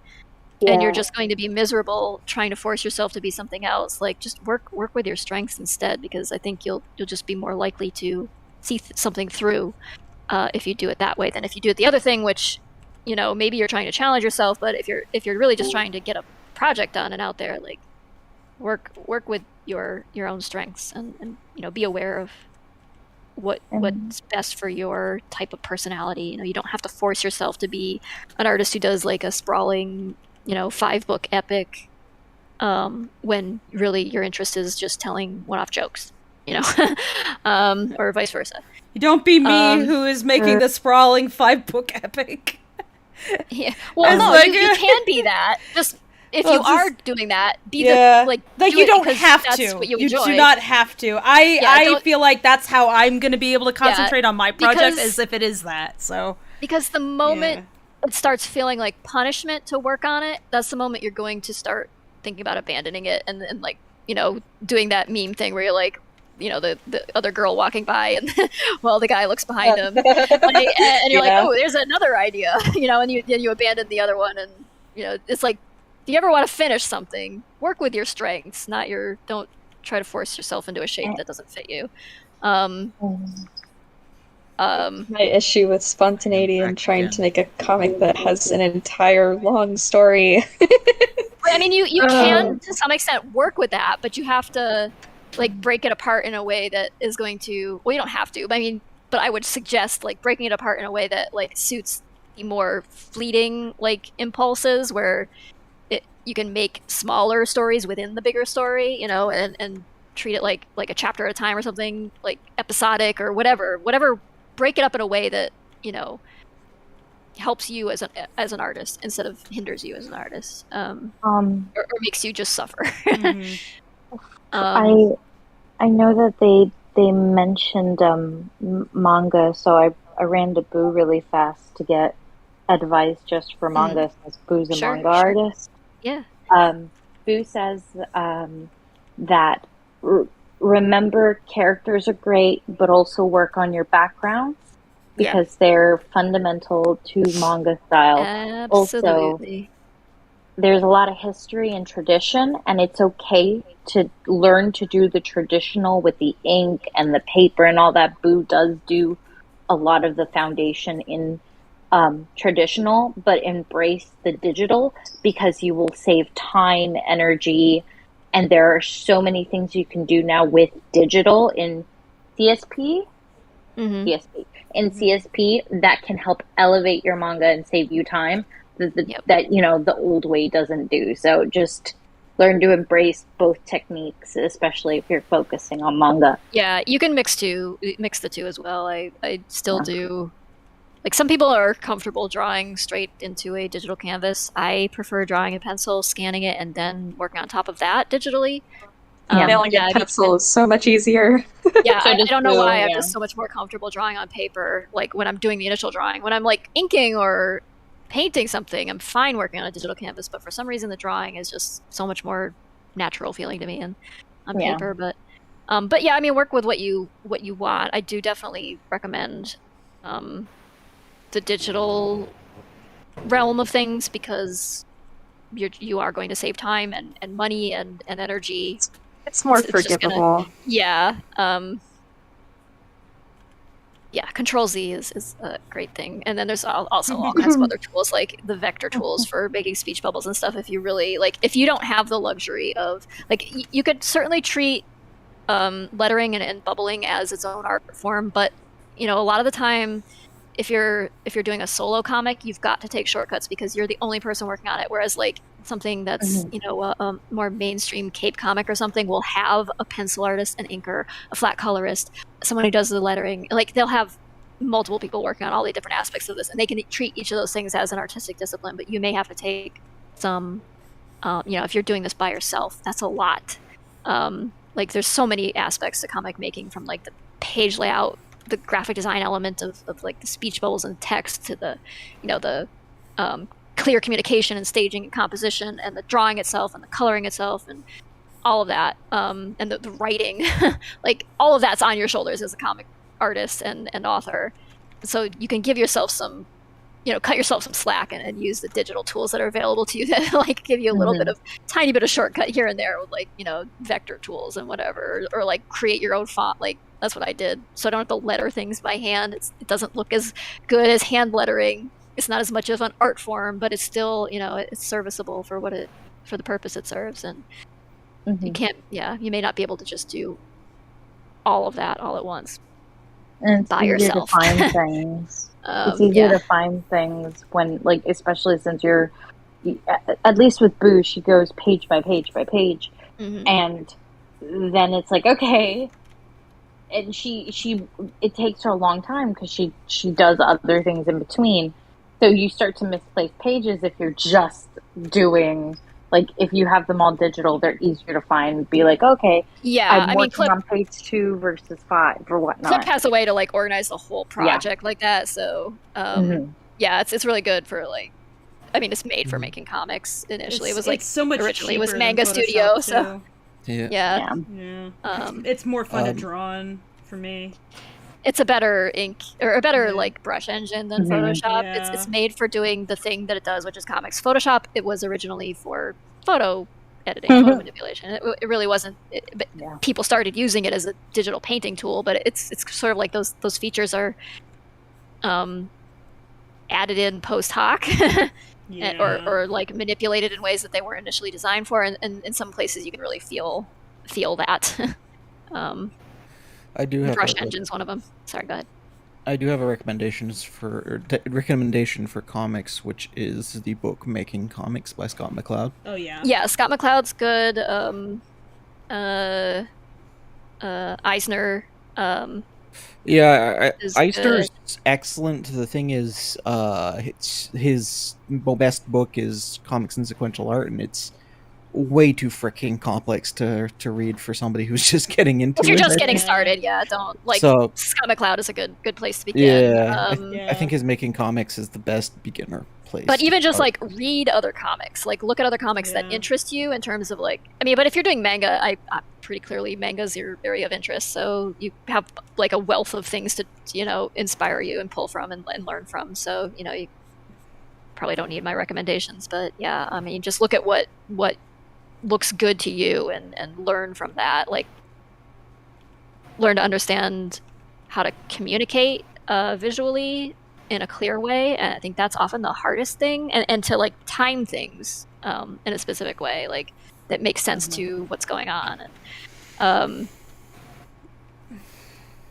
all of that is it's there's just so much to it. It's really remember it's in black and white if you're gonna do it like tradition, because mostly comics tend to be in color, while manga tends to be like black white, and grays, black, white, and half tone. Yeah, shade tones. Yeah, I'm like parroting. Sheet tones. Yeah, the sheet tones. Like, I mean, there's ways to do that manually, but most people just use a brush now and clip. So, I think. Do you do it in clip or do you do it traditional? Both. Both. Okay. Bueno. She's an overachiever over in my corner. Okay, she does like the old school, like actually sticking the halftone on there and cutting out the. Wow, that's bamboo brushes and everything. Dedication. Wow. Yeah, because she learned traditional first. Why'd you learn traditional first? Oh, you taught yourself? Aster V says, isn't there a Destroying Comics now too? There might be, because his original was Understanding Comics, then he made Reinventing Comics.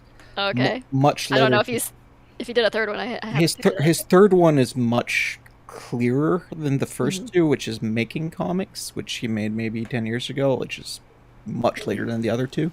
But and that was my first one in his series. If there's a Destroying Comics, that wouldn't surprise me, because he's very into like deconstructing. Deconstructing it and approaching comics as an art form itself. So he'd be like, he has a lot of points about like, how the comic making itself is an art separate from artwork. Right. Yeah, I think it is its own, kind of its own thing in many ways. That incorporates lots of other types of art. But yeah, well, it's the timing of the panels, the art of pulling people in via perspective or via using elements. Yeah, you're kind of like, there's like a cinematography angle to it, even like the way you present something, which you can apply to an illustration or a painting, but is much more commonly seen in like a comic thing, because from panel to panel you might be like you're really trying to convey some kind of mood, and the way a cinematographer is with a camera angle on a film. But and you might do stuff like dripping water to give people that textural feel of a or a sense of time and spacing. Like even the panel spacing itself, the panel sizes, the panel shapes, the overall layout of the panels, how like you might flow from top left to bottom right, and how you might change that up if you're doing manga going the opposite direction, or or if you're doing like a you could do like one big panel or one big establishing shot and a bunch of small panels, and it's all of that layout stuff is a whole like other part of like the art that, in addition to doing the stuff that fills in the actual panels, like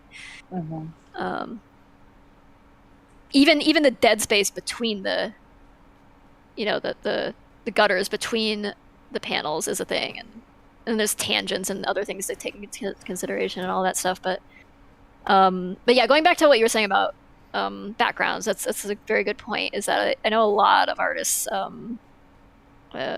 comic artists and people who really specialize in characters tend to avoid drawing backgrounds, or they make them like super simple because they just don't want to do it. It's like feels like a chore. But if you start thinking of backgrounds as a character themselves, it becomes a more enjoyable process, I feel like. If you guys really want to read an artist that's extremely good at that, and that's really good at just the textures of the backgrounds pulling you in, I recommend this comic called Lackadaisy by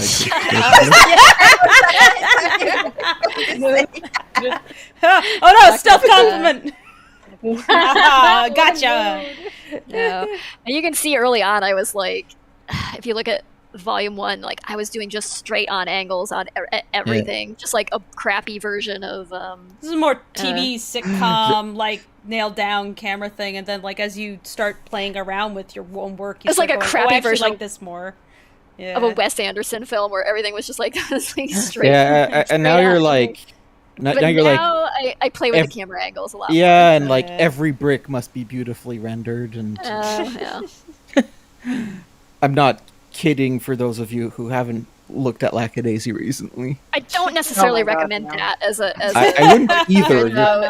You're intense. I mean, if you enjoy that kind of meticulousness, then do that. But like, there's also something to be said for like less is more in a lot of places. Like you can certainly emphasize, like you may have some panels where you're just emphasizing a character or feeling more, and you don't need or almost like the details are like distracting, and it's sort of like I describe it as a sort of like artistic cowardice where like I'm afraid of dead space and negative space. Oh god, yeah. Like I don't use it well, and I feel like I overwork everything in order to avoid feeling like, oh, I've been lazy over here. I haven't used this negative space properly, and like my staging is bad, so I'm like compensating for it with like texturing the shit out of everything. So it's not necessarily a good thing. It's like saying, it's like looking at somebody's like photorealistic piece of art and going, well, that's like the epitome of art, right? Because you successfully like imitated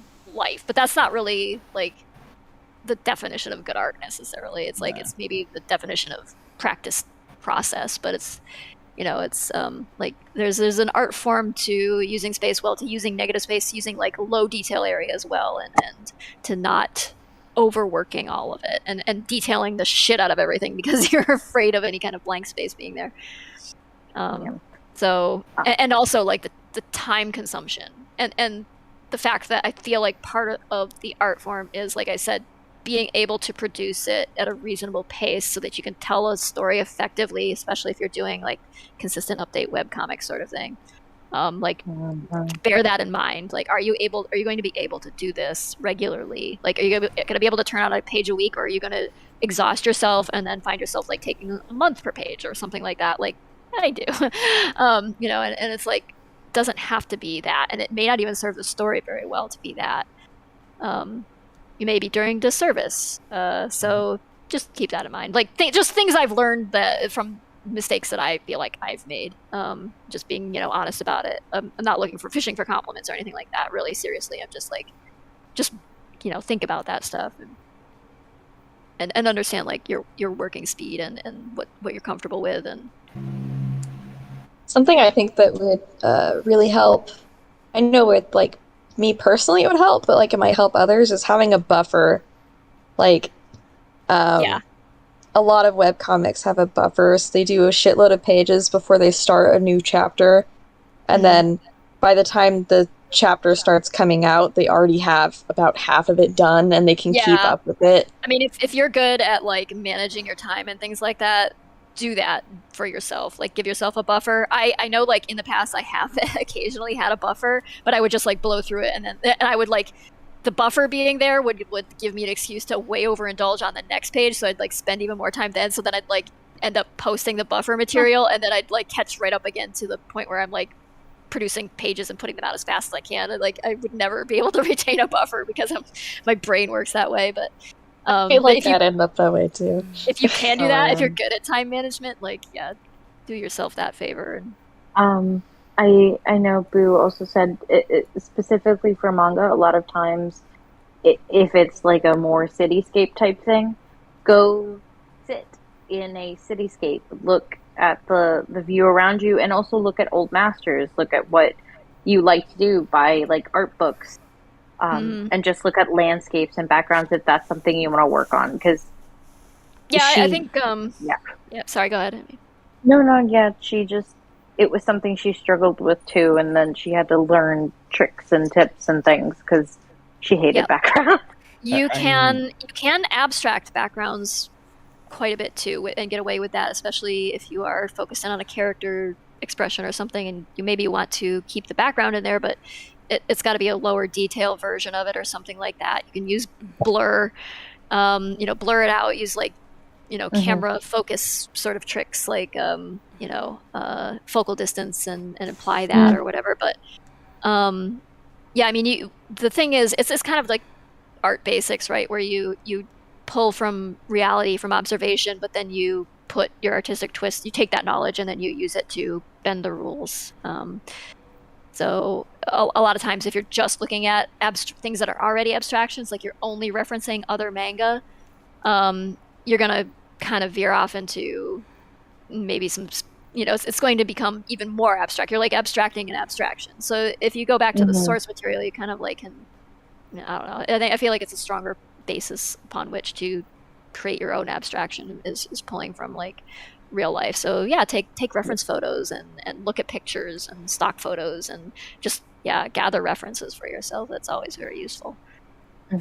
I'm going to propose that we move on because the present company can go on about this topic for literal hours. Yeah, we started talking about comics. Sorry. Yeah, I mean, I'll do the same thing. Yeah. That's kind of the problem. We're all like this here. We could definitely do like 12-hour stream in which Fable and Tracy and company talk about nothing but comics. But that we used to, didn't we?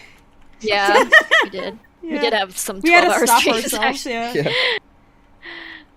This one would easily turn into such a stream. Spaghetti asks, I have a very scary question. What if Rocky has god powers? Or had god powers? You saying he does? Oh, no. Friend? Well, okay, so science has this term called the heat death of the universe. What? And I will leave it at that. Some more powerful god would have had to come and smite him, because otherwise he just... Yeah. He gets about as far as Trickster God and stops there. Yeah. Thankfully. Those are pretty powerful, though. Yeah, but they have a tendency to also, like, shoot themselves in the face. I think didn't we joke? I don't know. We had some conversation that ended with him, like, being chained up in a chest and thrown to the bottom of the ocean. And then that's the only way to the god, like his cocaine fueled like yelling ends up inspiring HP Lovecraft. Being some kind of like eldritch demigod sort of thing that just Cthulhu pops out of the ocean and chucks the coffin back onto the beach. It's like, get this thing out of here. Please dispose of this forever. No, said the ocean. Jake asks, why does Mordecai have sisters? So when a person loves another person very much. Yeah, I mean, because sometimes when people procreate, sisters happen. Yep. Or daughters happen. Or AFAB people happen. Aaron asks, so how many times have Freckle and Rocky gotten into a fight? Freckle and Rocky? I mean, innumerable times. Probably not as often as, like, if Freckle's so mild-mannered, he often doesn't stand up for himself. if Rocky had a more, if Rocky was, if like Ivy was actually his sister, they'd have been fighting constantly. But Freckle would more likely relent and then just let Rocky be like the dominant personality in the situation and just go along with whatever horrible thing is happening.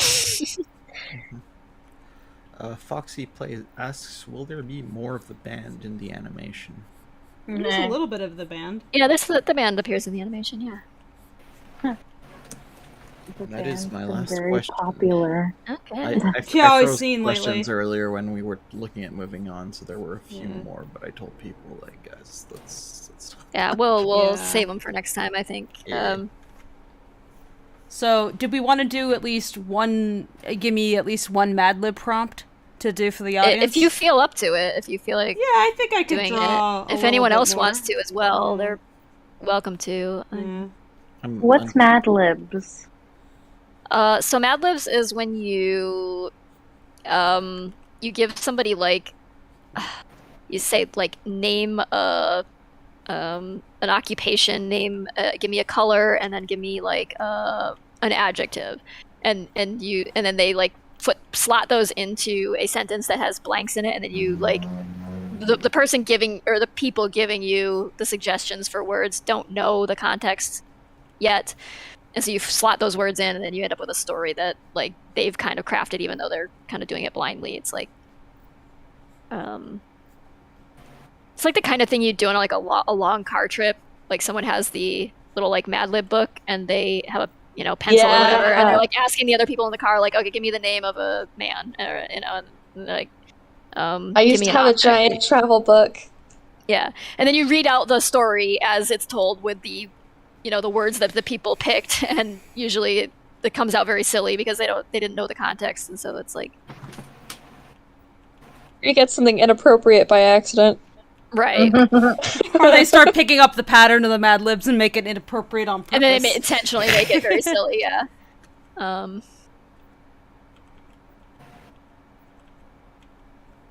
actually gonna go grab a drink of water. I'm too toasted to play, so. Yeah, I have not eaten anything yet today. I'm a little woozy at the moment, but, Be right back. I had some chips. Okay. I had a Reese's peanut eggs butter for dinner. Okay, that's food. Candy is still considered food. The chips had cheese on them, and I had some guacamole and salsa with them. Okay. That's good. So it was sort of like quick nachos with no beans. Katie, have you eaten Kare? I did eat, actually. I left for a bit to eat. Good. Good. Everyone needs to eat. Yeah. And drink water. Drink water. Well, shit, you got me there.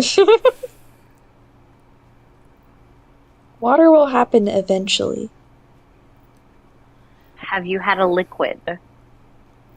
I had tea this morning. That counts. That counts. That's enough.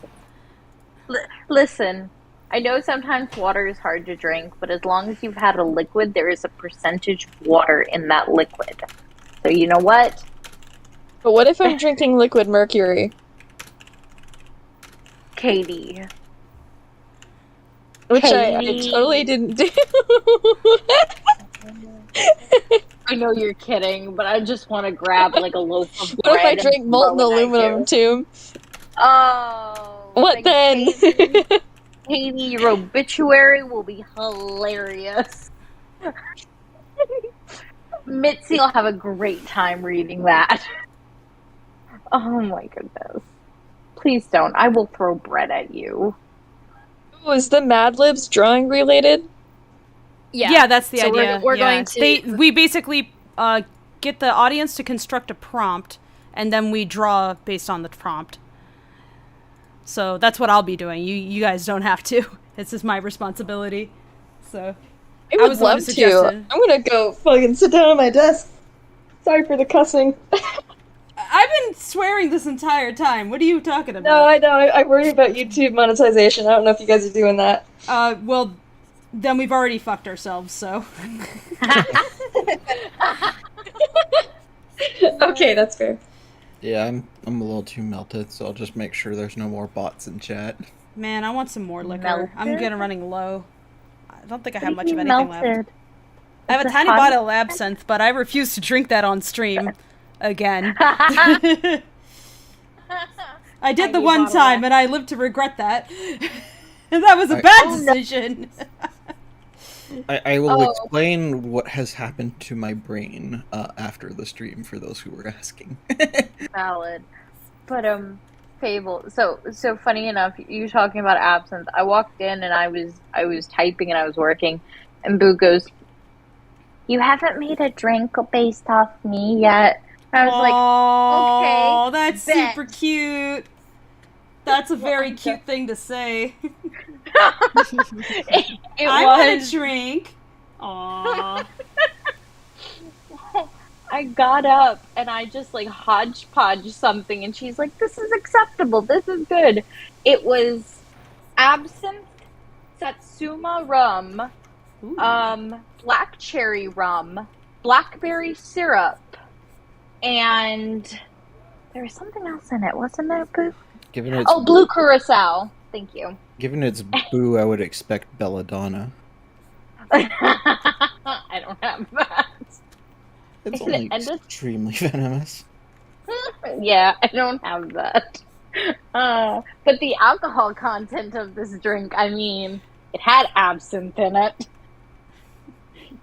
But it ended up being like a murky, like blue-black color. It was actually really pretty. But, yeah. Fable, did you see my DMs? Does that work for you? Or 1 second. they're pretty simple. Just let me read. Let's save this actually, and I will read while that saves.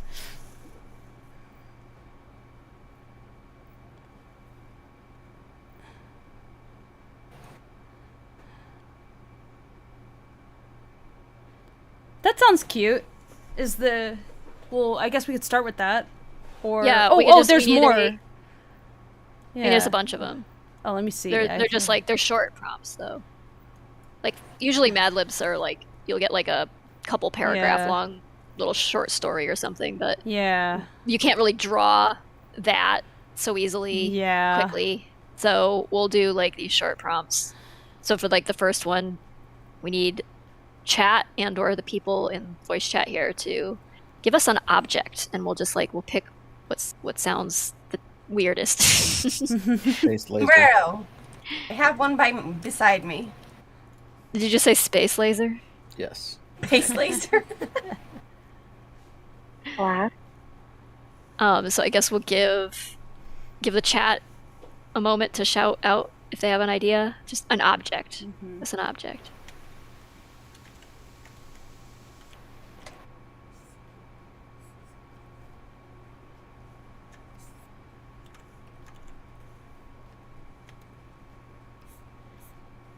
Jackhammer. Yeah, jackhammer.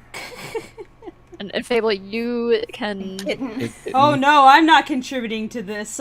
It's like cheating for me. But yeah, I will be drawing close all my silly drawings before this. Drugs, frogs, a toucan plushie, a calzone, flamethrower. Oh, it's gonna be hard to pick. Rocks. Math David. They stress you happen to be a law student. Oh no, this is going places. Spiky says C4. Colorful Mist says dinosaur. Drugs. I don't know. What do you guys think? Drugs? Is that what we're gonna go with? How would you draw that? I don't know that. Bouncy Castle. Bouncy Castle. IKEA store. That's the thing. Pop out the stream window? Chat's amused and they haven't even freaking started the game.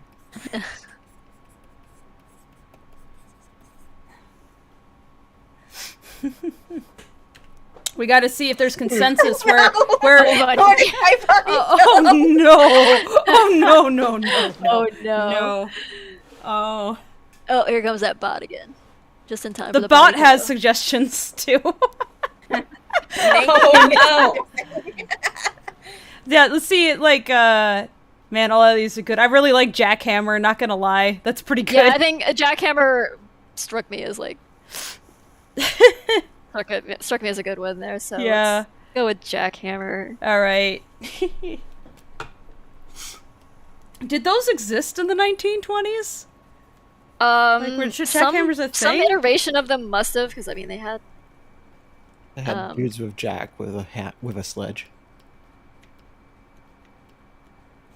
1849 was the first percussion drill. I mean, they were doing like mining with stuff that like they had to. Yeah, what's the 1920s equivalent of that? Do we need? I don't think you need to be historically accurate, people.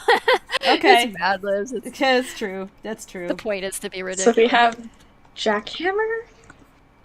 Now I gotta figure out how to shape this thing into a jackhammer. I have to be very Yeah, creative. do you want the prompt, Katie? You can, Yes. Okay, here...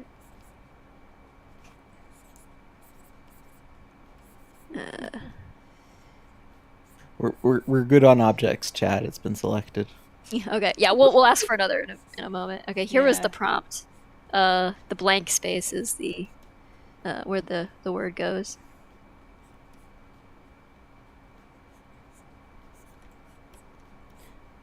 I'm trying to think of what exactly he's ruining to make this happen. Okay. Alright. Immediately had the worst idea in mind. I feel like mine's is going to be a little too, like, I on the feel like nose. that's what we expect of you, Katie.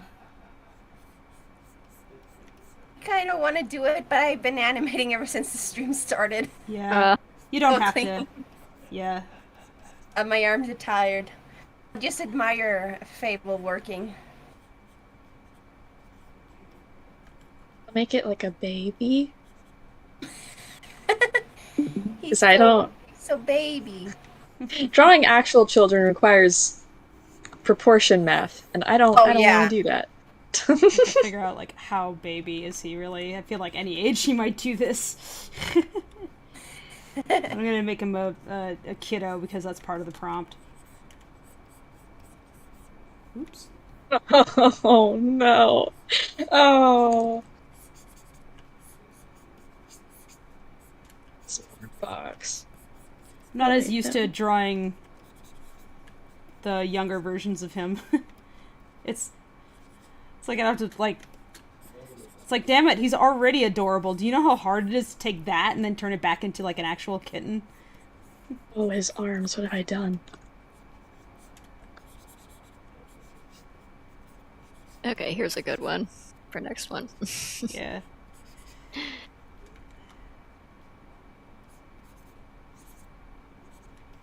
Oh, that looks weird. Invert that. This would look weird. So I should have done that for this one because... Oh. You posting it in streaming chat? Where is it? I can?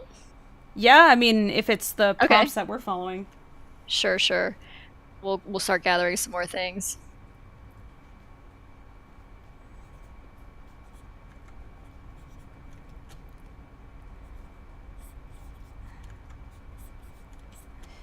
Okay. Next one's in streaming chat. We need a character and an object.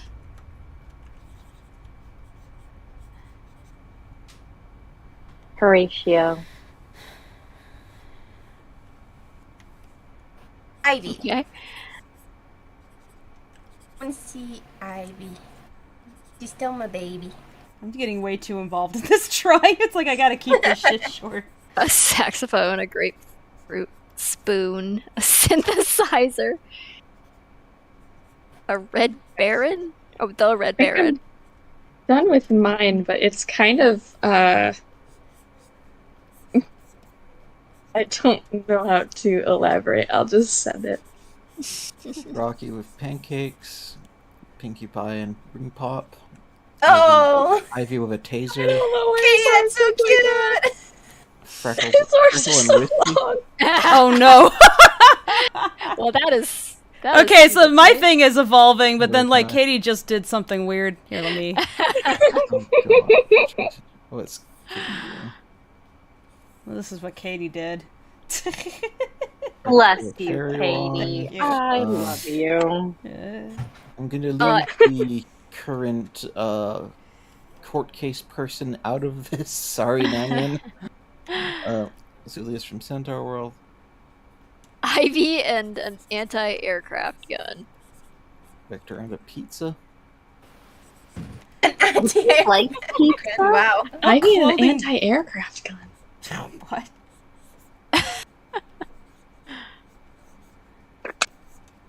You know what? I'm gonna make this littler tail.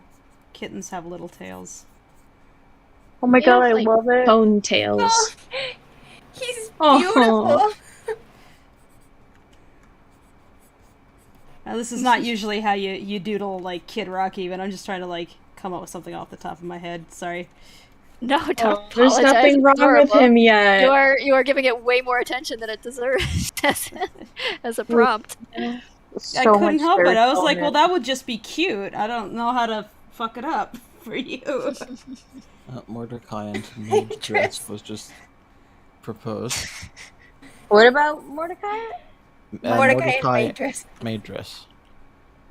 Yeah, we always get that prompt. Oh, How many times have we Yeah. drawn that? Right. That's it. Yeah. Yeah. oh my god. Oh no, we put him in the strawberry dress. Y'all put him in that Always, strawberry dress with blood. it's always somebody that's just like, please, maid dress, please, each time. Okay, cucumber. That's what? Oh, that's the same. Two different people say cucumber, so we'll go with cucumber for the object. We need a character. Horatio. Horatio. Okay. I'm giving cucumber Elsa? the little rat. That'll be cute. Zib, Ivy, Santa, Victor. A lot of Mordecais. I am very confused about what's going on with your They've drawings. in a princess outfit. Oh my god. Mordecai with the cucumber, just hating Fable, I it. totally think that's like you drew it. But that's kid him. Yeah, I don't think you need to like. But I gotta make it better. I love It's this. gotta be cleaner. Otherwise, it's not clear. People are gonna look at it and be like, "What am I looking at? I can't tell. It's too scribbly." Okay, we have two people saying Zib and cucumber for the next one. Zib and That's dumb, cucumber. Chris. Katie, control yourself. All right, and the prompt is in streaming chat. So, hold on.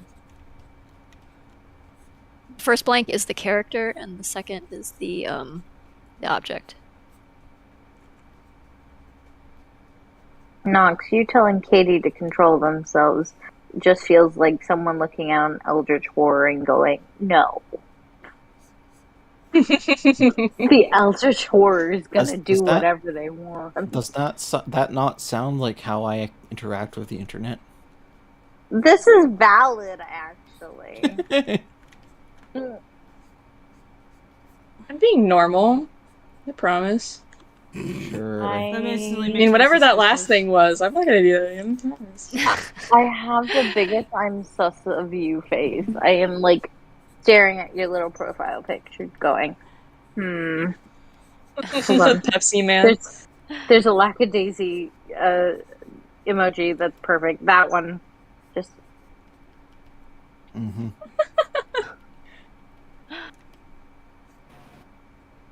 Seraphine, get off of Angel, please. Ah, Using my own emojis against me, I see. the Even though color came it's technically a Tracy emoji, but I colored it. Okay, the prompt was Alright. There. That's better. It's adorableness. prompt was a child plays with a large cardboard box by pretending it is a blank. In this case, a jackhammer. Hello. Although it could be a pogo stick. I don't know. Maybe a little both. He doesn't have a pogo. It's just this is like, what is he smashing? Plates? I don't know. There's a lot of broken objects. He's just practicing to be the pogo stick serial killer eventually. Oh yeah. Sorry, I guess I didn't do that right. If it's reading more pogo stick than jackhammer. It doesn't. I mean, it's how do you draw a cardboard box as a jackhammer? I mean, I already tell you whatever's happening here isn't good. I'm sorry in advance. I would share my screen, but there's like there's a funny little surprise factor. Yeah. Oh my god. Also, Fable, did you show Katie's drawing to the? I did. Hi, Candy. I did. Okay. Hey, Candy. We're streaming. Candy. We are attempting to do our Mad Libs. We're unsure how this is going, but Okay. it's happening There's anyway. one. That's adorable. It's way too cute. I know, that's the problem. It's way too cute. I was like, that's dangerous material. Also, I will point out that a jackhammer is just a pogo stick subject to toxic masculinity. Candy, how's the pupper? I don't know. I'm unbelievably drunk right now.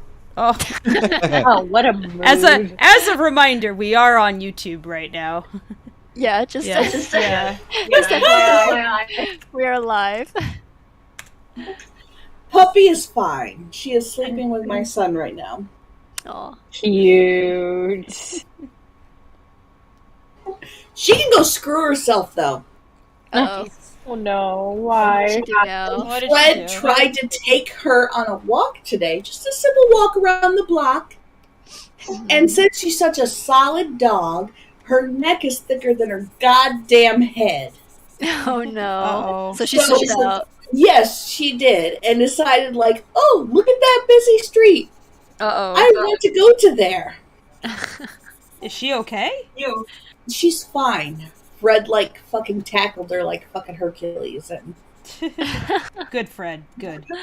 yes, and thank God Clark wasn't there because he has PTSD about her getting out that one time and going towards a street, and her boot camp in 2 weeks cannot get here fast enough because she's like, oh, I'm free. I no longer listen to commands of any kind. Brain Not switch Fred. off. Yes. Yes, exactly. Brain switch off. Have you guys thought about a harness by any chance? This dog I know is enormous, so I don't think there's any harness that would do more than just make it more efficient to yank you around.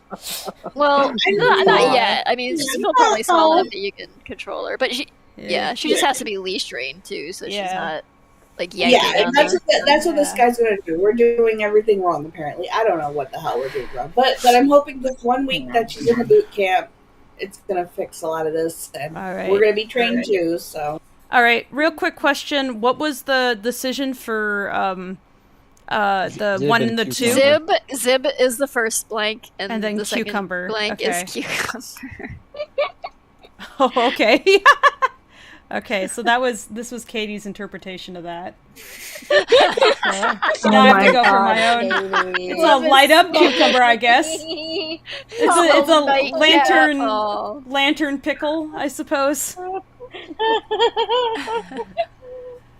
Radioactive moonshine pickle. It glows in the dark. It's radioactive. I mean, personally, I would like sharpen it to a point or something. What kind of cucumber are you working with? You know how you can like over peel it with like one of those peeler things? Yes. What's it gonna stab though? A cucumber shiv. Yeah. I have been traumatized. Yay, I won't be able to sleep. Peeling cucumbers is actually a nightmare, let me tell you. Not by that, though. Oh no. And I have not been traumatized by cucumbers. Is he going with like... Okay, I think I know what you're doing.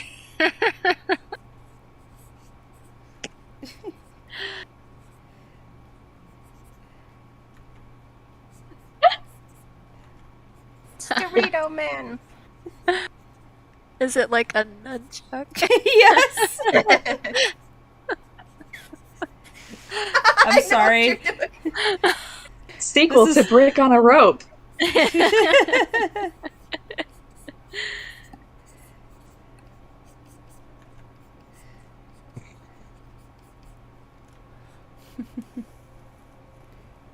He's trying to look badass.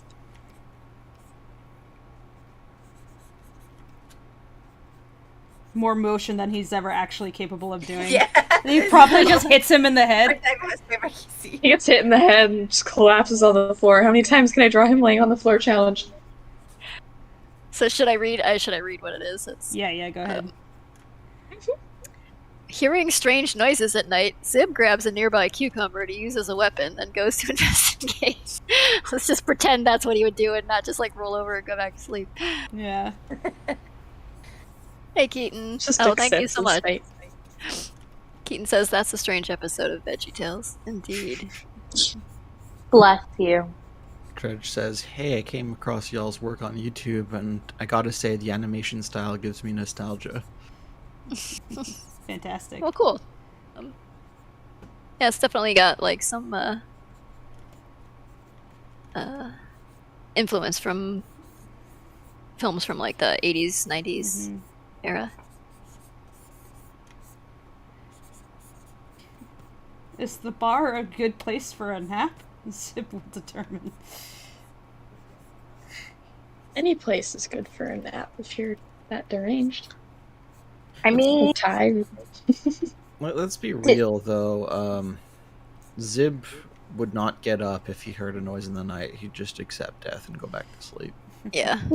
Well, hold on though. So certain bars actually have really comfy armchairs and like couches. That's true. We even have a character in the way back actually sleeping on one of the chairs in the short. I mean, like when you think of bar, I know people think of the chairs that you saddle up onto the actual bar. But remember, bars are lounges. Do I say this because I have fallen asleep in one? Maybe. But, No judgment. It was late. My bedtime is like 1 a.m. He's dreaming about it. Yep. It's like that's the only way you could get him to do it. He's dreaming about it. I don't know why this happened. Oh no. Did you make it worse, Katie? Katie always makes it. Oh god. What did you do? Katie, no. Oh. Katie, that's not following the prompt at all. Why is he a centaur? Oh god!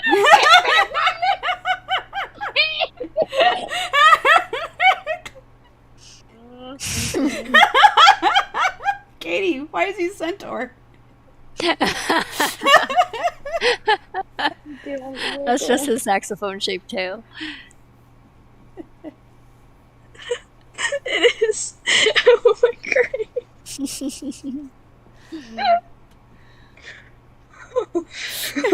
Draw that now. There's your prompt, Katie. Why would his legs be like that in the back? That's more like an insect. Okay. So for this next prompt, I need a character, an animal, and an object.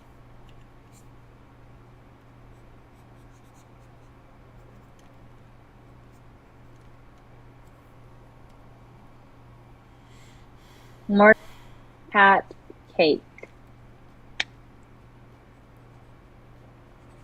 What was the character you said? Mordecai. Why? Because I'm biased.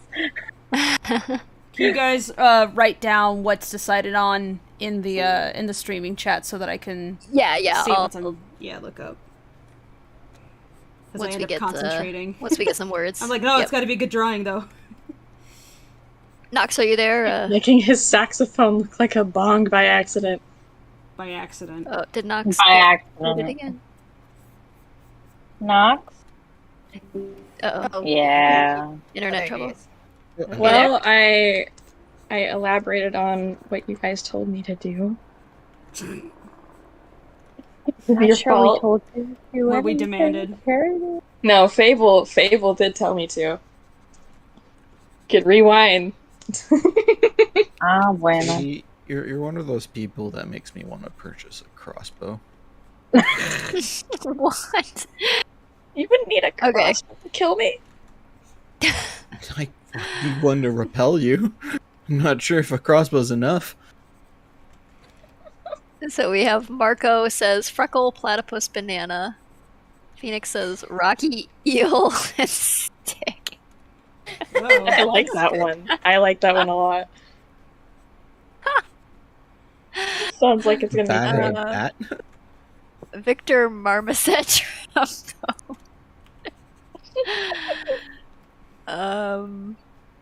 I guess I'll let you guys in on what the prompt is. Or should I? I don't know. Zib has dreams about being badass. Apparently. Sure. Is he not? Look at him. This is way more activity in exercise than he normally gets. He wakes up tired because of this. Okay, we've already done Rocky though, but I do like eel and stick, so let's pick a different character. You freckle, eel, and stick. I feel like Freckle, that'd be eel, and on stick. par. Virgil. Rat bazooka. Oh my god, Rat Bazooka! I'm here for that! Ooh, Psy? I like the idea of drawing Psy. Okay. Alright, let's go with Psy. And we're gonna go rat bazooka or eel and stick. They're both good, though. I like eel and stick with Psy. Yeah, eel and Okay. stick sounds cool. Alright. So, here's the prompt.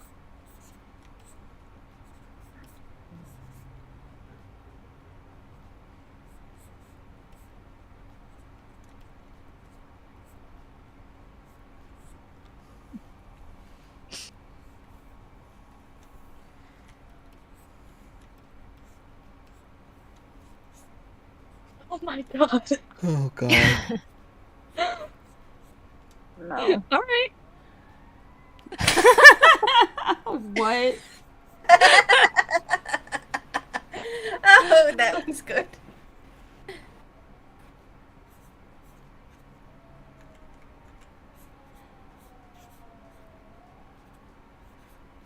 Now that I'm looking at it, Rat Bazooka would have also been very cool. Man, I was like, I know how this character looks, and then the second I started trying to draw, I was like, wait. I'll be right back. So this is the part where like Zib hears a strange noise, and instead of investigating, he just dreams of himself being a badass in reaction to. Yeah. He just goes back to sleep. And He dreamt that he did something about it. dreams that he does something proactive about the situation. Yeah. Yeah. Somebody breaks into his apartment to steal his shit, and he's just like, hey, what's up? It's like, I don't have anything worth stealing, but... You got a light? It's just like, I don't got anything. You want some weed? I'm just happy to have the company, man.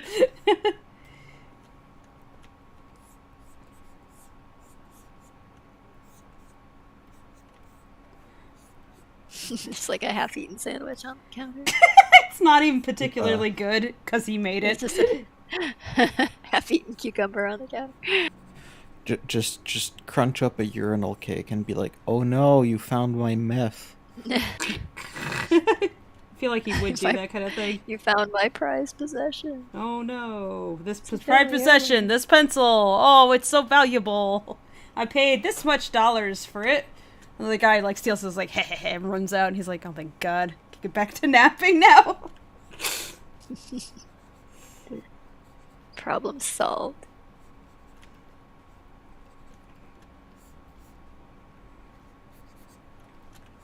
This is basically what happened when Virgil tried to mug him. Kind of, yeah. Well, I think Zib in that case just pointed out that he didn't actually have a weapon. He had a can openers.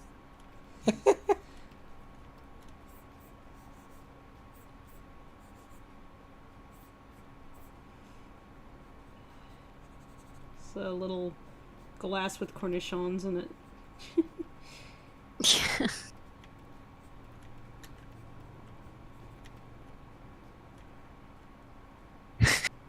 Like that he didn't even bother going to bed. He just fell asleep on the table. That's fine. That's all he needed. Too much effort. Getting up is hard.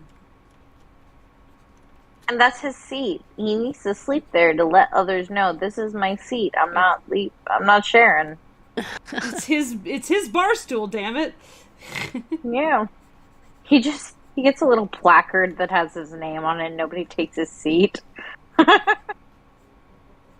Hey, I'm back, and I just put my laptop on a bar stool. Hi, back. Okay. I'm Tim. I have been a terrible influence on you. Rumi says, "Hey Tracy, I still love the custom Zib sketch you made for me. It's still framed up on my wall." Aw, I am honored to hear that. This Zib is a little like a little bit squishier than usual. Yeah. It's melting. Yeah. Wish. It's a marshmallow Zib. Yeah, that's a problem. Aww. Fix that. Cigarette is melting him. Yeah. Ears too. Don't fuss. It's just Zib. You know I can't not.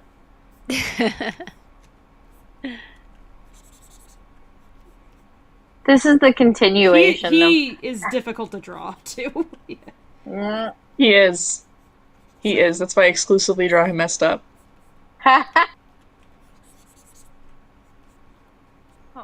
Hold on, though. Is this just what happens after he finishes his drink where he won't lift his head? Yeah. Yep.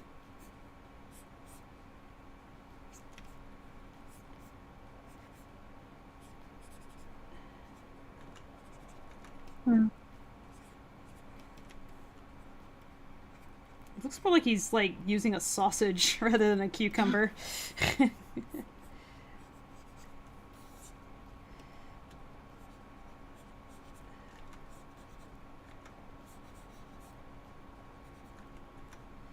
I just got an alert that there's a lost cat in my area named Mozzie. Oh no. Go back to the speakeasy, Mozzie.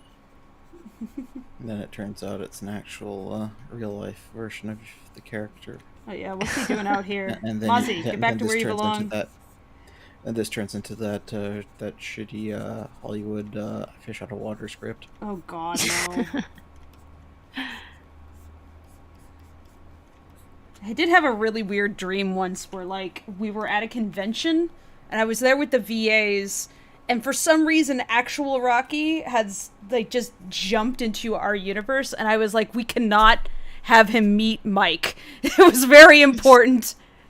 He was, like, really excited that he had found, like, Belle's, like, lost, like, badge or something, because I was like, Belle lost his badge, he can't get into the event. And, like, Rocky was running around looking and be like, oh, a guy lost his badge. I was like, you cannot be here. I just was trying to shuffle him out of the way. I was like, I'm going to hide him. Yeah. Calling you Squid for some reason? Yeah, for some reason he called me, like, Squid. And I was like, what? That's a goddamn reference. I don't want to see my own drawing. What the hell? Oh my god. He kept calling me Squid. It's weird. I need to share this infuriating thing that just happened. I'm trying to look for a reference. And it gave you your own art, huh? Yeah, and it was like, I knew how to draw him before once, I guess. Thanks, people. God. I guess I have not tagged a lot of pictures with Sai's name. Yeah. Sorry about that. And then right under it is... I won't describe it. Inappropriate. Wait a second. Oh no! Oh no! Okay, yeah.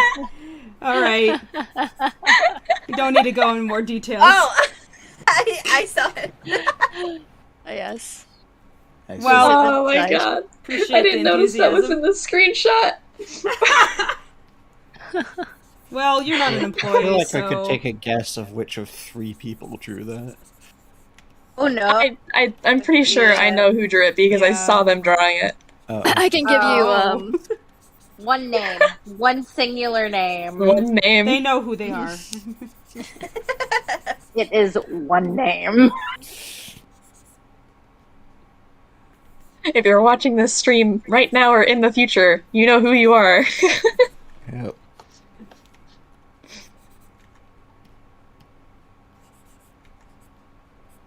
I think you know that you've made it when there's actual, like, not safe for work shit part of the project.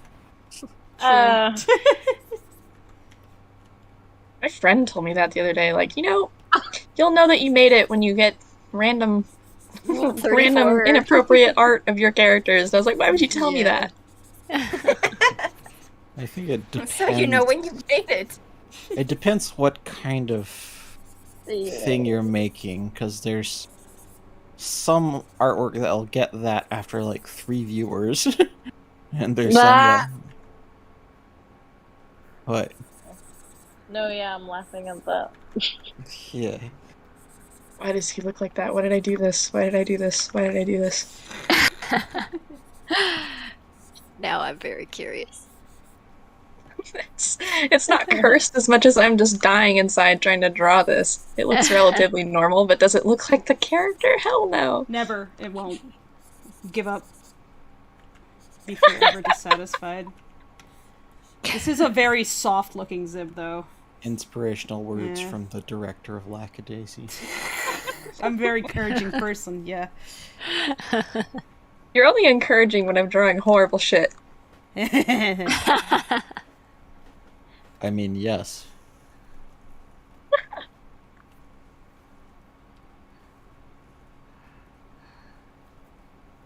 Eels look like.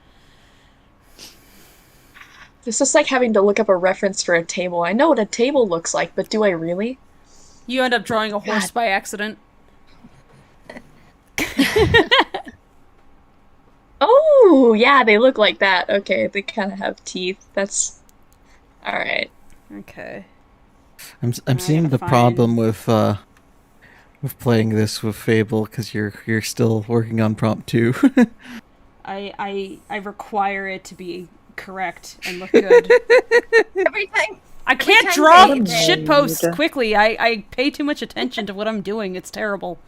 Oh my Every God. time I see them, like, draw a line and then the characters completely like, that looks great, and then they completely like erase it. It's like, why? And then they make another one, and I'm like, oh, that's even better, and they erase it. Yeah. Sorry. Stop drawing so well.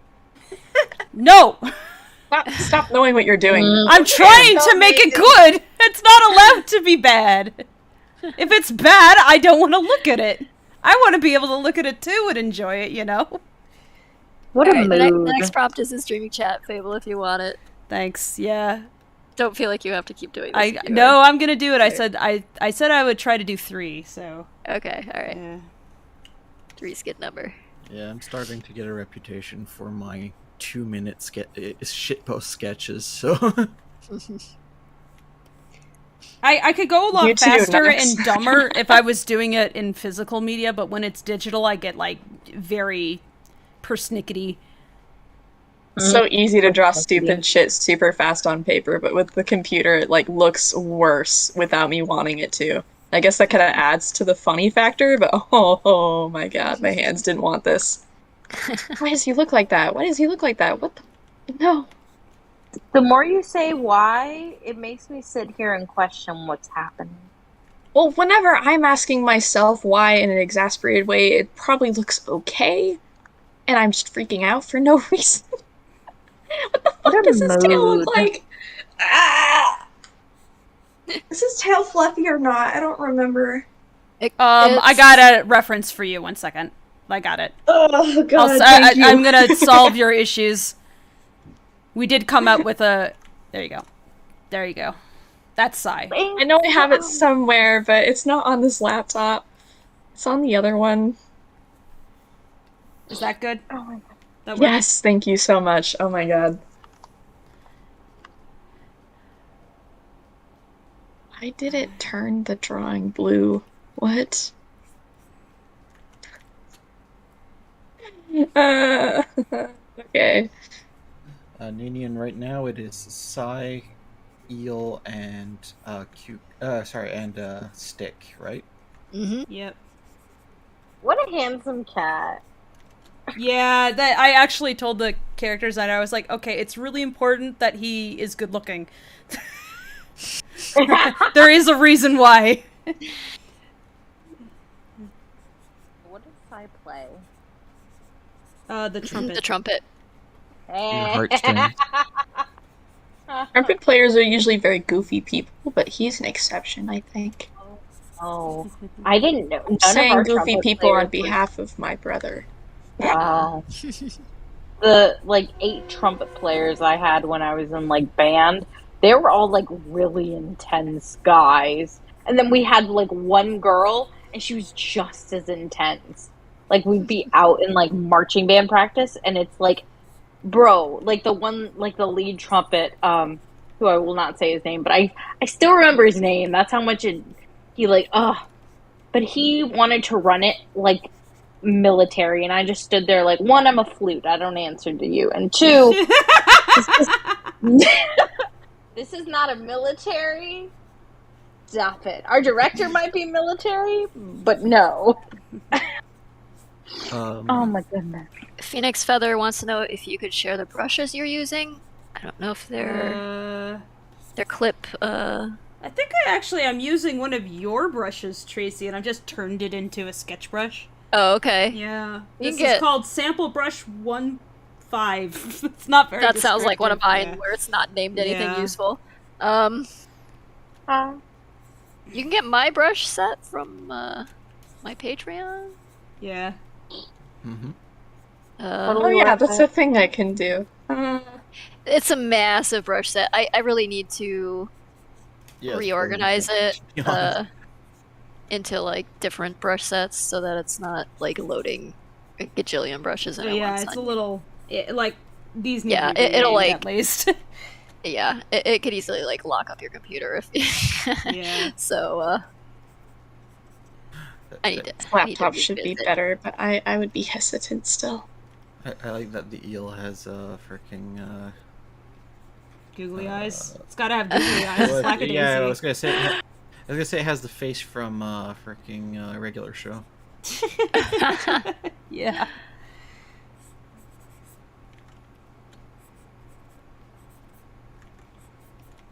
We lost Candy. Oh. Oh well. Bye, Candy. It's gonna go have fun being drunk somewhere else without us. We lost Kari too. Oh no. Oops. Oh no, we're losing people. Squirt is removing them. I'm surprised you bothered to put it in water. It looks like. I was envisioning. Oh, you put it in water? Laying on the ground. Yeah. I just imagine him walking into the water and trying to debate this eel. Buddy, I need you to come fetch. Give it a little harness. Hold on, I'm gonna take a screenshot of the eel I drew. Yeah. Yeah, so you know that it's a pet eel. In case you guys hadn't figured it out yet, Yeah. the prompt was This doesn't look good. Sai tries to teach his pet eel how to play fetch with a stick. Oh, that's fun. Maybe we should have gone with the bazooka instead. Pet bazooka? Oh no. It's like he's trying to calmly explain that you're supposed to play with stick because you're a pet. That's what pets do. They fetch a stick. So you gotta fetch the You remember stick, in buddy. SpongeBob how the eels were just dogs on leashes, pretty much? Yeah. It's kind of what's going on here.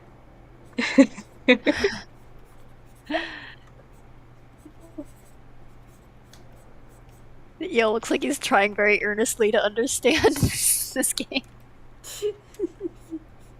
Eels are not normally, That eel looks like an actual eel and not whatever the hell happened on my canvas.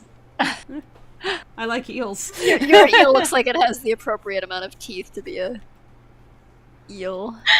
I don't like the way it's looking at me. That's a good face. Right. Wait 1 second. Let's try to get that up. There. That's pretty good. I like that.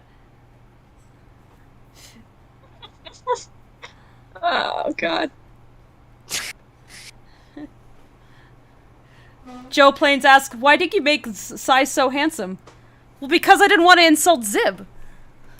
I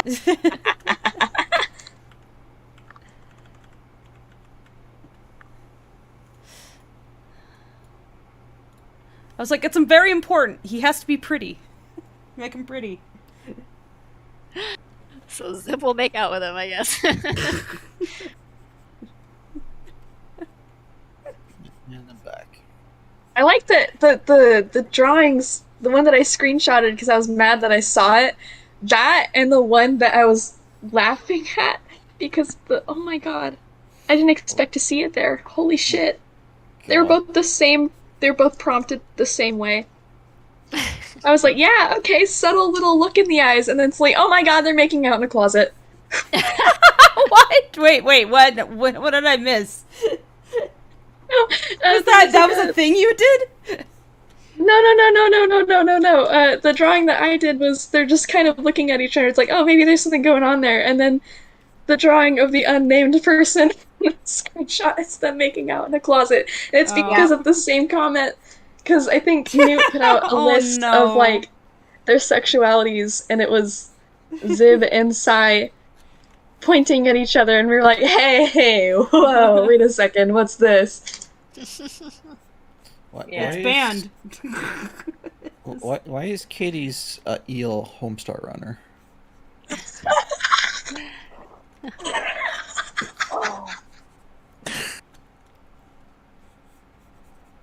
Oh my god. No. That shouldn't be so funny.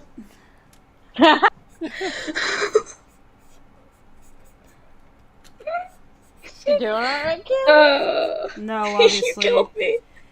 Oh my god. Yesterday I thought I might have to go grab my inhaler because of all the weird shit that I was drawing. You guys kept egging me on. Katie, if we egg you on, are you going to jump off the bridge? If it's funny enough. Oh no, Katie! No. Why is he throwing it like that? What am I doing? Don't judge me for eating another donut. Yes, I've had 2. I'm stress eating. Leave me alone. I've had a rough week. Yes, I am. Had more in one sitting. It's okay. What do you mean you had 4 in one sitting? That's not good. I shouldn't be having this one.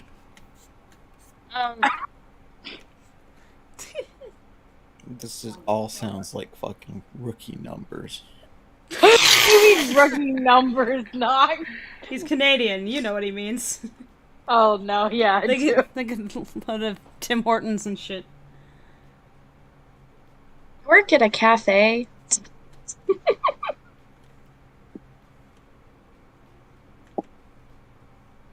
Where did his hat go? What happened? What did I do? Oh. I think my brain's starting to turn off. Like, I'm not tired, but something is wrong with my hand or something. There's just something not translating.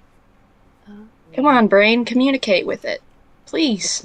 1:11 in the morning. Stopping point. Are the nanobots misbehaving again? Sorry, Katie. Fix it, not. I'm sorry, what did you... What did you do to Katie's hands?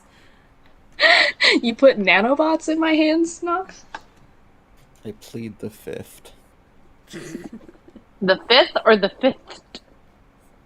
Yes. Why are you bullying him? Because I love him dearly. Alright, I plead the 4th then. Oh, alright. What about the 8th? But Nox, you're Canadian. What even is the 5th for you? I don't know. It actually becomes even more confusing with Quebec, right? Yeah. How the hell am I supposed to because draw they, an eel? Why did I do You have this? your own constitution? Well, what happened is when Canada declared created the Confederation and became a country, we didn't bring back our constitution. It stayed in England. Mm-hmm. Oh. So then Yeah. in the 60s, I think, the father of our current prime minister went to the UK and was like, "Hey, can we have our constitution back so we can actually amend the damn thing?" Sasan, what did I do? So then when he got it back, he negotiated a new one with the provinces. Then, but Quebec was led by a separatist at a time. Mm-hmm. So they couldn't get along with Quebec, so everybody else signed the constitution in the night while the Quebec guy was sleeping. Wow. So Quebec has not signed the newer versions of the constitution, and there are some band-aid fixes to get it, but to hold that together, but the attempts to get Quebec in on the newest version of the constitution have failed.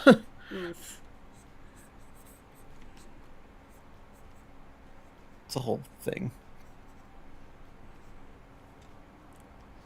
And of course, this is the history taught to me by a separatist professor, so... Yeah. Yeah.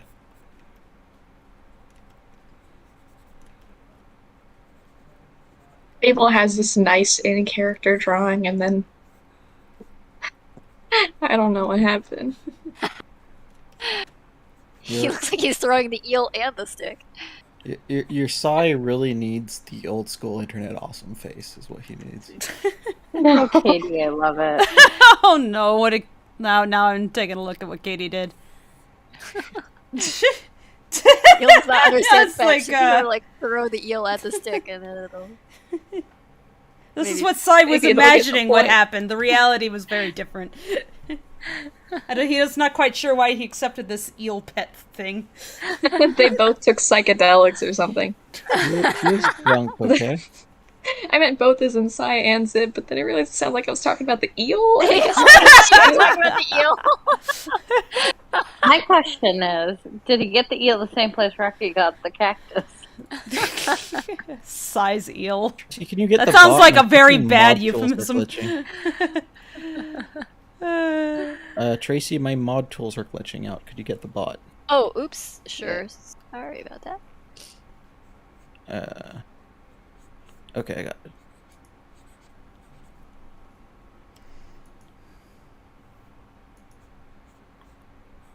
Babel, someone just asked if your artistic focus, like it said, what if your artistic focus is just fueled by pain and now you've got the new chair?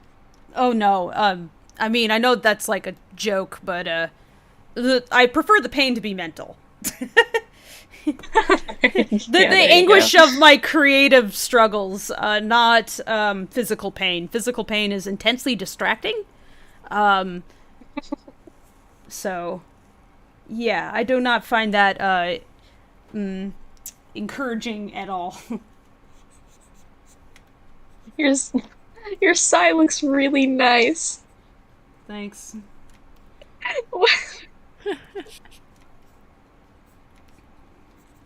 So he's also coming out a little too soft looking, but whatever. It's marshmallow night, it's okay. I don't want Zib to be a marshmallow. It's not right. But yeah, they are looking kind of marshmallowy. He's toasted.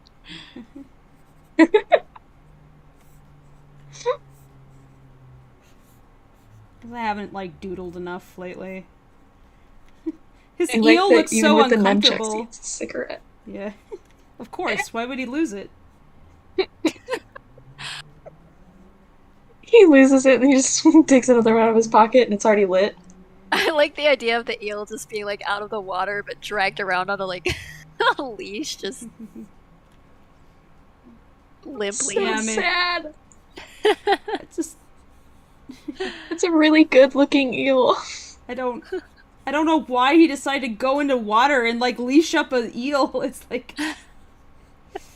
because Mad Libs said so. Yeah. And they were doing a lot of drugs. LSD together, was it? I guess. Sai doesn't know how he got here. You just know he has a responsibility to this eel. It just he knows what he has to do.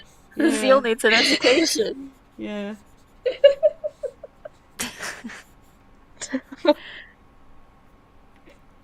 Oh my god. It looks very concerned and intimidated, like it's just not going to get this. Like, you're trying to teach it just Algebra imagining 2 or something. It's like when you tell a dog to not puke on the carpet. I don't know why that's the only thing that is in my head, but leftovers from last night. Woo!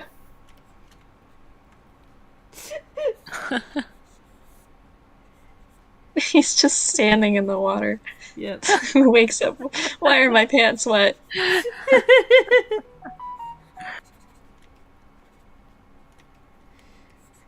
Why are my legs covered in algae? What is this? To make things extra confusing, the eel is also named Mozzie. Mozzie, you gotta fix the stick, Mozzie. He's convinced that it is him. Okay, clearly I need to make him look a little bit more inebriated. He's like a little too like sharp here. Let's fix like that. one of his eyes more wide open than the other. Make the side of his face all scruffed up. Oh my god, that's terrifying.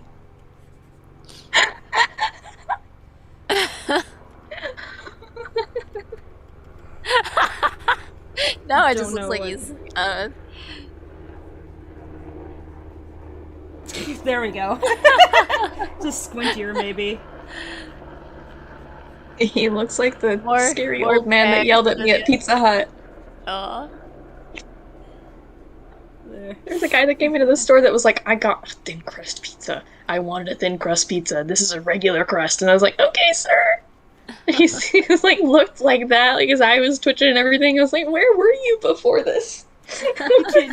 He's like, he's high, but he took the time to take off his shoes. He's trying to teach an eel how to fetch. He's tired. Just wants a pizza. Sai just Sai that walked into the store. Sai just wants a goddamn pizza. And this eel needs to learn fetch, though. This is just also wants a it weird the way he ordered it. God damn it! So glad I don't work there anymore. Holy shit!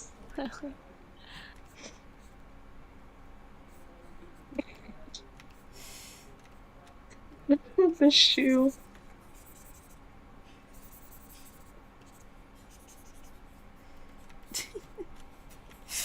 Go straight into the ocean and make this happen. He looks so good looking, and then he gets a little drunk and he's like, ah! He's kind of sloppy drunk. That'd be pretty cute, actually.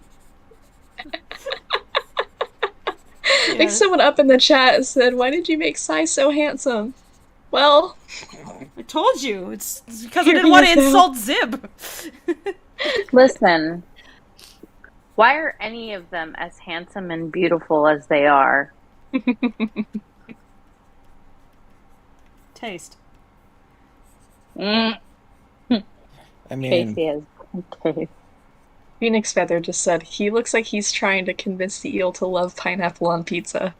Is it that they're... He's threatening him with that stick.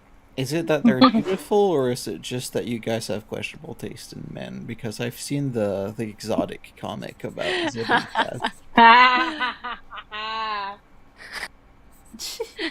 It's a racing eel. He's trying to... Well, Kaz and I have... Wait, we both share him.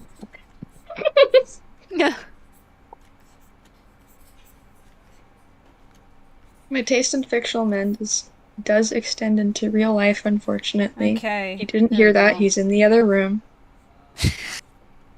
He doesn't know I'm saying this. He wouldn't be surprised, I'm sure. I will say this: my taste in men is not so exotic like Zib, but I am here for Mordecai. And Nico. The man can stop. Yes, both men can stop traffic. both as cats mean- and humans. You did date someone who's arguably as stabby as Seraphine is. Yeah.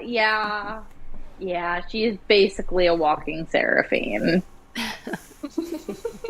She does have a cowboy revolver, kind of like Seraphine. I'm actually going to use it in the props. I'm like, I'm so glad I don't have to buy one. I'm gonna go. I think he fell asleep on the couch. Hold on. Un momento, por favor. That's the one Phoenix says, this drawing looks like I'm tired of this grandpa. That's too damn bad! I have school tomorrow.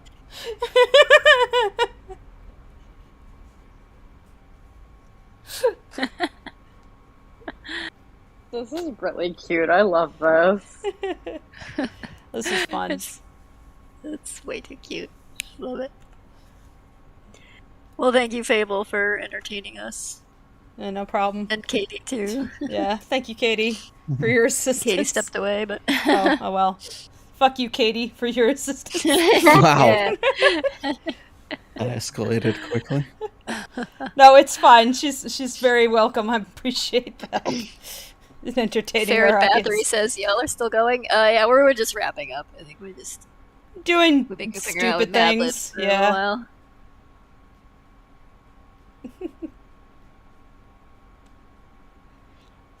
It's an unreasonably cute Rocky. I don't like it. That's not right. Rocky's cute. He's just a source of destruction.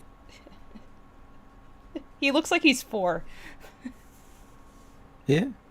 I just walked out there to make sure that he wasn't sleeping on the couch, and he's wearing a crop top and his underwear.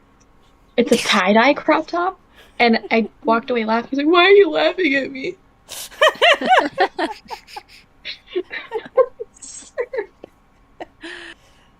Why wouldn't I be? Okay. Beautiful.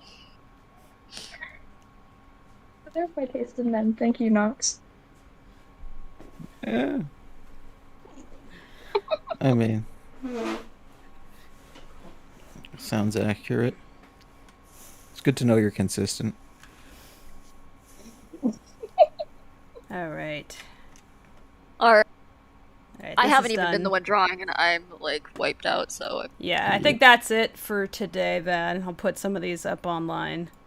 I mean, it's been a 6-hour stream. I think we did That's pretty good. long. Yeah. Oh, wow. I credit the chair. Good job, Chair. Thank you, chair. You're saving my ass, literally. I see what you did there. Yeah. Nanian says, so this is why animation takes so long. Yes.